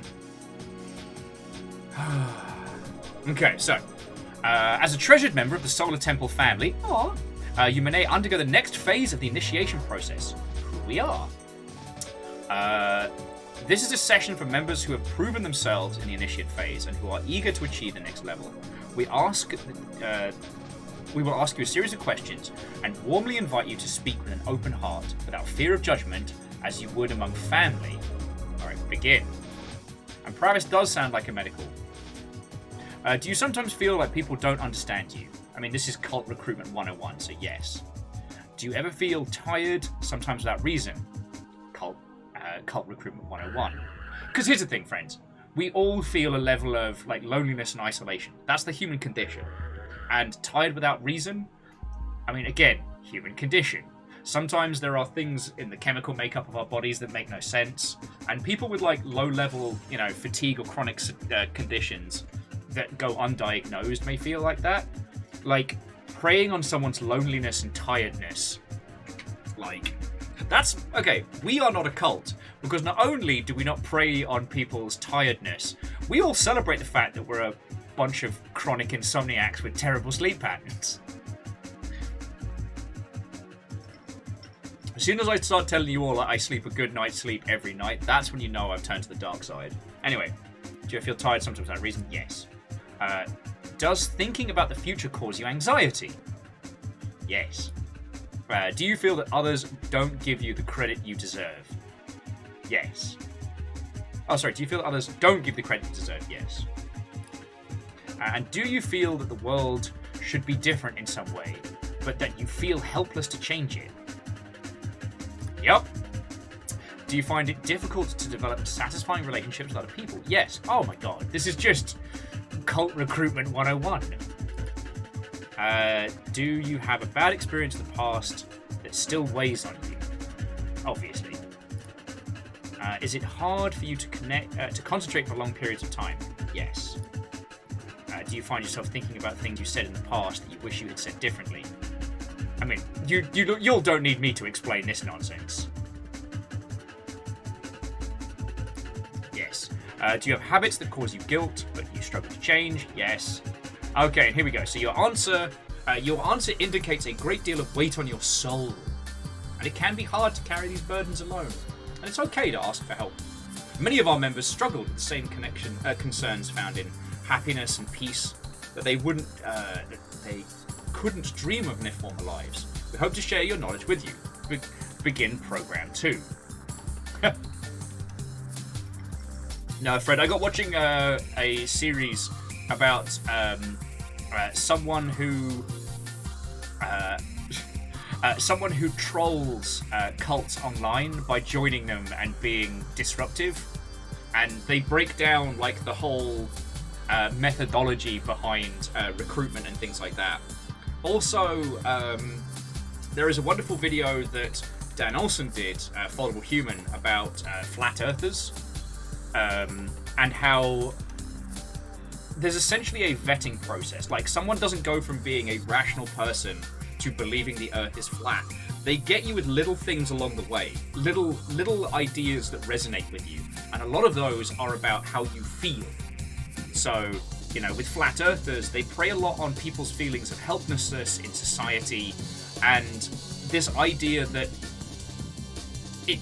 it has to all make sense, right? It's not that human beings are chaotic and weird and full of nonsense. No.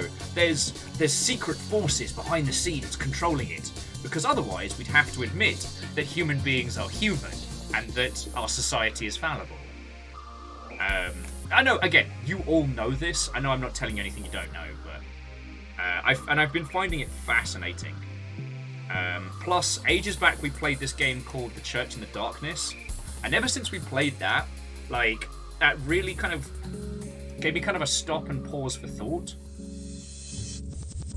That it's impossible to tell from the outside whether something is a loving, supportive community or whether it is a bunch of unhinged psychopaths. So yeah, Fred, you can tick that one off your bingo card. Anyway, begin program 2. Have you ever felt sick or unwell? Yes. Have you ever gotten bruises or cuts that took unusually long times to heal? Are we still following just the yes? Because I think if this is for M55, which is a healing serum essentially that turns people into bone zombies. Have you ever felt exhausted, like you couldn't possibly take another step? Yes. Have you felt dizzy or lightheaded? Yes. Have you ever felt like your body was falling apart or disintegrating? Yes.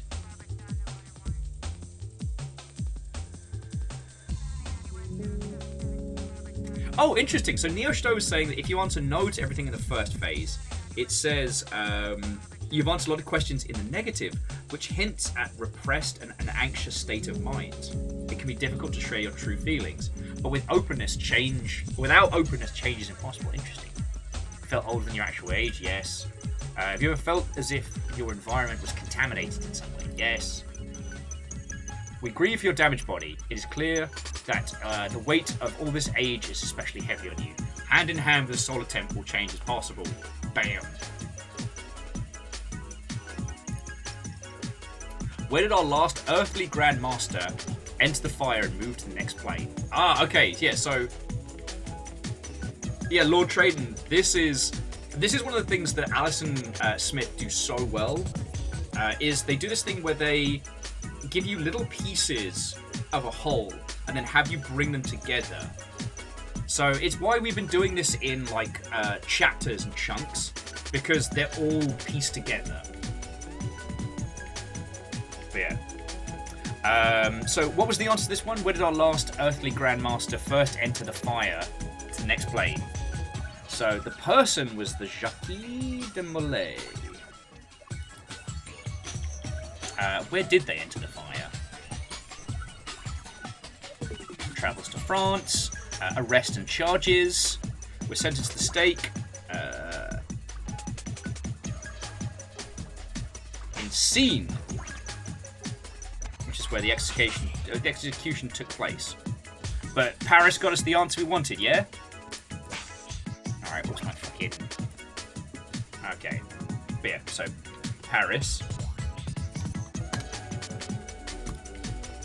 Initiate level enhanced. Welcome, faithful one. Ooh. Imagine you are having a picnic with family or friends in a beautiful park. I mean, I'd be burnt to a crisp, so whatever. Children are swinging nearby. I don't mind children. And everyone is happy to see each other and reunite after a long period of time. Even relatives or friends from other countries are here, and those who would normally not be able to make it due to work, school, injury, or illness. In the past, these absences made you unhappy. But today, everything is fine, as it should be. Do you think those who could not normally attend these gatherings have legitimate reasons for not being able to attend? Okay.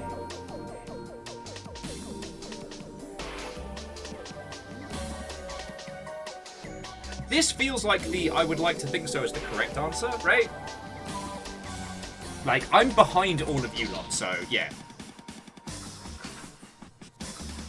Any reason for not attending is legitimate, right? When it comes to those we love, we often have to make excuses. Unfortunately, biting our tongues can hold us back. Alright, I'll try harder to help the ones I love. Oh, so we fucked up there. Let us return to the park where the family and friends are gathered. Everyone is in good cheer in the blue sky. Any tension and quarrels are gone. Wouldn't this have been an ideal way to live? Yes. Alright. So we kind of biffed it a little, but we can continue enjoying the park. Because our answer indicates thoughtfulness and integrity. God, I hate the English language sometimes. The air is growing warmer. At first you think it is the hearty warmth of the sun, but this is something more. You stare at the forest from which the heat seems to be emanating, even glowing. You look around in confusion. Can't the others see what's going on? But they continue laughing as usual, caught up in their activities. I see someone's seen Terminator 2 a few times! Closer. You step forward. The forest. They step toward the forest and soon find yourself enveloped by the trees. You walk towards the source of the heat and a great fire is before you. A gasp! Sheltered by the trees, the power of Blobby compels you! However, this fire is not burning the plants around it, or sending up a stench of ash. Even its heat seems to fade as you approach, replaced by a feeling of emotional satisfaction and righteousness. Alright! Righteous! Alright, we approach. God, this is like culty weird Zork. The fire seems integral to the great change in your life. A time of heroism and insight that will compensate for all your problems in the past. And circumvent all obstacles standing in the way of your future. Previously you were paralyzed, stuck where you were, and found many small steps required to get you back on track. Those steps to be frustrating and disheartening. This single big change seems so simple and obvious. One that is inaccessible to most people due to their lack of sensitivity and imagination. Enter the fire. There's no other options. To your astonishment, the fire does not burn. But instead fills you with a sense of Blobby and Blobby. You have changed your life forever and found new Blobby. You can't wait to share your Blobby of this Blobby with your Blobby. Sorry. Move to the next stage! I am ready for knowledge! Please take a moment and relax and prepare yourself. I love the idea that we're all sitting in the fucking Illuminati break room. Which, as anyone who's worked in any office, no matter how big the company is, the break room always sucks. So we're sitting there in this beige hell place with a barely working microwave, going through this website and just ripping the piss out of other secret societies. I love that. I just love that. Anyway, as you ascend through the layers of initiation, feel the rust of knowledge. Knowledge may feel like a change in oxygen or pressure. I am ready for knowledge. We will now learn about misinformation. Fucking hell. So yeah, again, you don't need me to tell you this, but just I guess for trappings, when it comes to like cults, information control is very important, and the cults that kind of lock people down they always have some system of what is true and what is false within their own context. So being able to label anything that would point out the glaring fucking flaws in your setup, that has to be labeled as misinformation, right? Oh, actually, you know what? If you want a really good deep dive into batshit cultery, Mother's Basement has done multiple videos on happy science, and like how fucking unhinged that shit is. Sorry, I just saw Scotty saying, "Cult wouldn't want me. I'm broke." There you go, and you're welcome here. It's not a cult. This isn't a cult.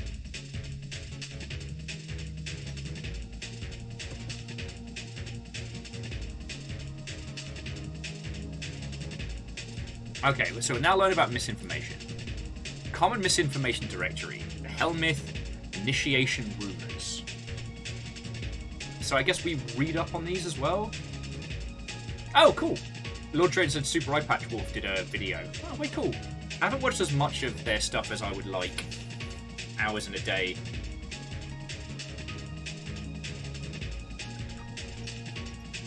And all that.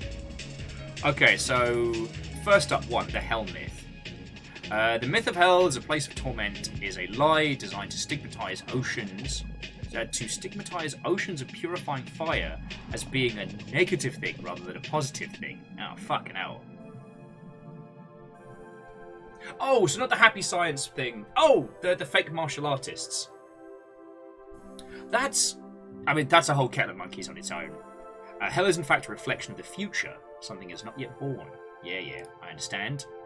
Initiation rumors. A regrettable side effect of being a beloved, compassionate organization is attracting some of the worst elements of society, who are dedicated to spreading lies and degenerate filth about the noblest and truest of souls. Yeah, so here we go. Here's the doctrine that locks people out of critical thinking. These people may claim to be former members of the temple, people who got out. They may claim to have experienced our initiations and spread false lies about the nature of these. This is impossible for the following reasons. 1. The temple would never select someone who was not worthy in the first place. 2. Anyone who experiences our initiations would fall on their knees and weep for the glory of purification of the soul, which could not and would not allow such perfidious rumors to even broach the door of their heart chamber. For gold cannot be delusted by bronze. All who experience his glory are forever changed. That is the way of the Blobby. Blobby. I understand. I was trying to see if I could. Alright, so there's the Hell Myth and the initiation rumors. We should now learn about roles. Fucking hell. All humans have 3 roles in their upcoming conflagration. God.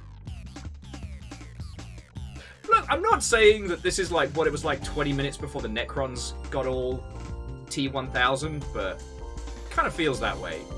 Just walk through this machine. Don't worry about it. Okay, so the Immortal, the Awakened, and the Traitor!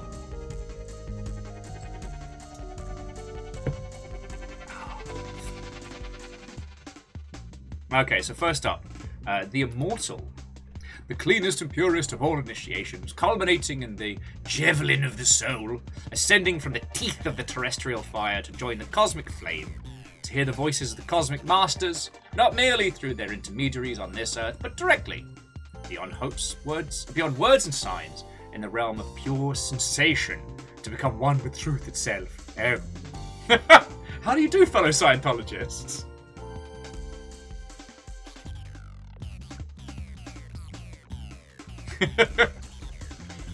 Sorry, so Air Dragon, well, and I guess everybody, like I said, I've been on TikTok a lot. It's been real good as like a coping mechanism for a little bit of disassociation a day. And I found one person who's been doing like little bite-sized breakdowns of lesser common Warhammer lore, and finding out about the Necrons, who I had initially just put down as like kind of a bit dull, is fascinating. And the reason why I bring it up is because the higher up the ladder you were when the whole Necron conversion happened, the better the body you got. And there's a few people, there's a few Necron leaders who have like bizarre quirks because they got to keep their psyche and their identity. And then when they freed themselves from the bastards, they managed to hang on to that. So there's one particular Necron commander who insists on pretending that he's people. So he'll like have dinner parties and chat to people and hang out. And even though he doesn't have a digestive system, he'll pretend to eat and things like that. Fucking love it. Anyway, so become one with truth itself. The Awakened are the most common culmination of faithful who have studied the ways of the soul and are en route to a successful escape from Earth. They are mortals in the way that lava is an insect, impure, and in pure shape, hewing itself into intelligent marble. We applaud their diligence. And the traitor, traitors, the baddies. The traitor mentalities dominate this coming age. If you are a traitor, change may be impossible. When dye is poured into water, it cannot be unstained. Traitors can be separated from their dye, and the clean water inside them is lost. Never will they accept the purity of Blobby into their heart. Blobby, Blobby, Blobby, Blobby.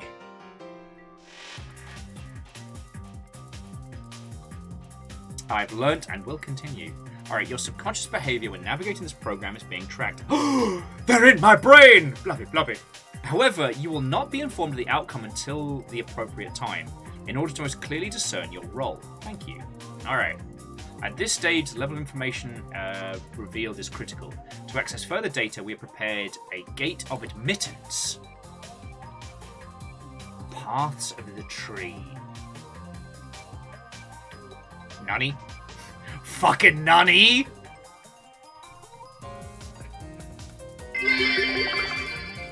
I pity the fool that goes into my brain. Right?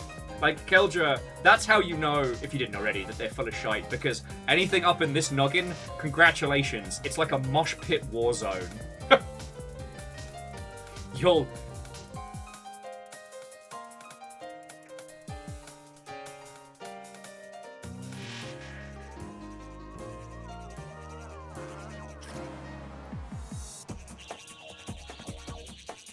Like, you don't want in.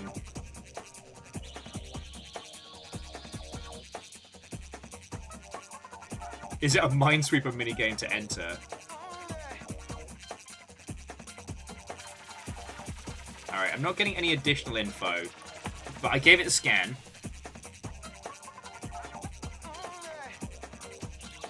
God, this teletext nonsense is definitely making my eyes go squirrely.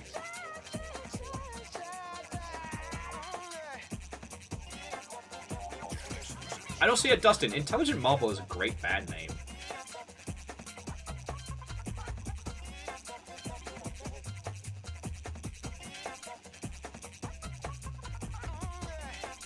Alright, and Neosto and Peeps, you were saying like this is as far as you'll got, right?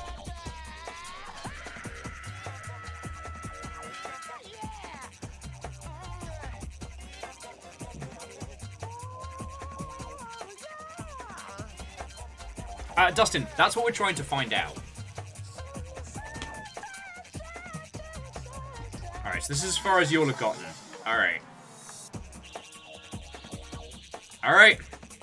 Fuck it, let's delve on in. I click the middle bit, or like my only option is pray. Alright. Pray, I'm getting some good praise in. More praying, love to see it.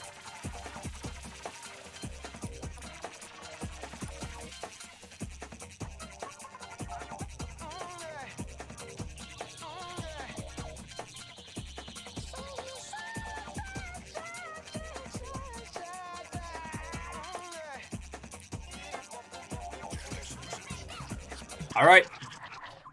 Unless any of you has the clever smarts, let's just roll this.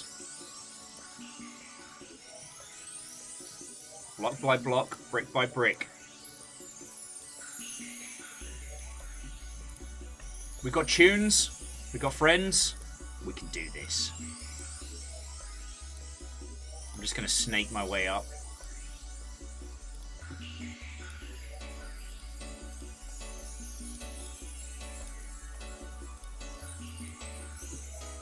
One? I think it did. Oh man, my eyes are going to be squiggly by the end. Yeah, Scotty, is it the 55th X?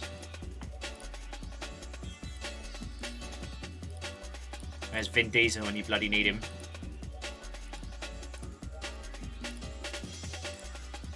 There's also a possibility that each click is moving it, because this isn't a HTML setup. This is something embedded.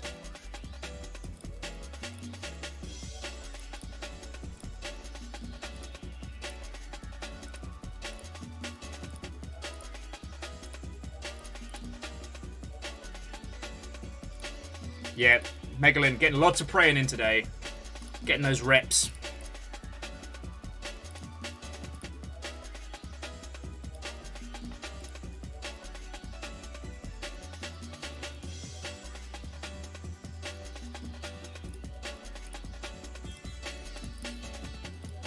Yeah, sadly, the same one multiple times doesn't seem to be giving us a setup. Okay, so paths of the tree. Brute forcing this doesn't seem to be getting us any rewards, because what it's going to be is it's going to be multiple pieces. Okay, so paths of the tree. Solar temple. Tree grows towards the sun.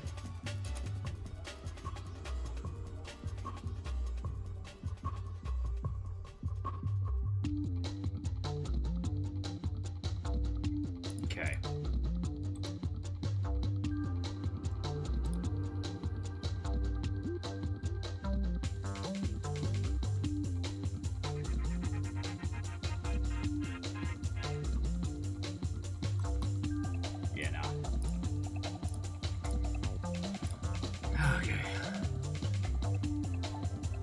So Tardy, you're right. The videos before were a tree, but those videos, while they tend to have a little bit of a thematic hint, those are the communique that the Illuminati send to us.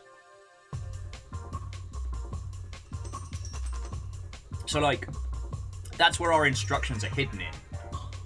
Why they couldn't just send an Illuminati email, I don't know. Alright, so if we go back to what we've learned about the Church of the Solar Temple, sorry, the Church of the Solar Fuckery, I don't know. Okay. Let's try .tree. Ah, worth a shot.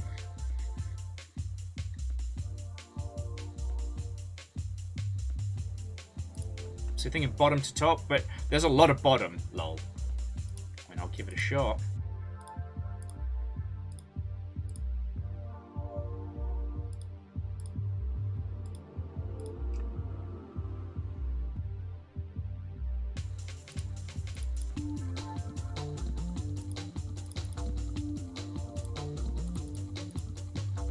Now, if I had to guess by its construction, we need to find the right X multiple times.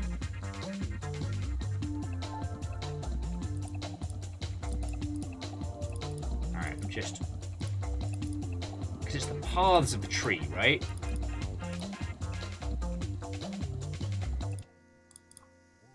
Alright, does the tree come up anywhere else, or references to a tree in any of the materials we've looked at so far today?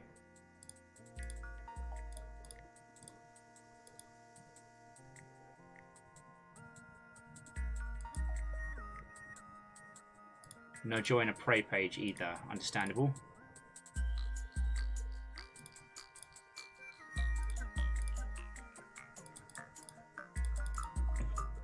Okay. And Andor, Watto and welcome. Hello, hello.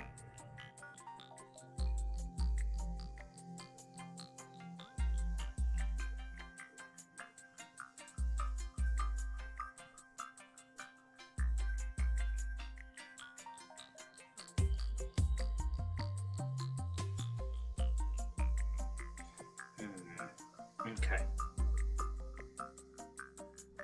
The paths of the tree.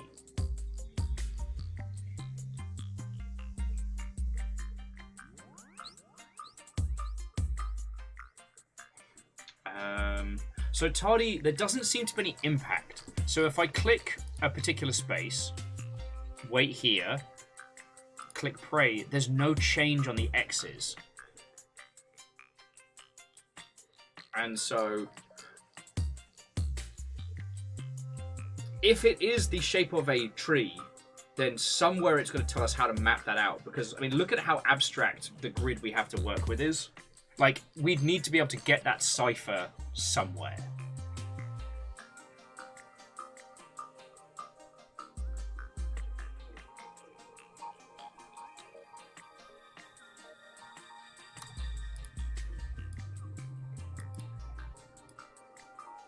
There's no additional hidden elements. Okay.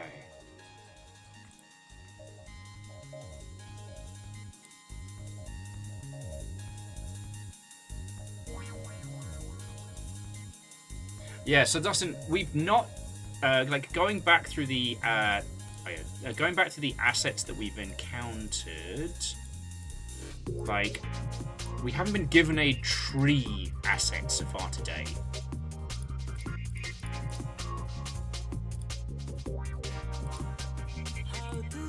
And, like, we've had some crispy popes and stuff like that.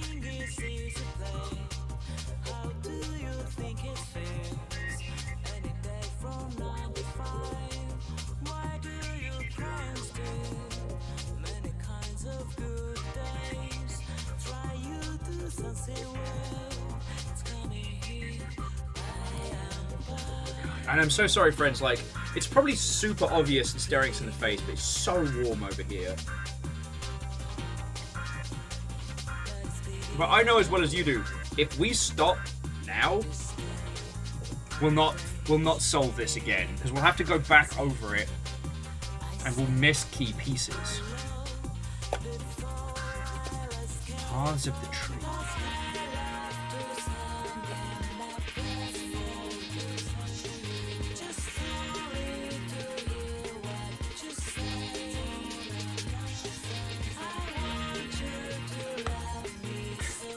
Nah, it's all good, it's all good. So we tried tree. Did we try paths?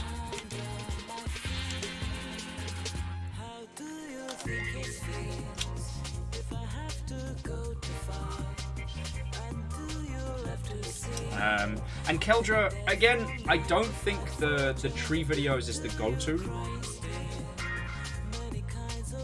Oh, yeah. Dustin, I almost missed that. That's how warm it is over here. Lord Traden saying, this one has me stumped. The path of the tree, stumped.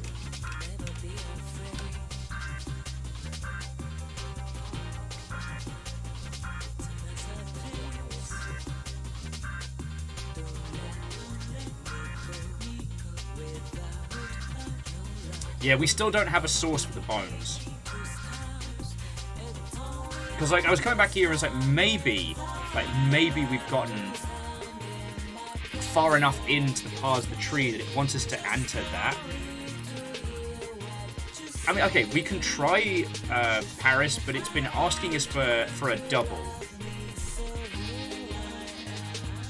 So, nah, it's not Paris. It's not Path of the Tree.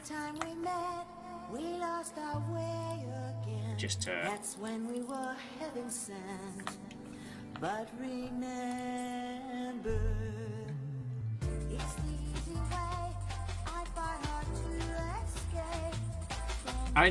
escape. We'll try Solar Temple, but again, we're trying to find out where the Solar Temple get their bones.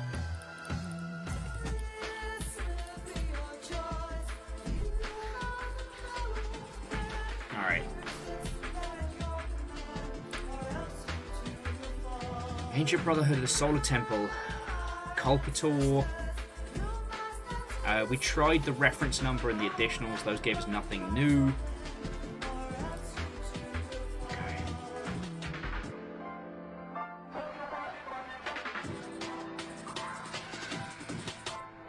Winner take all.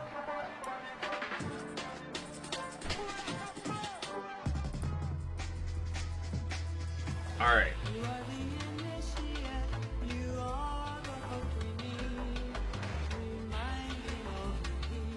Yeah, and Heaven was the URL that got us to Paris. Paris has taken us through this, or Pravis, I should say.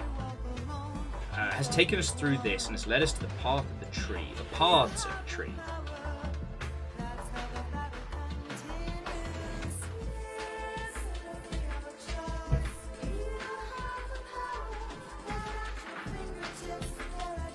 I mean, Catfish, I tried all of the baseline, the roots of it.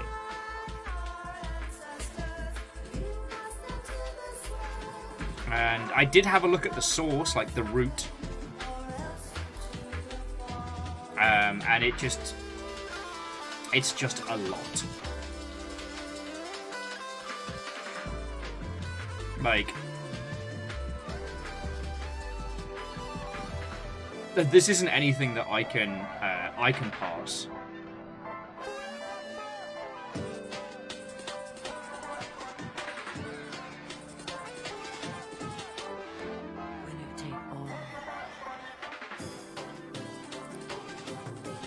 Okay.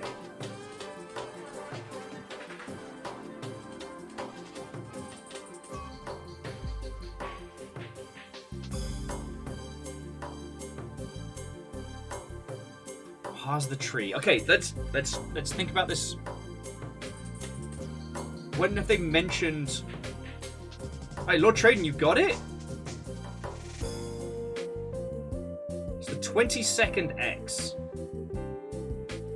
Alright, I'll do it because I've got to count them, but explain to us your working out. So 1, 2, 3, 4, 5, 6, 7, 8, 9, 10, 11, 12, 13, 14, 15, 16, 17, 18, 19, 20. Oh, they're all numbered to 22. Alright, Elder Brothers. The 22 Paths of Life.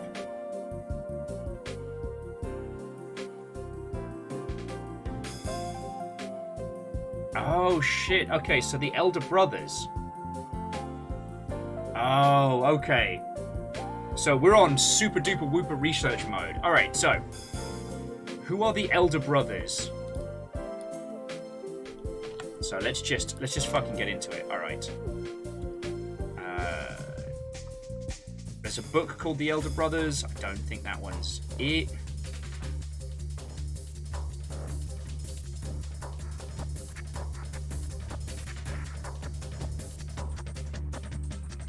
Okay. Who would be the Elder Brothers in relation to the organization that we're seeking into?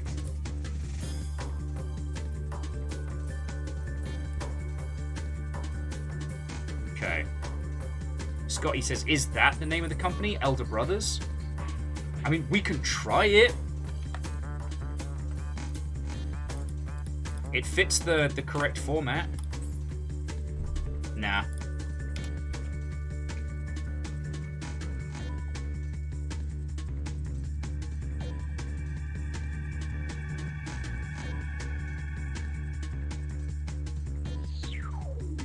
Okay.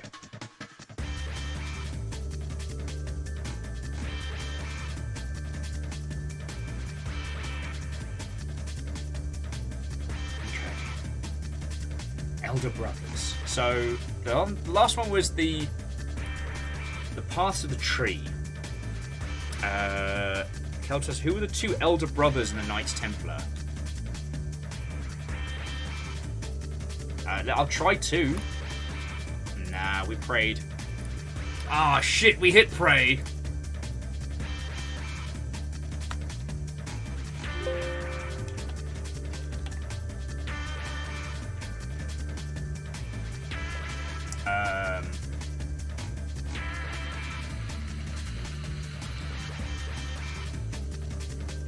The only thing coming up on the wiki of the Knights Templar is 3 classes of brother. Let's see if there was anything else listed.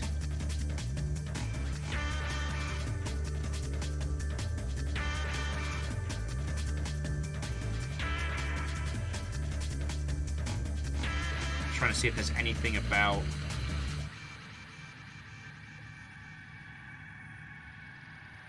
There's something here about, like, 72 with beards. Fuck it. We'll try 72 and then 76. See if that gets us anything. 1, 2, 3, 4, 5, 6, 7. So 72. 1, 2, 3, 4, 5, 6. Now, it's not about beards. Alright? The beard theory... Beard theory has been disproved.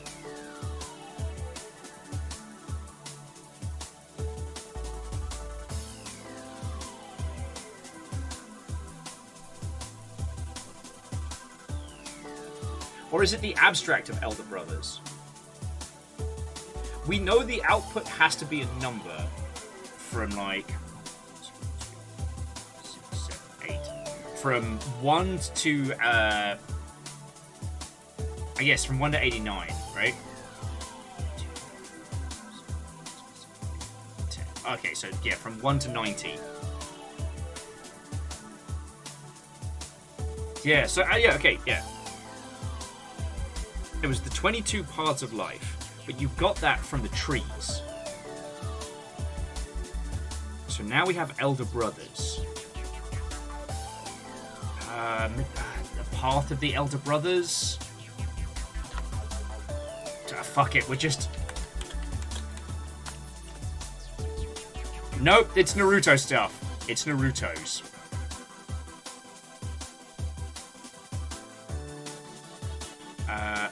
Wait, on the trail of the Elder Brothers? Scotty says 33 for the top level of Grandmaster. Yep, let's give that a roll. 1, 2, 3. Almost. Oh, hang on. Holy Man's Trials. Ah. And we're to the Brothers Karamazov. Alright. Fuck it.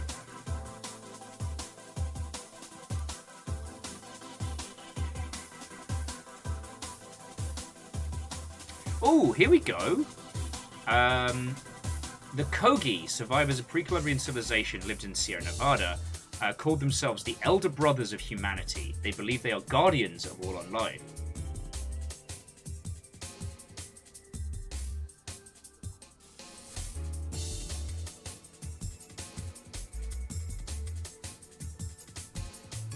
Okay, we might be onto something here.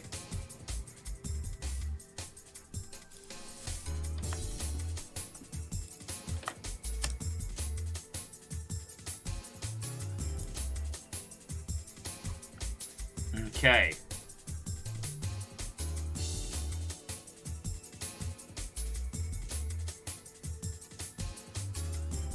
I don't think this is the right thread. Although they are described as the Elder Brothers. They've got cosmology.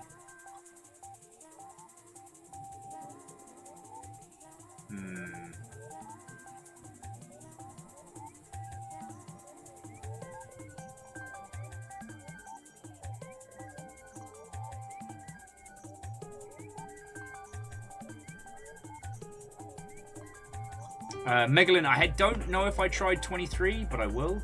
1, 2, 3. That was Prey. You're right, Dustin, we haven't tried 69. 1, 2, 3, 4, 5, 6. Nice, nice, nice. It is, however, not the correct answer.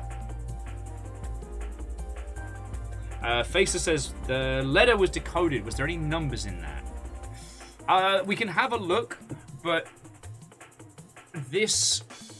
the message that we got is much, much older than the path that we're going through. Bearing in mind that, like, we're going through a 2000s era website.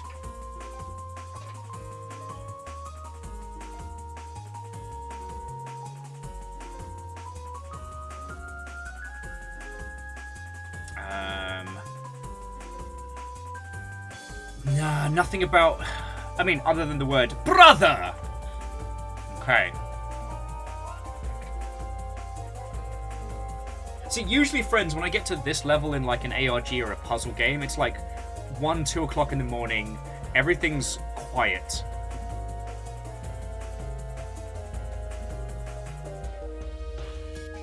Okay.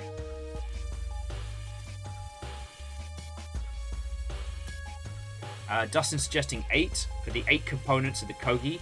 If that turns out it was the Kogi, then fucking yo. Nah, good shout though, Dustin, good shout.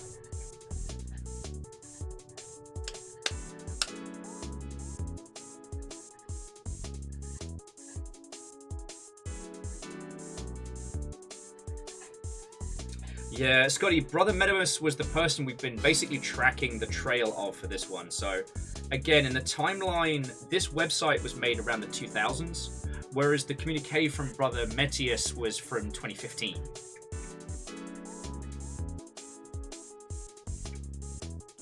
Okay.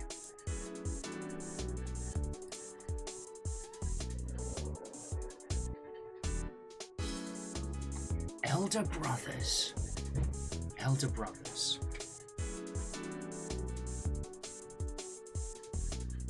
God, why did I try and use my brain on a day where it's warm? This was the worst idea.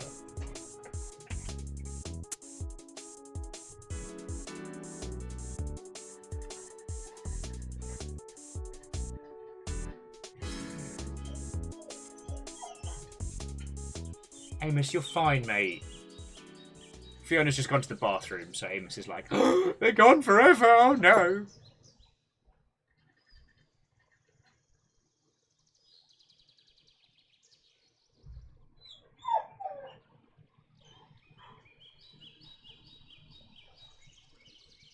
Okay.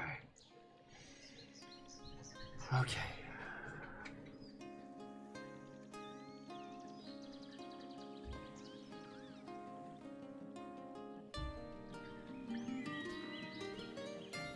I mean, Elder Brothers of the Templars?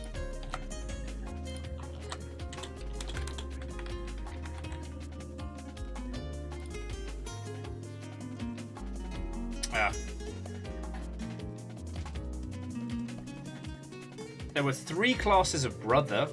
Did we try just 3? I'm sure I tried 3, like... 1, 2, 3. No. Okay.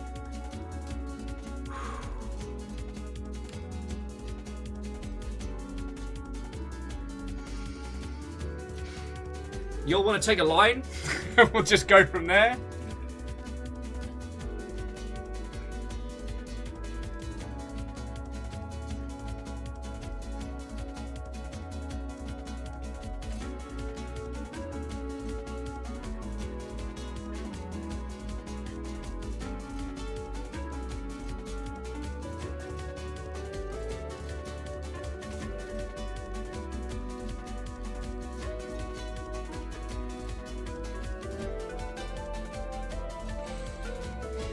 I am stumped again, friends.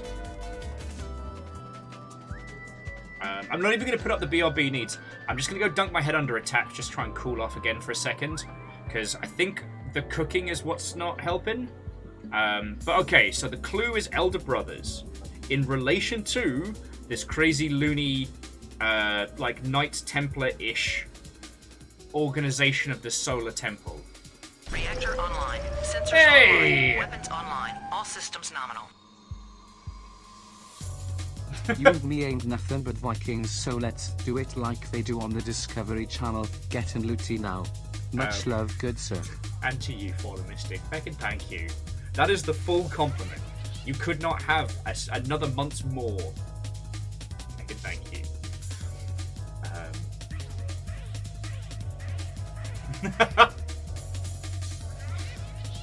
Okay. But yeah, so Fallen Mystic, we're trying to crack this puzzle, and it is a head scratcher.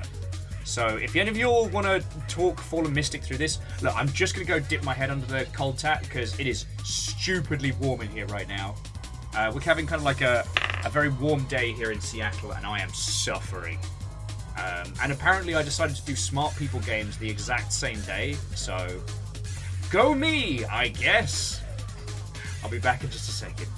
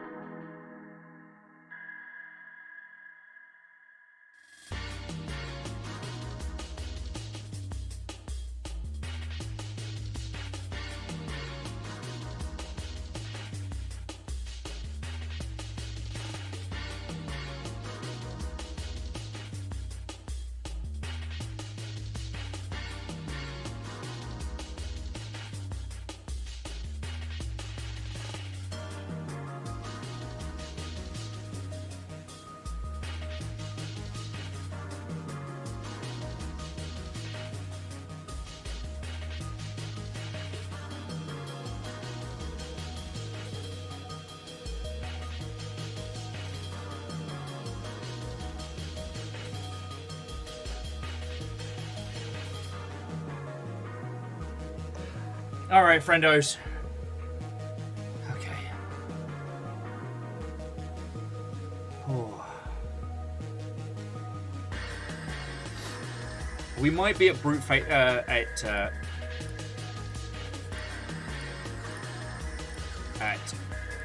brute force o'clock.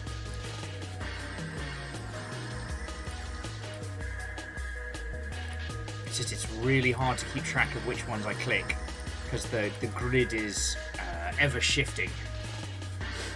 Oh.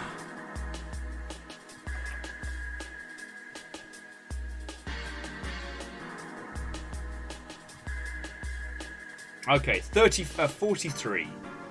Alright, hang on. Let's take a beat. So, Elder Brothers, 43.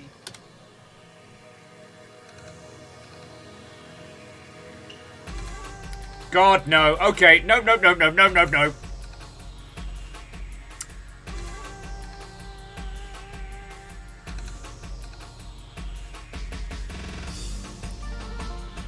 know what? Don't even worry about it. 1, 2, 3, 4, 1, 2, 3, go. Okay. The first result was fucking fan fiction? God. I just wanted to know how we got to where we got. Alright, this looks like Slango to me, but... yeah. From the Abyss, the greatest fire will pour. Let's just focus on that. The Dweller in the Abyss, for whom an prepared individual may properly meet and thereby have their ego destroyed and enlightenment flood their body like a purging flame. Destroy the barrier between the self and the absolute truth, or, in failing, be driven mad and their soul corrupted. It says purify, reset! Connecting. Connection re-established. Continue.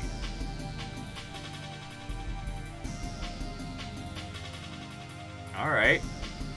Focus on your physical sensations. What describes you better? Tense or relaxed? Tense! Imagine your individualistic tension disappearing. It's the bottomless love of the group. Many branches to a single flame. Learn more about techniques. Oh shit, we're gonna learn jutsus! Alright. At higher levels of initiation, we move into heat-based exercise. Oh shit, I'm already doing that! I'm already melting. Everyone involved has so many wonderful and heartwarming stories. Get how they're twisting the term heartwarming?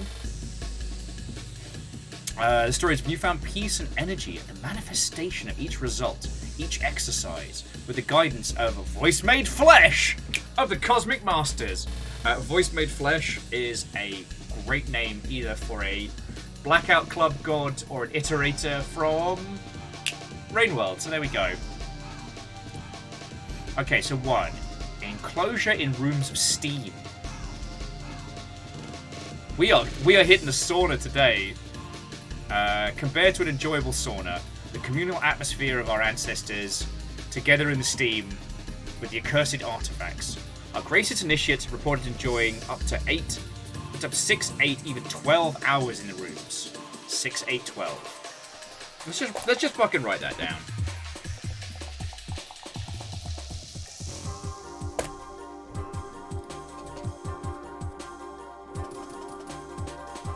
Oh, good.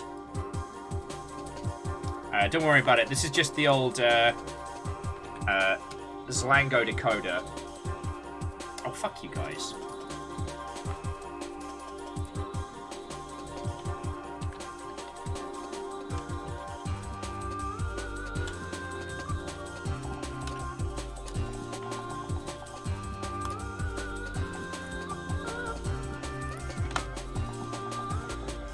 Okay.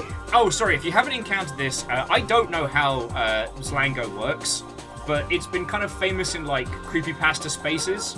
Got real big on, like, Tumblr and spaces like that. And it's a pain in the arse to decode, but it looks really cool. Oh, and here's the decoded text, as best I can.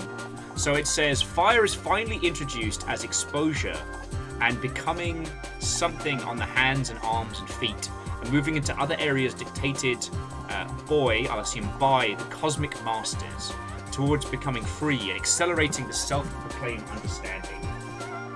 Okay. So that's what it says. And then the bit that we click is to the Cosmic Masters.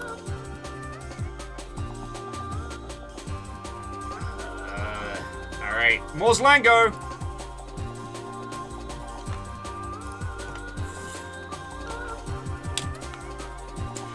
And from where we... sorry, okay. I'm just reading out the decoded Zlango from that other page. And from where in the decadence longer electrocentricity follows electricity in accordance to regulated collective rhythms and total self-destruction. No will has as before destructive laws. Regenerative nonetheless, however, the other devastating ones, differences of such a face, the disappearance of civilization. Noble civilization such with never individual laws, total cycles, pitiful of rims. It's lacking grammar. Okay, is there anything in there that we can click?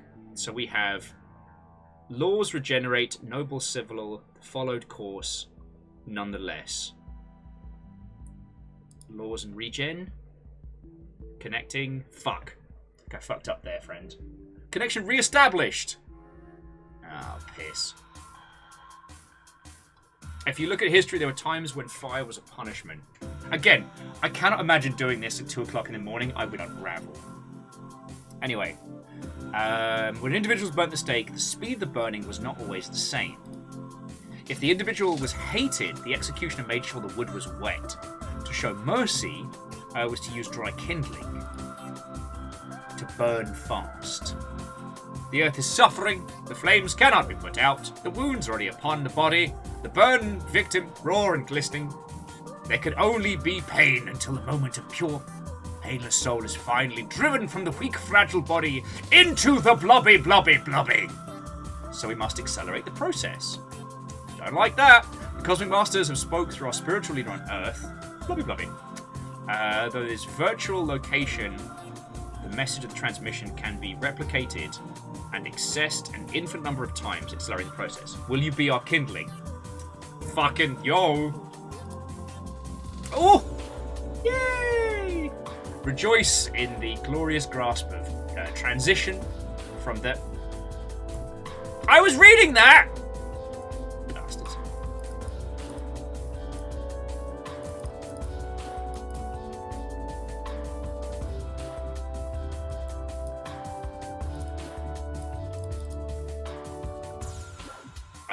Oh shit, yeah, Lord Traden, it might be Hellfire Club.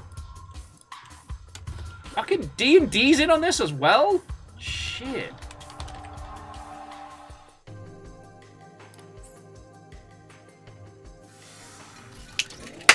Yes! Fucking bravo! Fucking bravo, one and all. Okay, that was a fucking trip. That was a fucking trip! Ugh.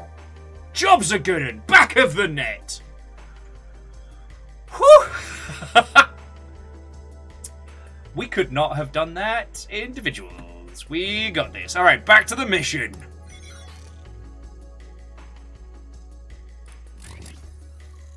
Alright, we've got one last section. One last section to go. Hellfire. Collaborate with a specialist to establish a contact with a deceased member of the Hellfire Club. Alright, this is the last part. I hope you're ready for Shouty Guy, because he's ready for you. Right. There exists a hidden Sephira, Da'at, the mythical state where all other 10 unite as one. But should the uninitiated attempt to cross into that plane, they will find themselves at the mouth of a great gulf. The cursed remains originate with the Hellfire Club. We must enlist the help of a specialist and attempt to contact a deceased member of this secret society. Work with the specialist to establish a point of contact. Leaving the individual mad and raving. Successful crossing of the abyss is the most important moment of life, when the self becomes universal and the one becomes all. Yeah, friends, I think it's time to bust out the Waluigi board. Alright, so first part. Find the name of the spirit channeled through the medium. Ah, fuck, we gotta deal with the mediums department. Alright. Well, the good news is we've just got one file here, and it says, Dear Sir, or Madam, from Oscar von Hans, subject communicating with the Hellfire Club. Oh, we have a case reference number. Case reference number, which is FD92IU. We might need it, we might not. I have arrived at the Momendium Abbey in Buckinghamshire, as per your organization's request. This location was a known meeting place of members of the Order of Friars of St. Francis of Weckham. There is a great sadness about this place. I see you've been to the Midlands before. I can feel the weight of many souls on the walls of this abbey. In an attempt to isolate a point of contact, I will attempt to narrow my focus. Along with this correspondence, I have sent an automatic drawing made while sitting in the abbey. If we were able to identify the spirit channeled through the illustration, you can move forward. Alright, let's go back to the archives and see if that gets us anything. FD9 to IU. Wait! Or maybe it's 1U. F.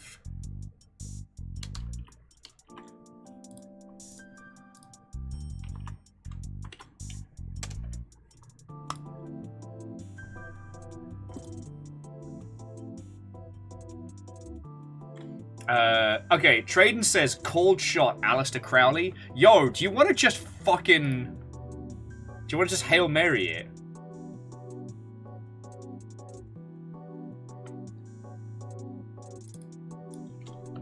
You know what? Oh, wait, no, hang on. Yeah, we've got one other. Sorry! I didn't see the other one. Alright, friends. And this is the image to go with.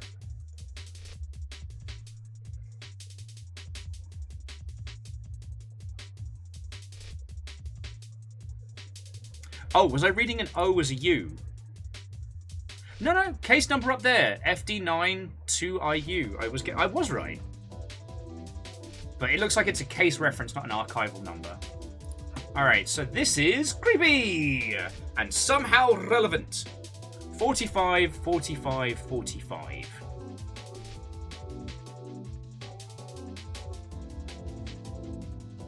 What's with the eye placement? So it's left, center... Oh, sorry, right, center, right, center, right, center, left, center, left, center, left, center. 45. Alright. So, we are at Medimum Abbey in Buckinghamshire. Medimum Abbey, Buckinghamshire. Okay, here we go. Edinburgh Abbey. Oof. Oh, okay. This entire day has been worth it for this GeoCities type nonsense with the...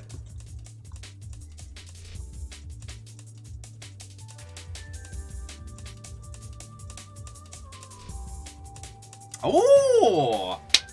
We're on to some spicy goodies! So there were some Sistine monks. Although what remains today looks distinctly ingenuine, Medimum was indeed a Cistercian abbey dating back to the 12th century, when it was a little satellite of Bourbon Abbey. It remained a fairly minor place until the last ways of dissolution in 1548. Yeah, blah blah blah. The crown granted the abbey the Moore family, who sold it to the Duffels. Fucking Duffels, I tell you. They lived there for the next few centuries and founded the infamous Hellfire Club, also called the Monks of Medimum. Monks of Medimum, when the monks left debauchery. Secrets of the Hellfire Club, the Hellfire Club.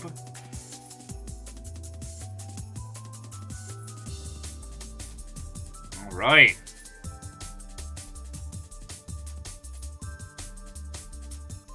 The Duke of Warthen. Philip Warthen. We can talk to fucking him. Alright, yeah. We're in it.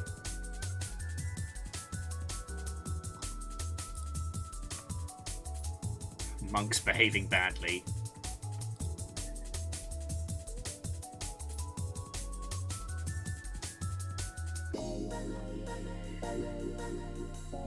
Okay, sorry friends, I need to know who Roy is.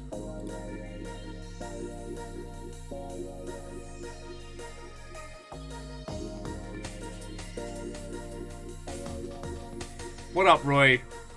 What up, Roy?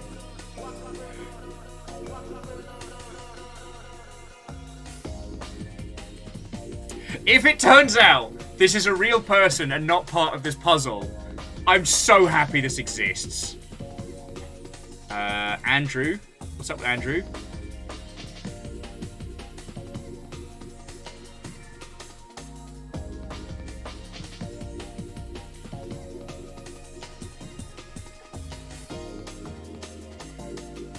Oh, Andrew wrote vampire stories? God, please tell me these are real. Sunsets Arrive by Andrew J. Miller. Oh god, I don't even care if this is real or not. This is amazing. Alright, let's check out Sean.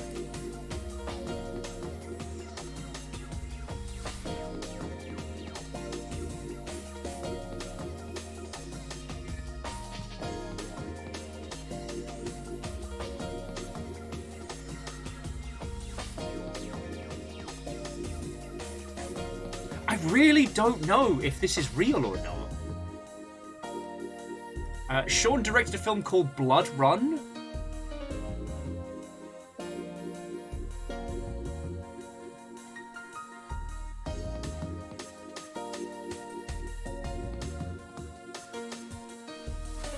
Okay, friends, I am lost in the fucking paint here. What did we find?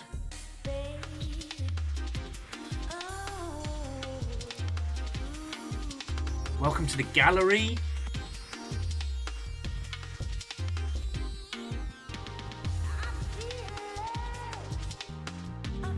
No, this is real!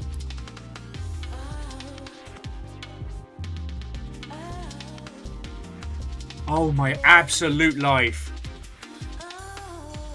Friends, I'm just going to bring it back to... Yeah, I'm just going to bring it back to the minimum, because this is amazing. We've just time traveled, yeah, back to 1997.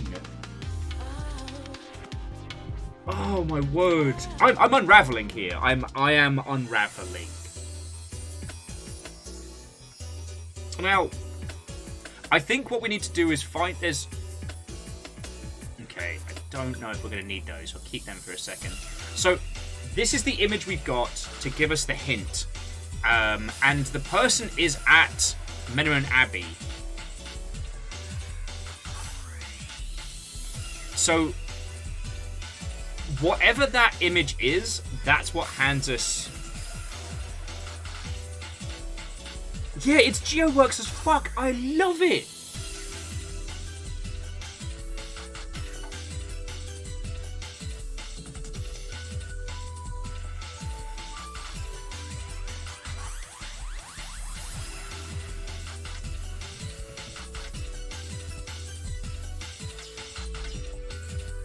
Like...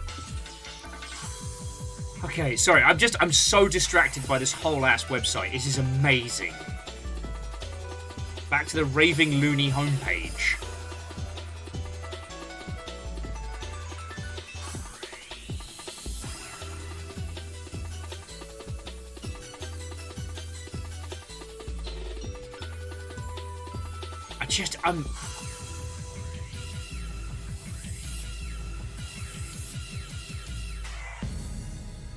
Yeah, this was last updated 2001. I don't even. Okay. We may be too deep into the paint. We may be too deep into the paint. I may be losing my actual mind.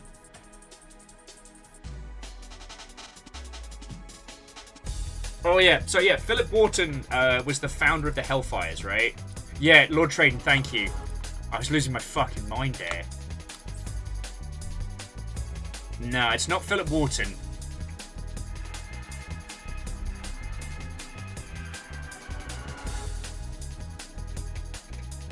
Good shout, good shout. So, sorry, yes, bringing it back, bringing it back.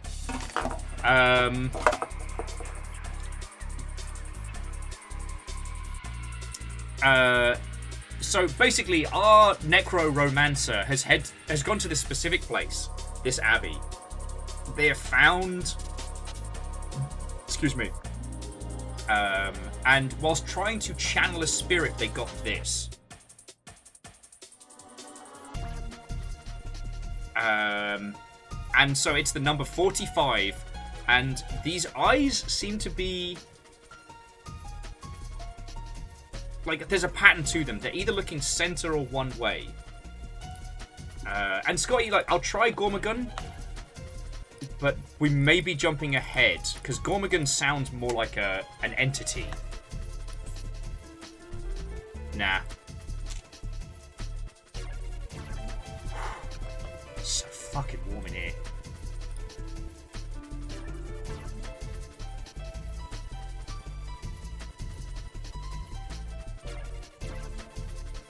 And Fred, welcome back. I just found a time capsule to like 1997 websites, which at first I thought might be part of this, but it turns out is legit. There is vampiric fan fiction that we could be reading right now.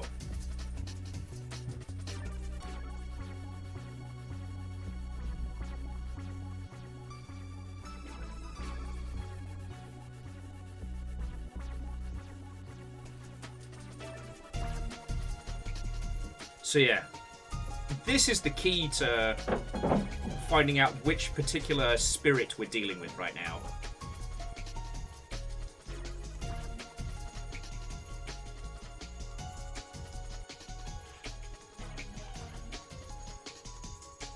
Yeah, so Traden, how do we use that as an identifier? What does 45 mean in this?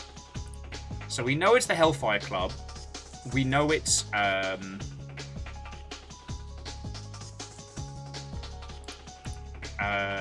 It was the monks of Medimon.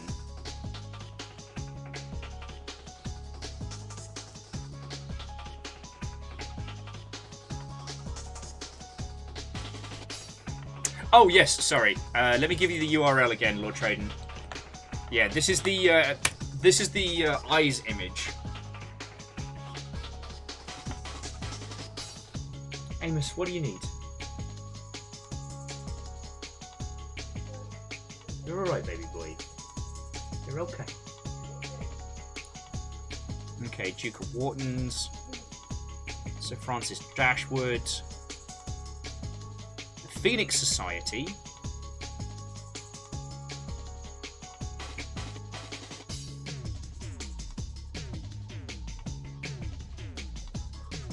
I'm just trying to think how 45 could come into it.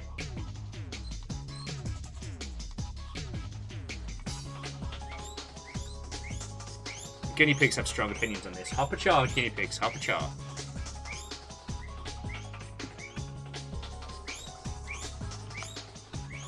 Alright, let me just find where the monks are. Okay, so...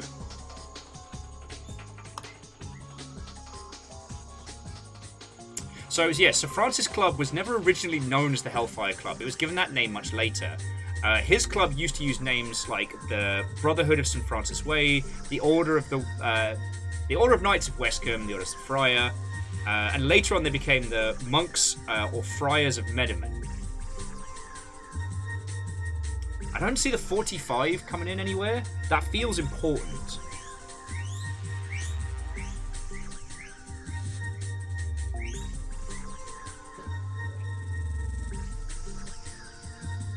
Stanley Ash, that could work.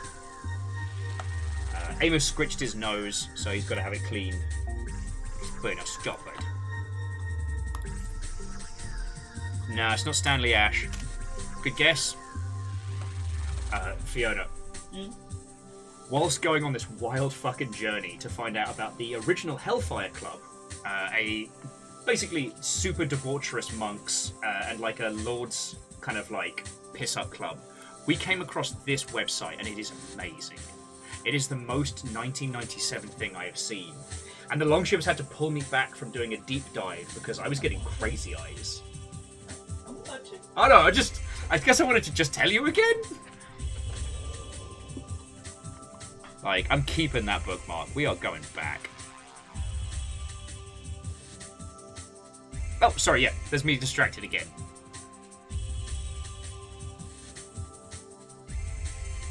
So, Neoshita says, the only thing on the Hellfire Club with the number 45 is there was the attempted arrest of John Wilkes for serious libels against the king in the notorious issue of number 45. Alright, let's try... Did we try John Wilkes yet? Because, like, if he was tried by the king, that would be the kind of thing a soul would fucking grip onto. Bingo fucking bango! Back of the pina colada flavoured net! Sorry, it's warm and I'm thinking about cocktails in fanciful fruit. Fucking bingo bango! Yes!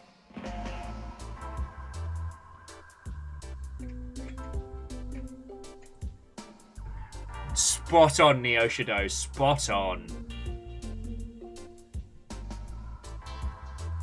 Alright, back to the mission.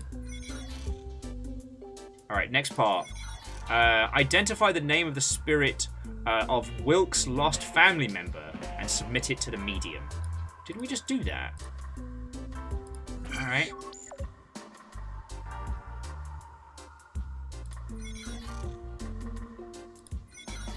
Alright, so we've got another round of images and ilk.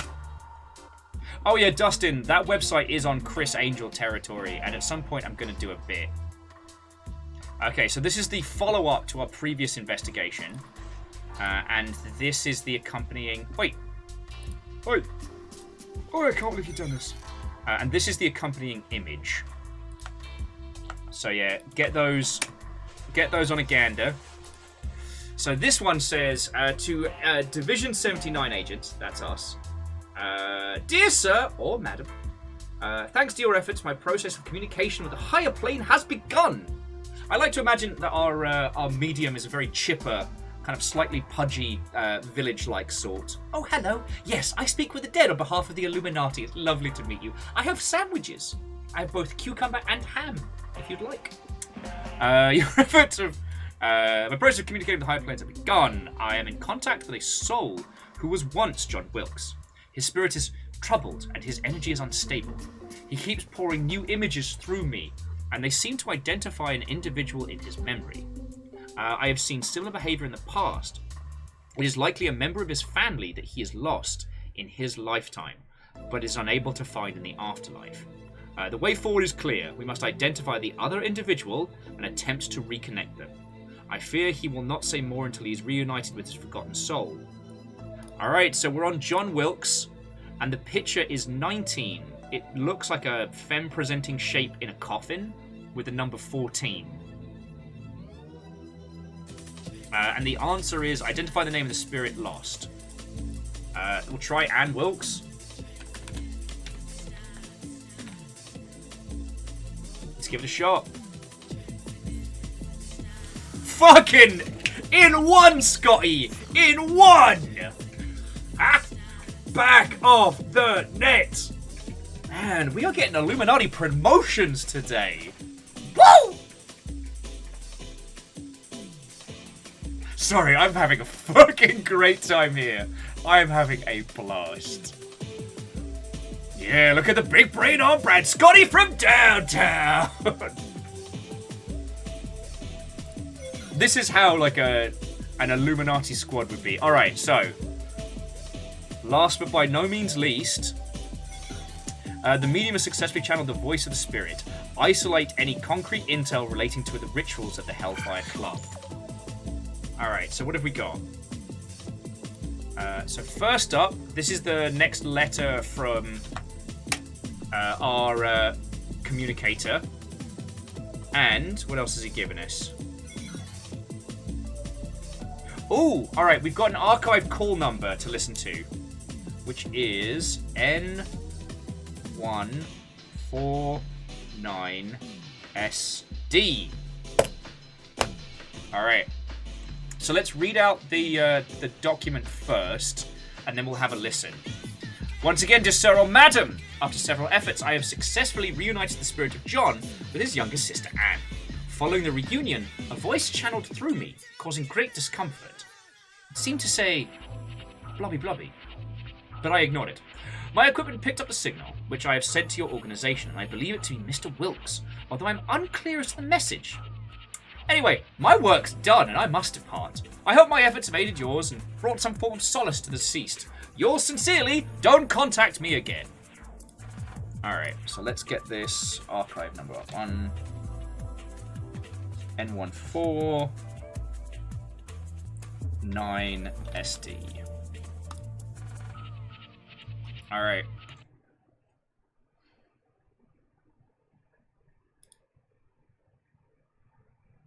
Alright, I'll get this on the down. Let me get this on the download. Pop this open with Audacity. I don't know if this is going to be spoopy. I don't know if this is going to be what have you. But, I mean, it's ghost talk, so brace yourself. Here we go. Just mute myself.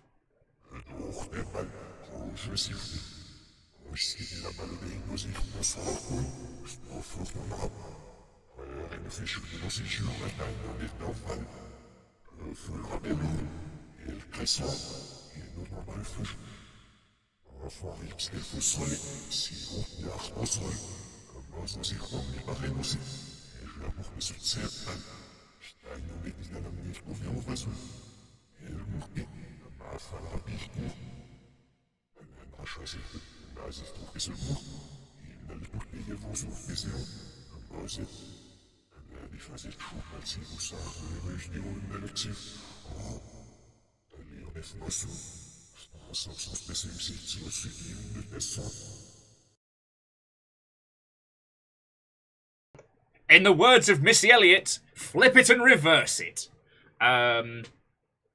Just an Elven Magi was like, damn, I hear that every night from my bathroom. Huh, good times.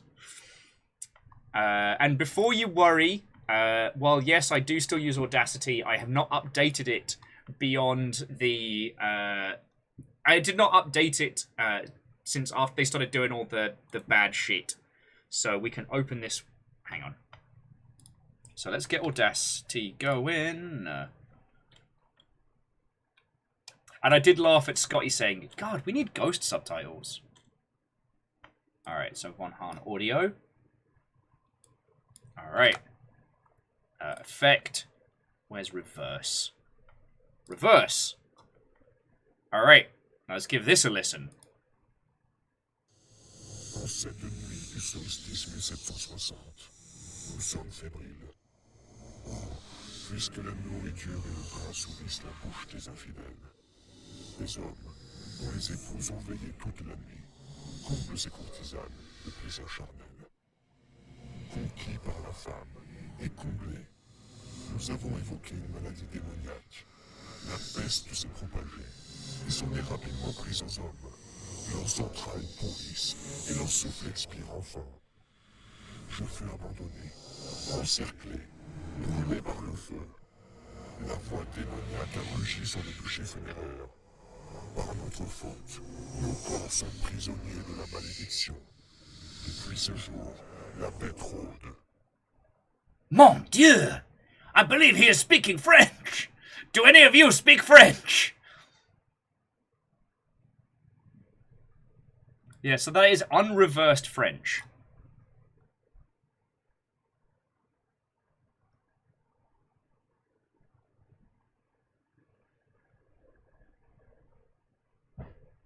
Un le chat under la table? Yeah, Lord Traden, my high school French is all I remember, and I have very little. Mon Dieu. Un le chat under la table.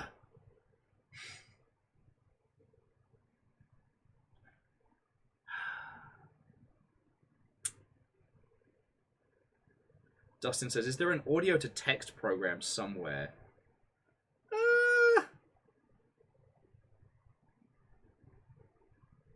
It's definitely French. It's definitely French. I mean, any of you all want to have a quick search? I'm going to give this another listen. If any of you want to have a search and see if there's like an upload to translate, but I wonder if the demon hook's going to make it slightly more complicated. En cette nuit du solstice 1760, nous sommes fébriles. Oh, puisque la nourriture et le pain assouvissent la bouche des infidèles. Des hommes dont les épouses ont veillé toute la nuit comblent ces courtisanes de plaisir charnel. Conquis par la femme et comblés, nous avons évoqué une maladie démoniaque. La peste s'est propagée et s'en est rapidement prise aux hommes. Leurs entrailles pourrissent et leur souffle expire enfin. Je fus abandonné, encerclé, brûlé par le feu. La voix démoniaque a rugi sur les bûchers funéraires. Par notre faute, nos corps sont prisonniers de la malédiction. Depuis ce jour, la bête rôde. Yeah, so it's definitely French.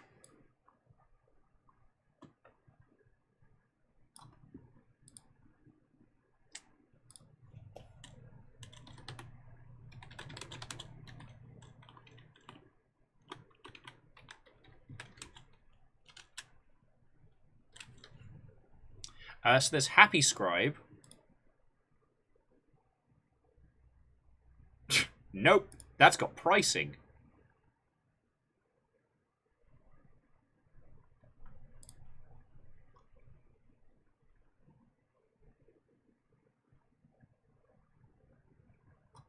Okay. Alright, I've got an idea. So we're going to go Google. We're going to go translate.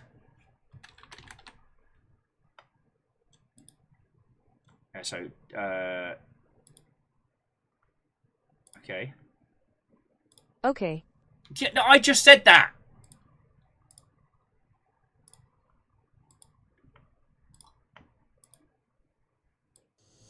En cette nuit du solstice 1760. Huh. Ha. Okay, back off. How do we do this without taking the fucking loop back?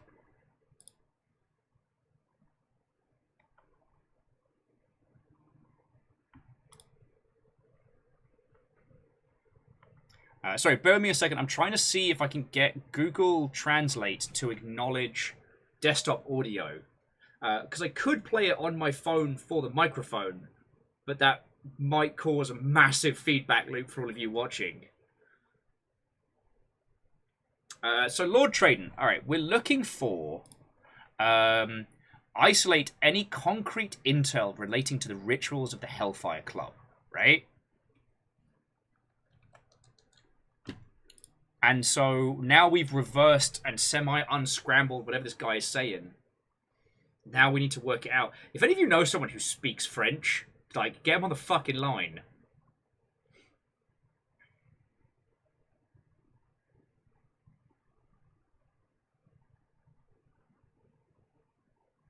Alright.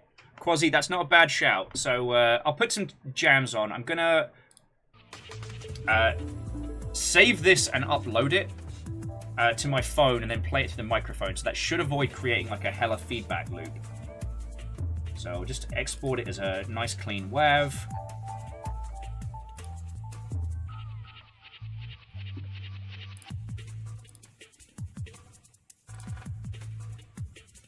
This feels like some cool kid hacking shit. Alright, Viking Blonde. Don't worry about it. And we want video.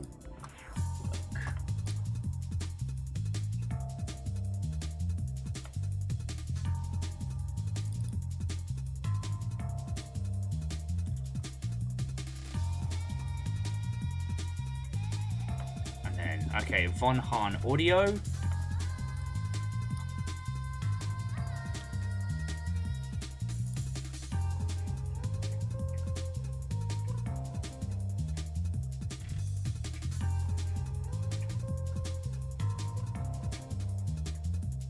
Okay.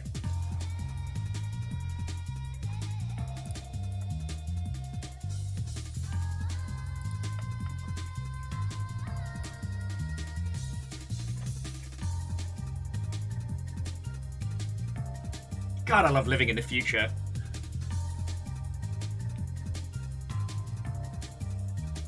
This would have been an arse to do, like trying to find someone who speaks fluent French.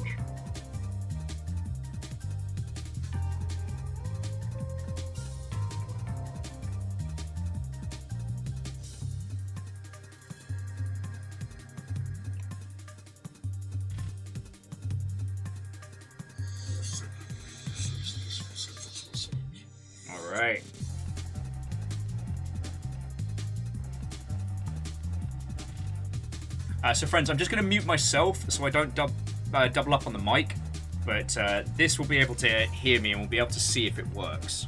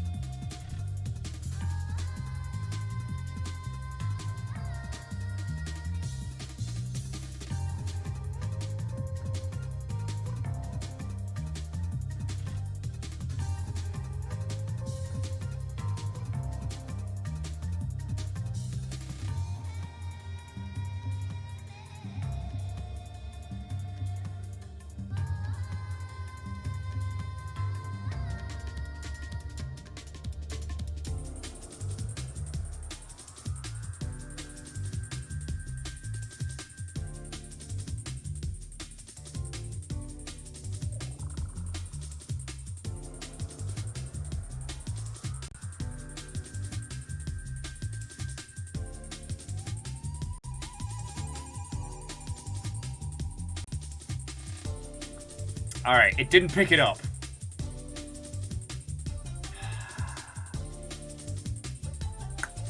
Oh yeah, and Fred makes a very good point. What we just did was we took a recording from a ghost, unreversed it, and just played it live on the internet. Congratulations! I've just unleashed Deadites!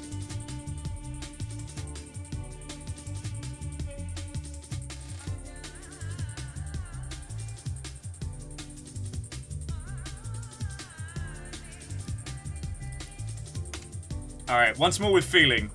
You might get this as well. We'll see how it goes. Because I don't think I can boost this anymore. So, okay.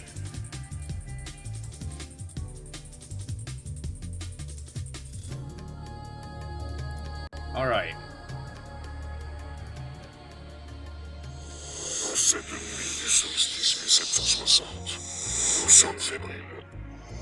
No, it's not.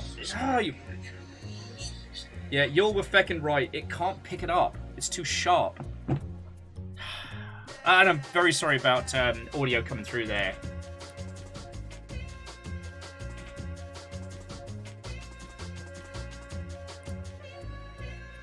Google translate the book of the fucking dead. Valu, but not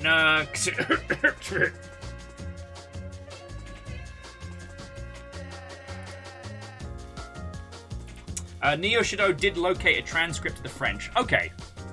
Do you want to give us the link?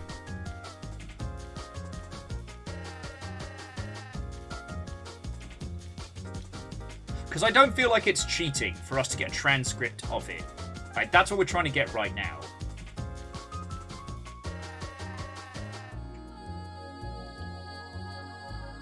We could just pretend that the translation software did its job.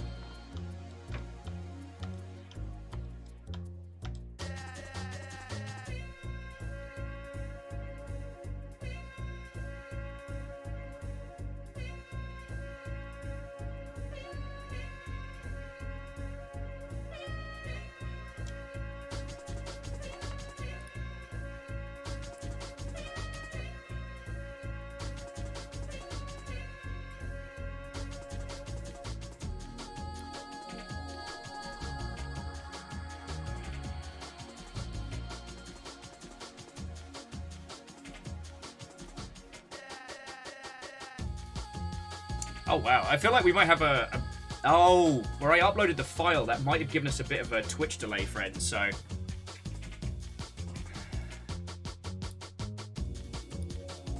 Okay, yeah, Neo Shadow, like, thank you kindly. Or, if you want to copy-paste it into just Arcade, and we can have one of the mod teams scrub it out later or something.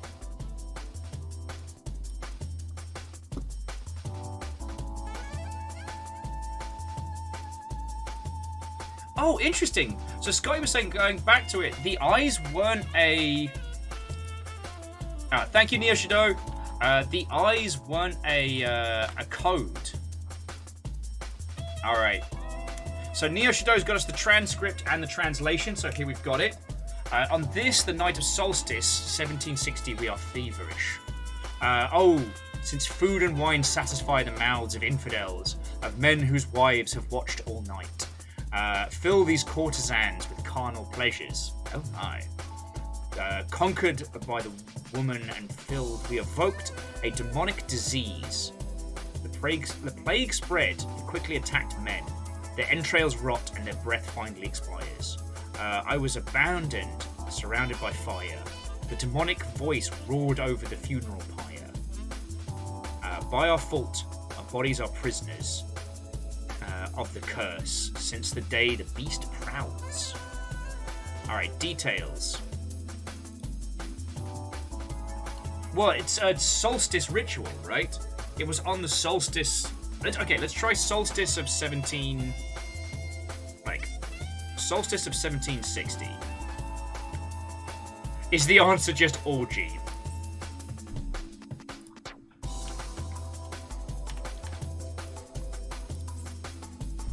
Nah. Is the answer syphilis? It could be. Rotted a lot of royal brains, that one.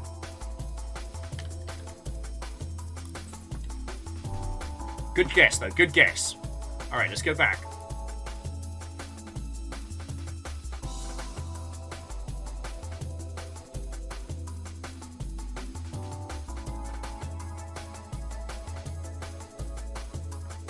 Smallpox? I mean, good shout, but... Oh, one-eyed syphilis. Alright.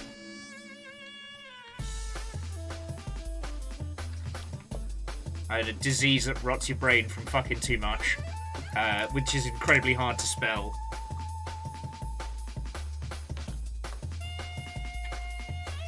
Researching syphilis with a cool background soundtrack.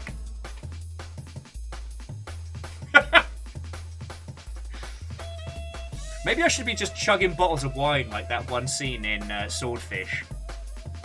Did Will hack the Gibson? Nah, he just got wankered. Alright, okay. I'm just, you know what, Fred? You're right. I'll just copy-paste syphilis.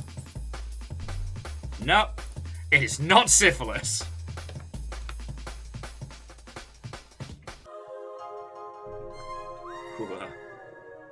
Sorry, that shudder was, There comes a time in every penis owner's life when they find out what the clap means.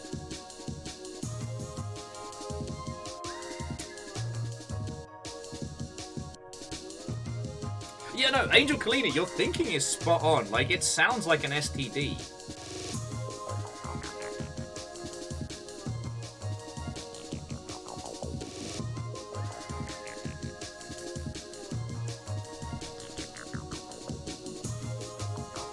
So yeah, it's on the night of the solstice.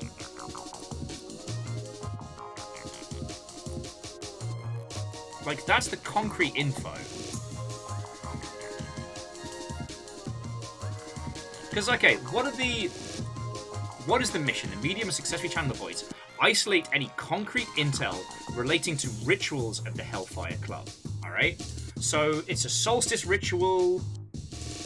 It is an orgy. If there's a feast. I tried Solstice and Solstice 1760. It didn't get anything.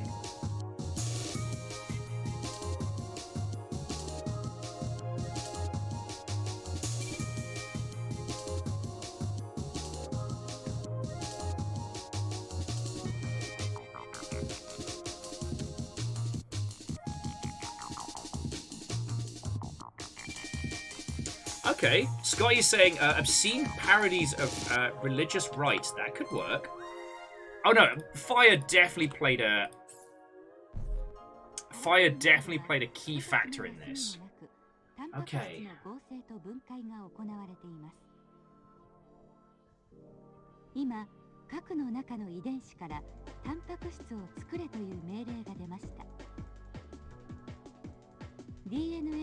Concrete details. Concrete details.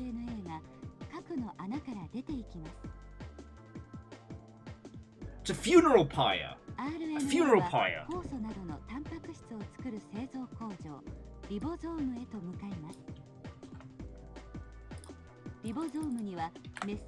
That's it. Fuck. Having the person in the background doing like the atypical like anime thank you is making this very surreal. Tardy says the beast is probably referring to the devil. Maybe. Because they definitely reference the demonic. And the translation that we've got is I was abandoned, surrounded by fire. The demonic voice roared over the funeral pyre. By our fault, the bodies are prisoner of the curse. Oh yeah, and Fred, that's the soundtrack we have on in the background. It's just putting in like a thank you.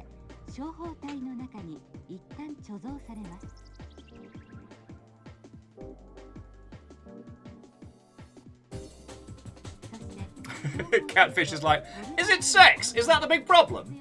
Fucking. Concrete evidence of fucking. That's what the last 6 hours of our day have led up to. Fuck.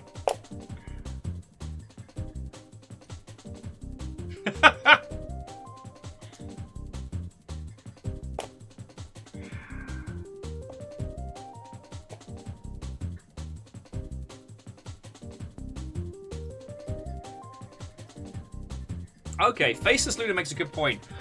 So it was June 20th, 1760 as a concrete date. So, June 20th, 1760. Good shout, though. Gonorrhea. Because, by the sounds of things, it wasn't a winter solstice.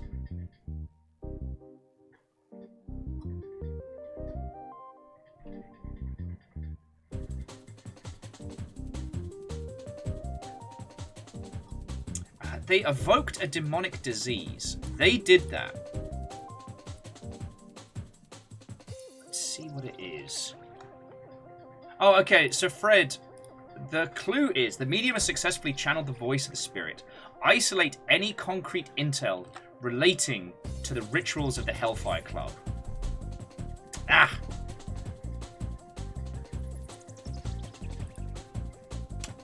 I'm telling you, this sounds like some Slanesh Nurgle mashup.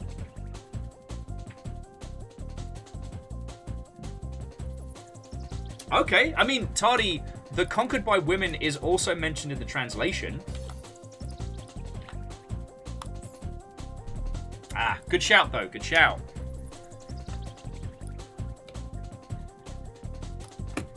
Lizzie's going to be pissed that, you know, we spent half an hour deconstructing a French orgy to solve a mystery.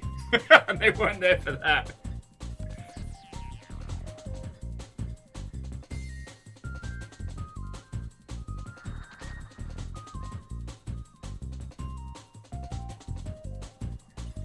I tell you what, friends, I'll put the full translation in. I'll put the full translation into Discord, so you can all give it a read if you haven't already run it through.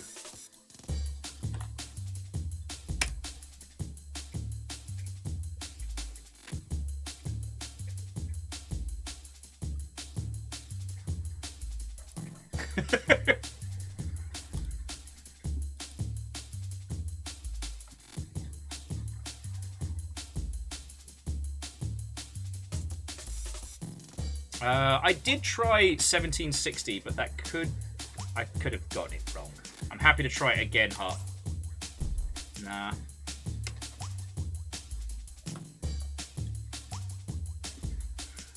Air Dragon, we didn't try. We could try. One thing that Angel Kalina suggested was Midsummer Solstice.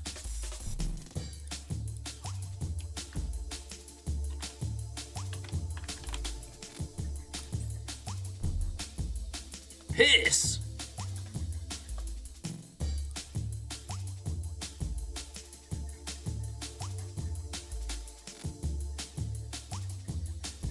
Lord Traden was saying worship of Venus could be what they were looking for. God, we are so far off the beaten track. Nah, good shout though, good shout. It doesn't tend to worry about capitals. And it's pretty solid.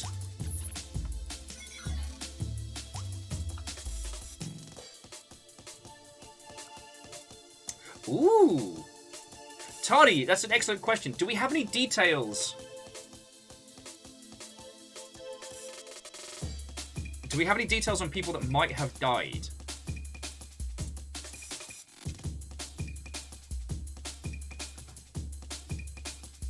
I'll try June Solstice while we're working through it.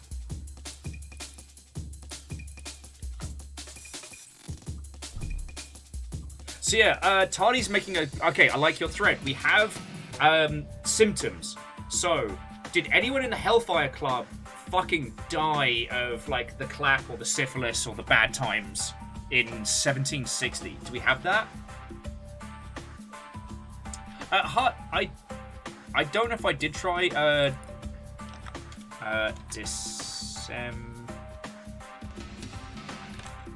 December 20th, 1760. Nah, good shout though, good shout.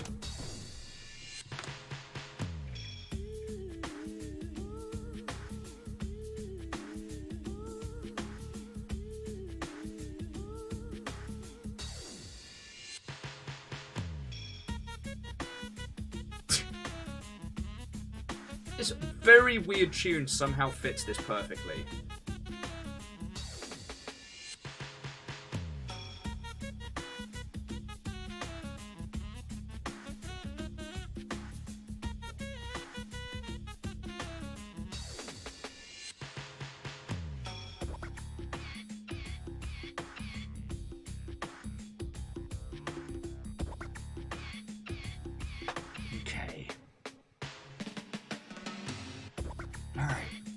We've nearly done this, friends. We've nearly done this.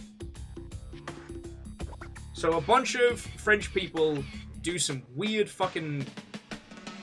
Well, not weird, but they do some, like...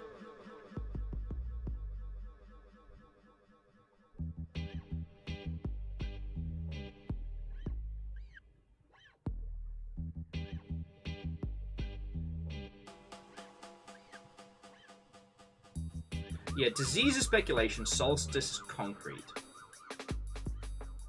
Pagan worship? It's not a bad shout, Scotty.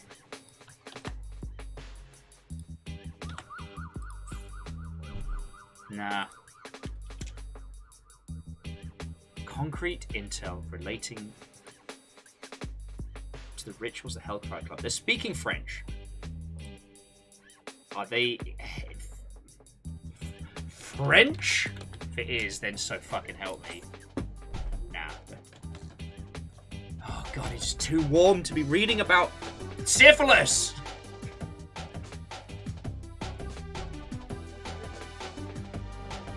The numbers! What do they mean? I was fine with the numbers. I'm just trying to, like, decipher...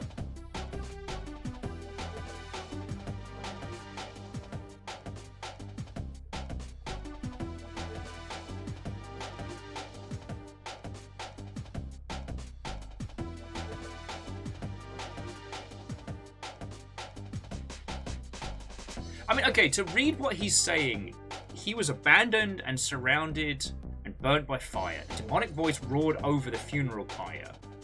By our fault, our bodies are prisoners of the curse, and since that day, the beast prowls.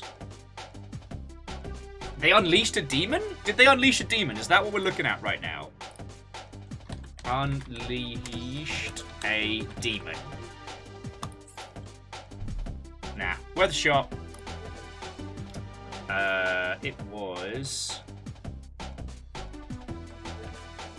Sacrifice by burning?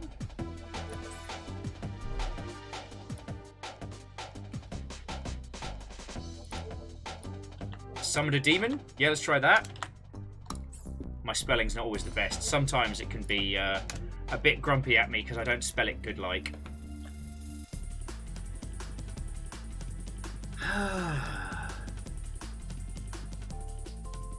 By their fault.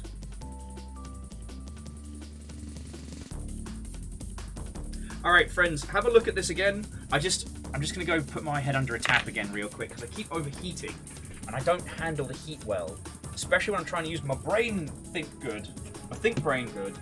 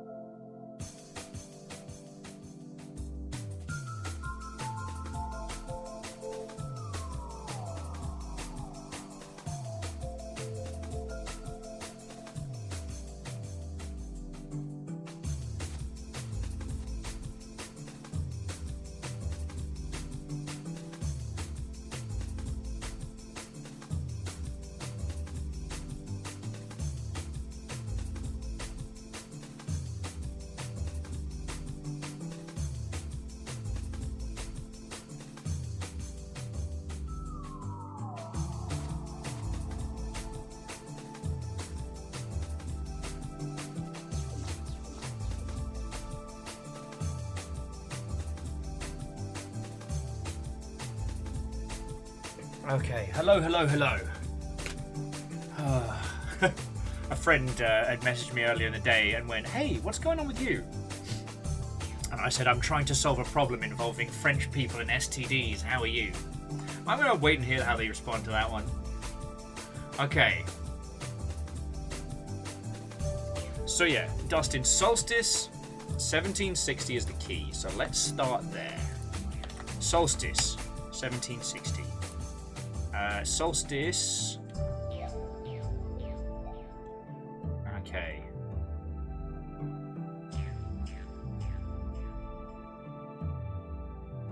Pagan events, timeline of history. In Quebec. Oh, that's just a fucking solution to the puzzle.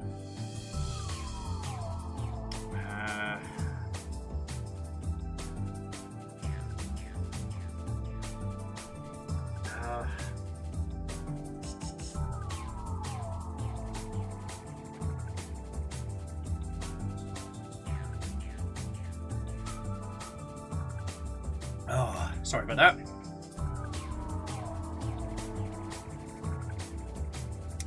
Marimus, a wasting disease. Let's give that a try. Nah, good shout though, good shout. And yeah, sure, Neosto, we can try June 20th, 1960. Or I'm going to try 21. I know that was a leap year, but just in case. Nah. Okay. You know what, Averick? Let's try hedonism.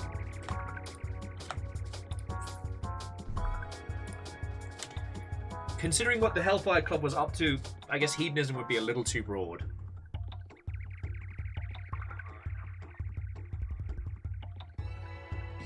Oh yeah, so is this still... Oh my fucking life. Trading, yeah. So let's go back to the drawing board. What was his name? It was John something, right?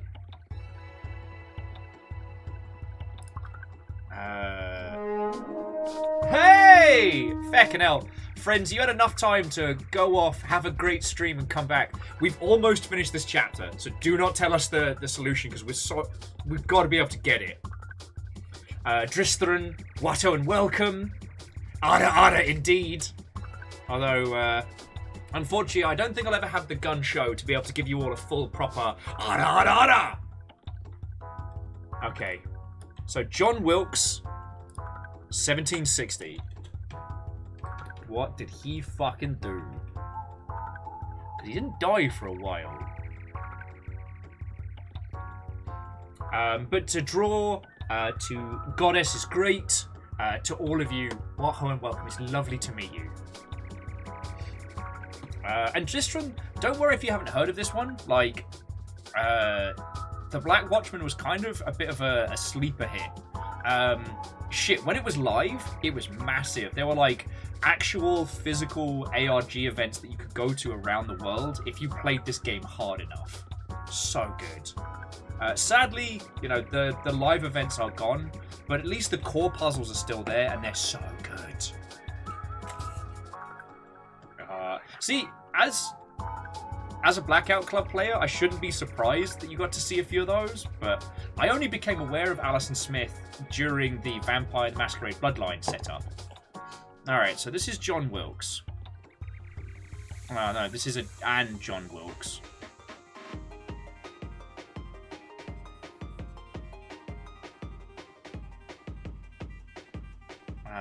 Life and career. No, this isn't the right one.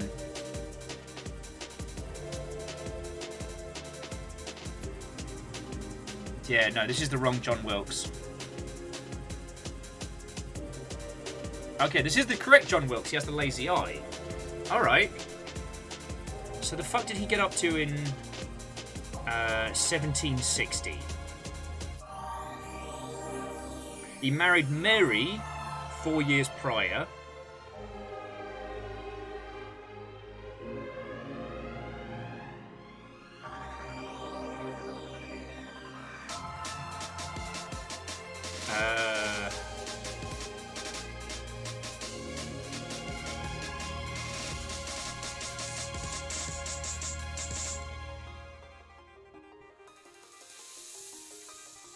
He was elected in Aylesbury.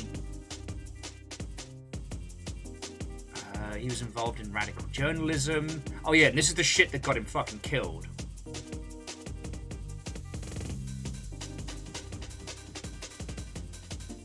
He also wrote a pornographic poem. Alright, welcome to the party. Oh, sorry, and whilst we're cracking on this one, so friendos, if you're not currently following the Unrequited Library, please do.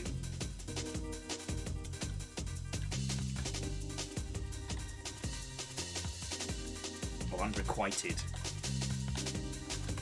There we go. Boosh.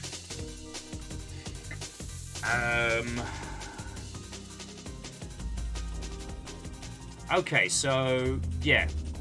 Wilkes and Thomas Potter wrote a pornographic poem dedicated to the courtesan Fanny Murray. There's a name. Wilkes' political enemies, and foremost among them John Montague, the 4th Earl of Sandwich, who was also a member of the Hellfire Club, obtained the parody. Sandwich had a personal vendetta against Wilkes, stemmed in large part from embarrassment caused by a prank involving of Wilkes involving Earl in the Hellfire Club's meetings. He's delighted for a chance at revenge.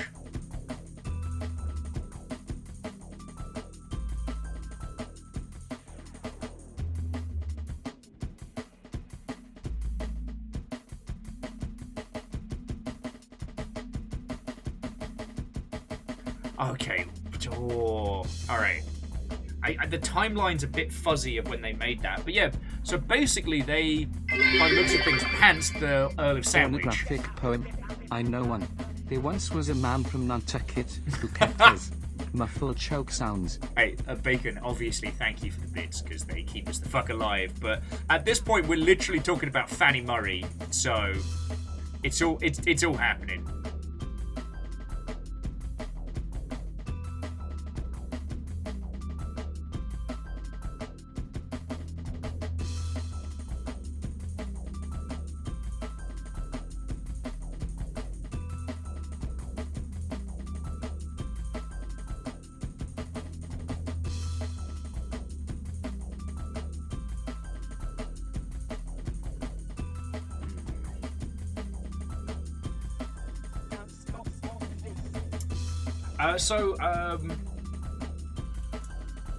I am based out of Seattle, Washington, but I grew up in the UK for most of my life was spent over there, so thus the accent.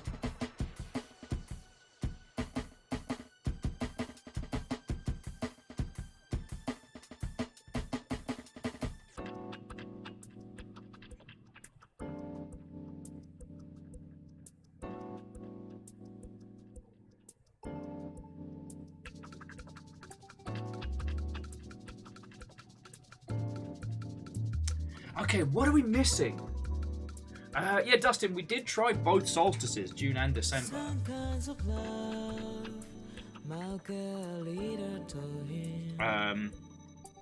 So yeah, so to those of you who have just joined us, we have reversed translated a speech by a ghostly individual.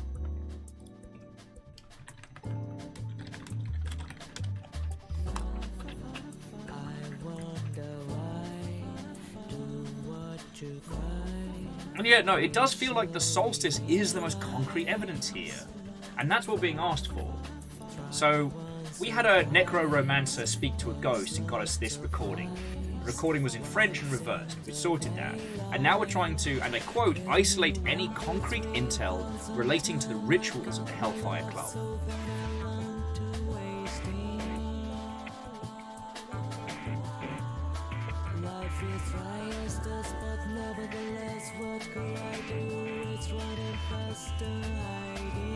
Huh. Scotty, that is fascinating. So yeah, to all of you who have just joined us, like, we're at the last bit of this whole chapter. Like, you're watching 40 people try and rush across the finish line. And Fiona's making cheesy chips, so I've got something to look forward to after this. Or during, if it takes longer.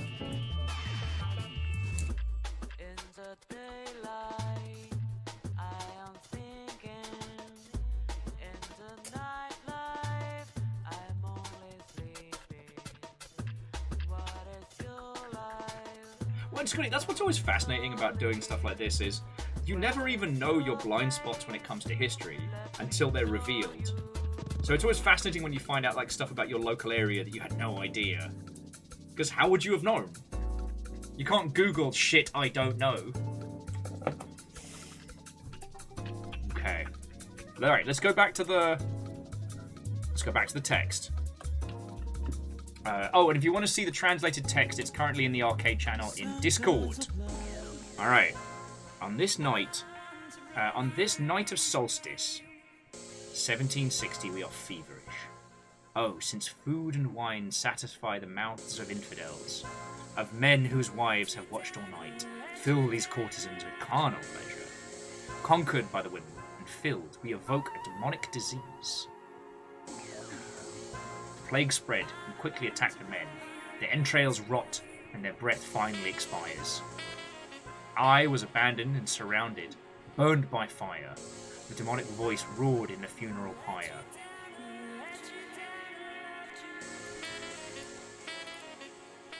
Wait, is this from his fucking poem? Have we just not searched? No.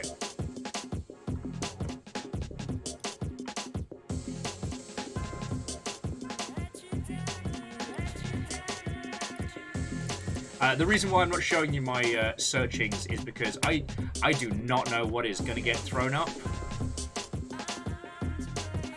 But I'm not getting anything useful here.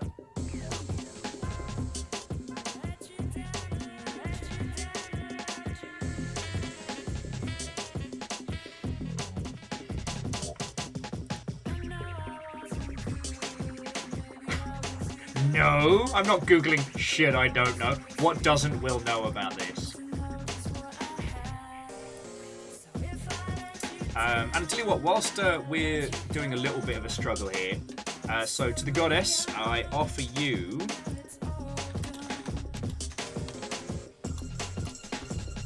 this is the game we're putzing around on, and if you'll forgive me for being a massive shill, here's the humble link as well.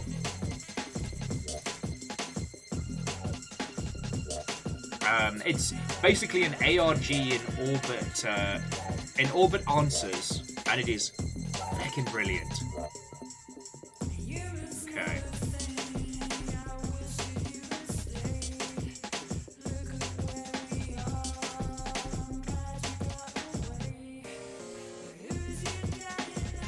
I know, Fred. Shocking.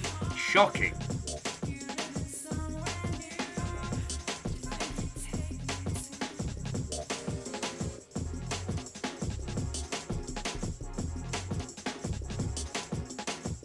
Yeah, this one, all the joy of an ARG, but you don't have to go out and get sunburned.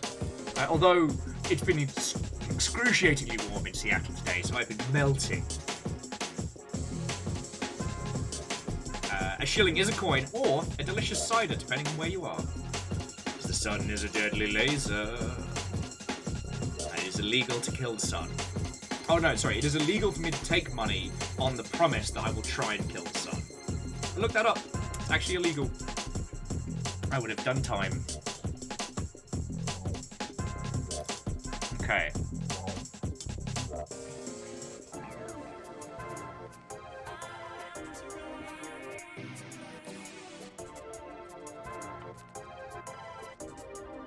So, okay, I can't find any dates specifically for John Wilkes.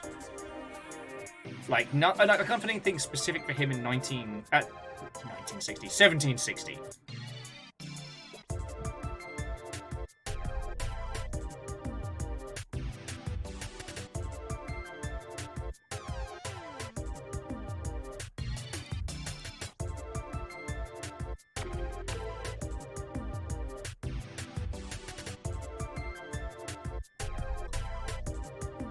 You know, Hot, we haven't tried just fire. Like, that's the consistent. Alright, if it had been just fire, I probably would have screamed. We tried pyre.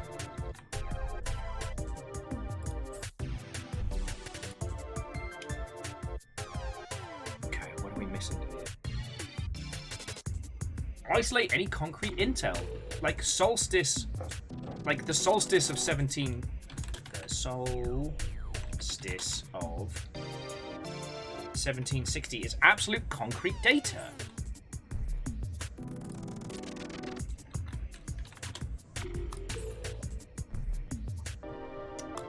Maybe, Averick? Maybe? Oh, I mean, we've been at this for 6.5 hours. And the heat has been doing a number on my noggin. So I don't know what to suggest here, friends.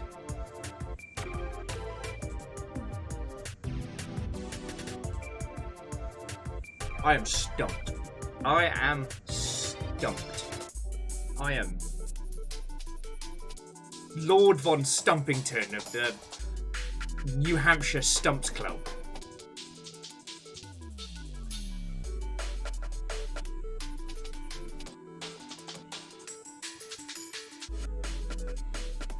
I can tardy, but when it comes to like date input, they've been pretty lax with how it gets entered.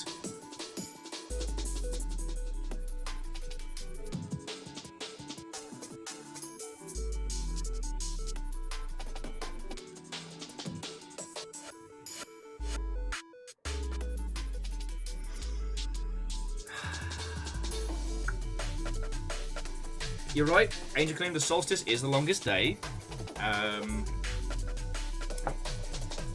Concrete intel regarding the rituals of the Hellfire Club. So regarding the rituals, the mechanics. Okay, what do we know?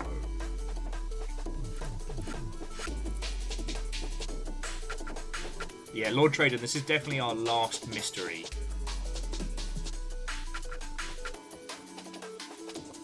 Alright, now, okay, let's think about this logically. They don't want dates. Isolate concrete intel relating to the rituals of the Hellfire Club. The rituals. So which parts of the transcript are ritualistic? Fuck his Discord. There we go. Okay. Feverish. There was feasting.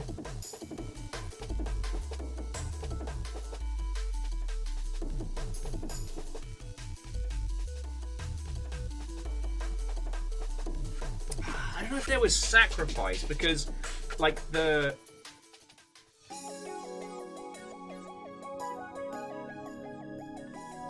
Yeah, so Fred, the translation and the original French are both in the arcade channel in Discord.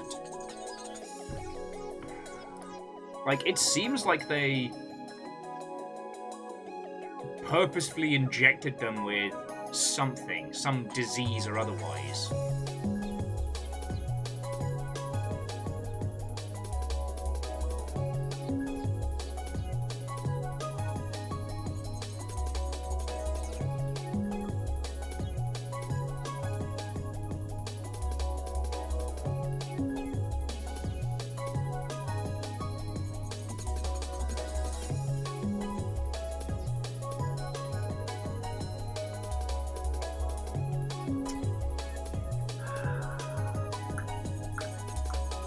Sorry, I've got to the point where I'm making my, like, tongue-clicking thinking noise.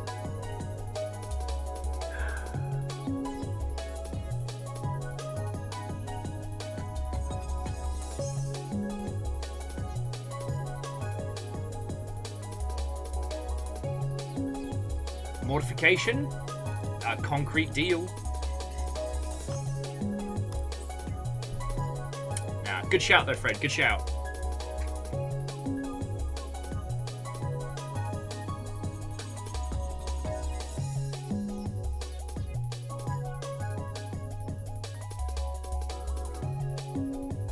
Purposely inflicted with a disease or something.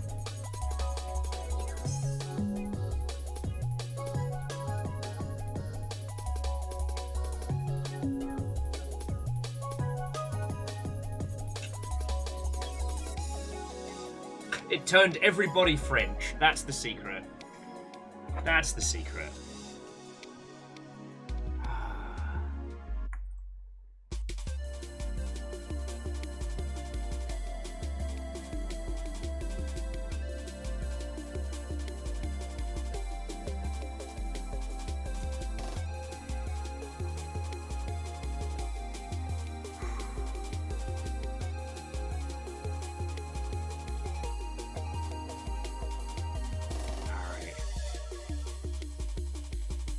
Any of you lovely Mother Hubbards got any ideas on this one? Because I am drawing the biggest of blanks. Like, think about how big a blank is, and then make it larger. I've just drawn that.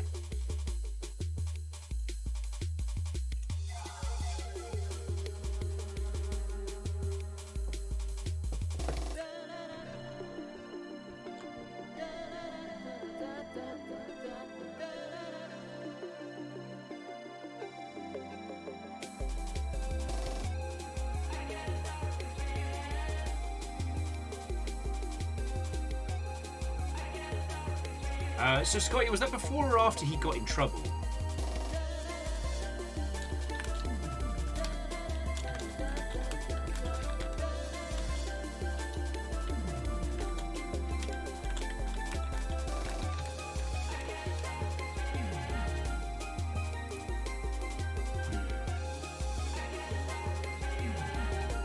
So he got sent to jail a couple of times.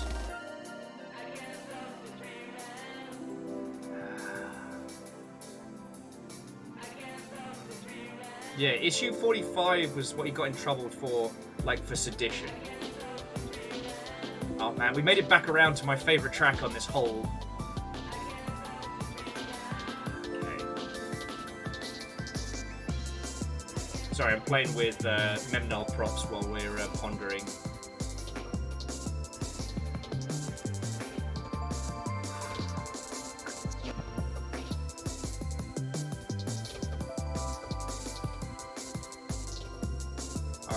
You know what, friends? I'm going to give it another couple of minutes, and then I think this might be the time to use our either our hints or we'll just look up the answer. Because there was one thing I realized. We're kind of reliant that the transcription is correct. If the transcription is off, or if Google has semi-mistranslated this, then we could be grasping at straws. Like, there may be a translation error here. In which case, the key piece of information we need isn't what we've got. And unless any of y'all speak fluent French, there's no way for us to check. You know, if we were really Illuminati agents, we'd have the French department come check it out for us, because... reasons.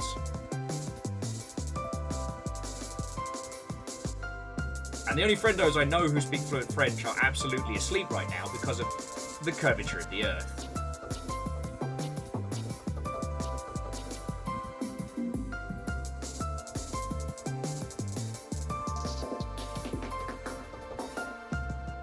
Alright, so if you've got any ideas, now's the time to go.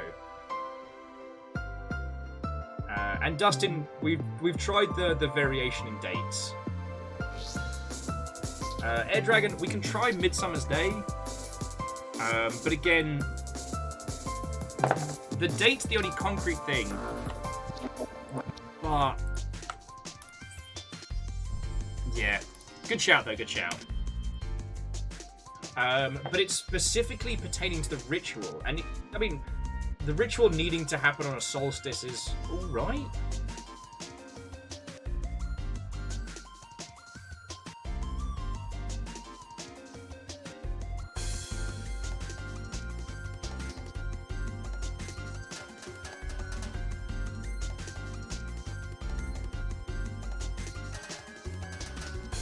Alright. Yeah, I think we're admitting defeat on this one, friends. There's something we've either missed, or there's something that happened in the translation process. But, yeah.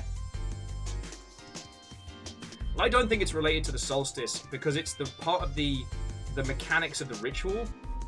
So...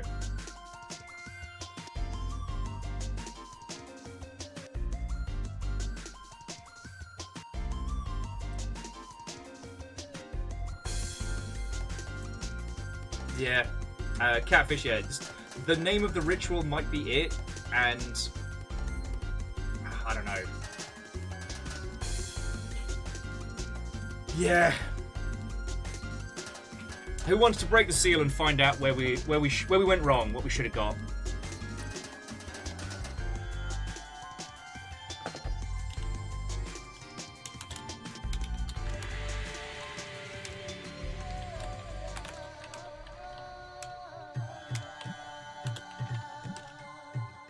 Wait, so Face is saying it is a date?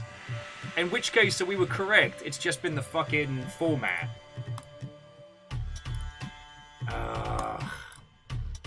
So they do use American format. So that would be what?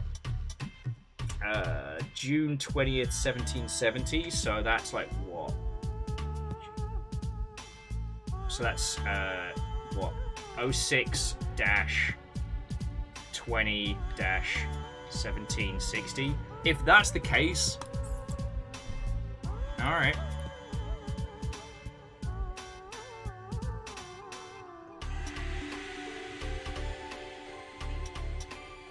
Fred, yeah, it is month day.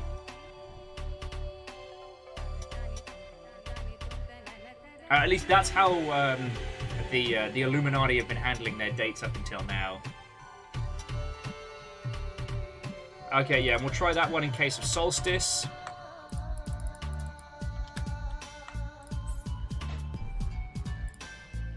And then we'll try 6-20-1760. No. Oh, now we're just fucking around with formatting.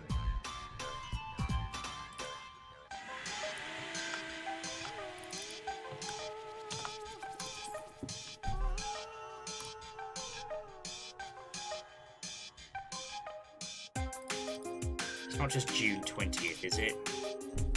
God, this is infuriating.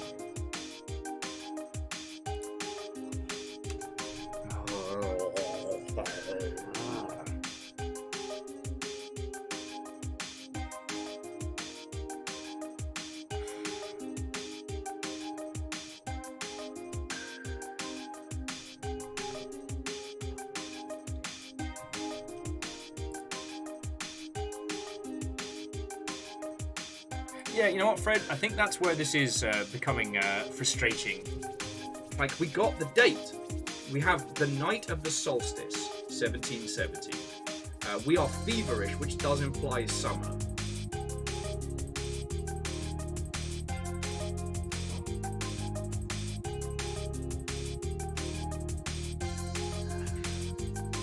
Yeah, we can try December 21st.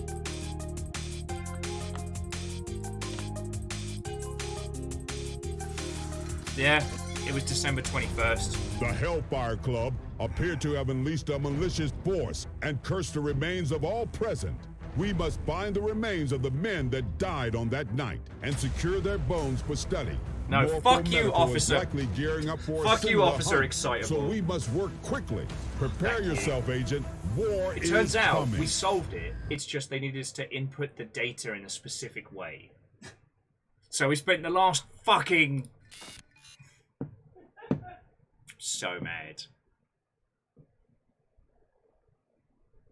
Also, as we know, that was a leap year, so it would have been the 21st. But hey, thank you! Fiona just giving me a big old bowl of cheesy chips. Like poutine, minus the gravy.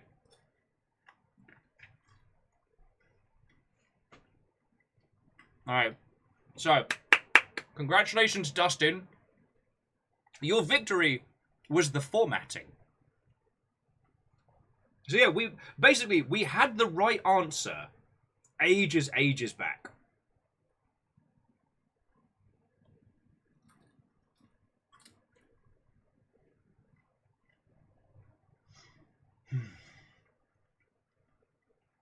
All right. Well, back to mission. We done diddly did it. And we are absolutely not starting at war, where we, I guess, now fight the science people against their demon thing that they use to make bone juice? I don't know.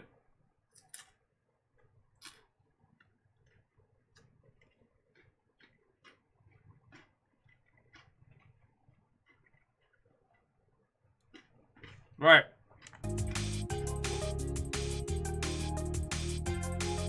Friends, crewmates, miscreants.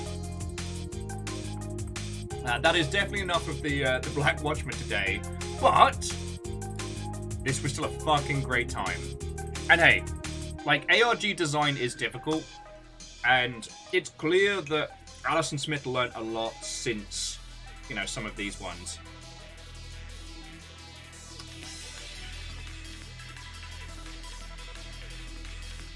Oh, yeah. I knew, friends, if we didn't finish it tonight, we weren't finishing that. I can remind you, though, that if you need a chortle, we do still have the, what was it? The Raving Looney Productions webpage to look into. Oh, Amos, not a fucking chance, mate. I love you. You ain't getting a sniff during this. Okay. So, this has still been a fucking great day. I love solving puzzles with you lot. I love playing this game. And despite a frustrating finale, like, some of the absolute, like, victories that we banged out today, God, it's why I love this.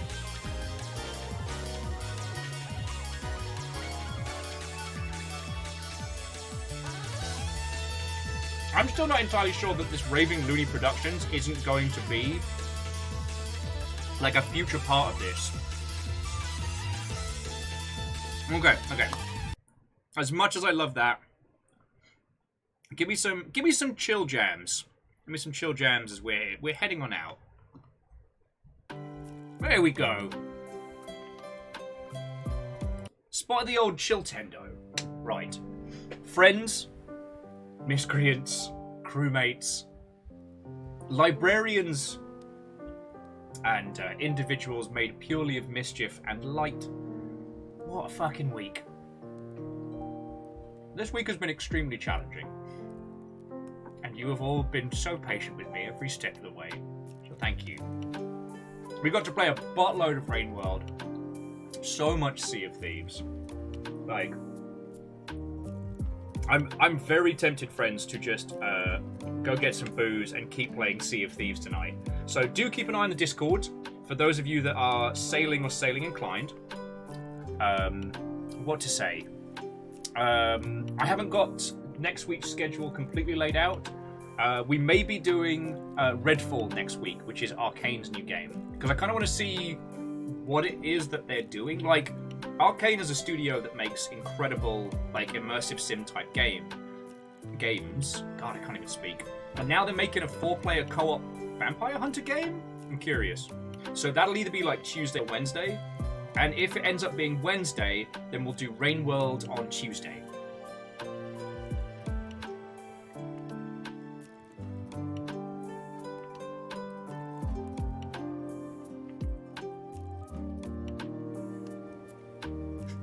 Actually, Scotty, yeah, jumping back. The concrete evidence wasn't that it was the solstice, it's that they unleashed a fucking demon creature. Like, the stakes are definitely increasing. We were only doing research on, like, shifty scientists at the beginning of this game.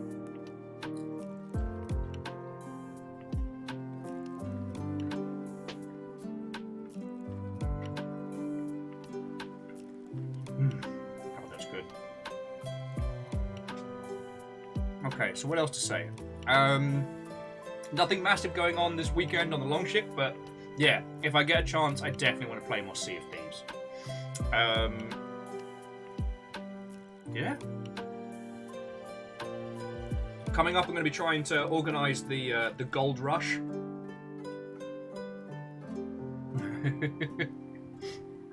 And Fred, you are correct. You are correct.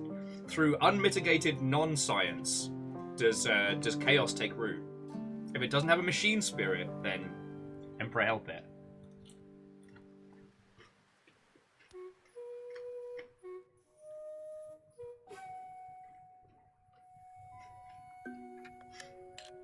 Well, so Neo Shadow, if you haven't seen it, there's a great game called...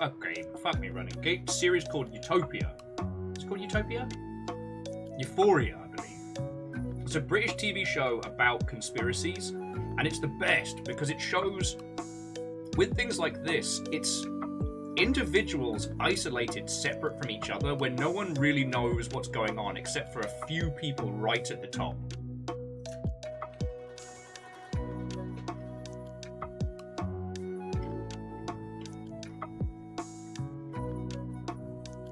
So yeah. Alright. Friends, I'm clearly flagging. I'm going to run credits in just a second, but again, I cannot say thank you enough for all that you put in. Bits and donations are what keep a roof over our fucking heads and keep us moving forward. I cannot say enough thank yous for that, friends, and I sincerely mean that. You know, my mental health might be in shambles, but you know what? I wake up. Unfortunately, sometimes late, but I wake up and I rush over here and I spend the day hanging out with you lot. And that is a fucking gift and a half. You know? So thank you all, alright? I love doing this and I love being here. And that ain't gonna change.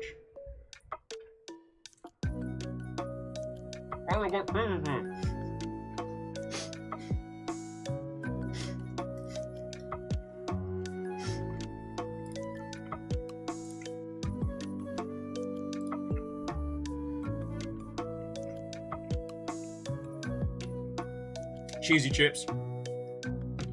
Thank you for asking. Okay, so before I descend completely into madness, I would like to thank the following people, not just for coming with me and being the incredible squad of Illuminati problem solvers, but also for putting in actual cash money to keep this fucking place going. So thank you. Specifically, I would like to thank Wolfcrad, Bacon Avenger, Stammering Gamer, Keldra and J-Post, Pun Spectre, Catfish Water Dancer, Lord Traden, Angel Kalina, like all of you, thank you so much. Your moderator today was not just Caffeine, but also Lizzie T. Pow and Rhymes with Moose. And those that subbed, resubbed, or were hunted by House Carl, I would like to thank Tardy Bard, Bismarck Mech, Skynix Dysphoria, PVS3, and Fawn Mystic, and a huge thank you to the Unrequented Library, because you brought in a bunch of cool peoples, and that's really fucking cool. I hope all of us get to hang out at some point. But, in the true nature of Twitch.television, you do not have to go home, but you can't stay here.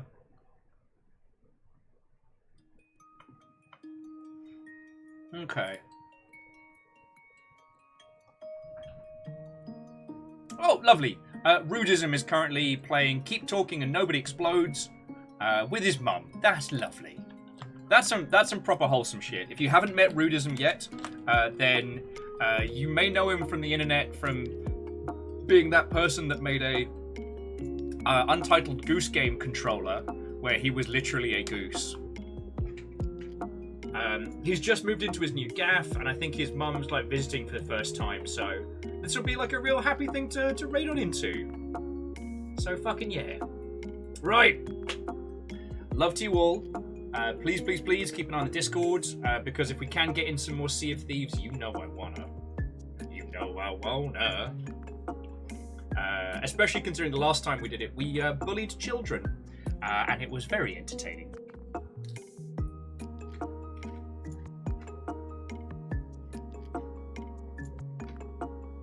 But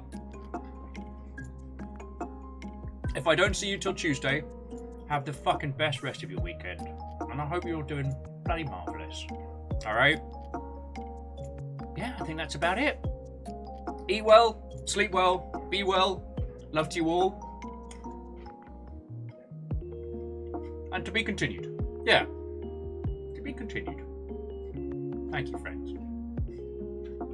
Onward!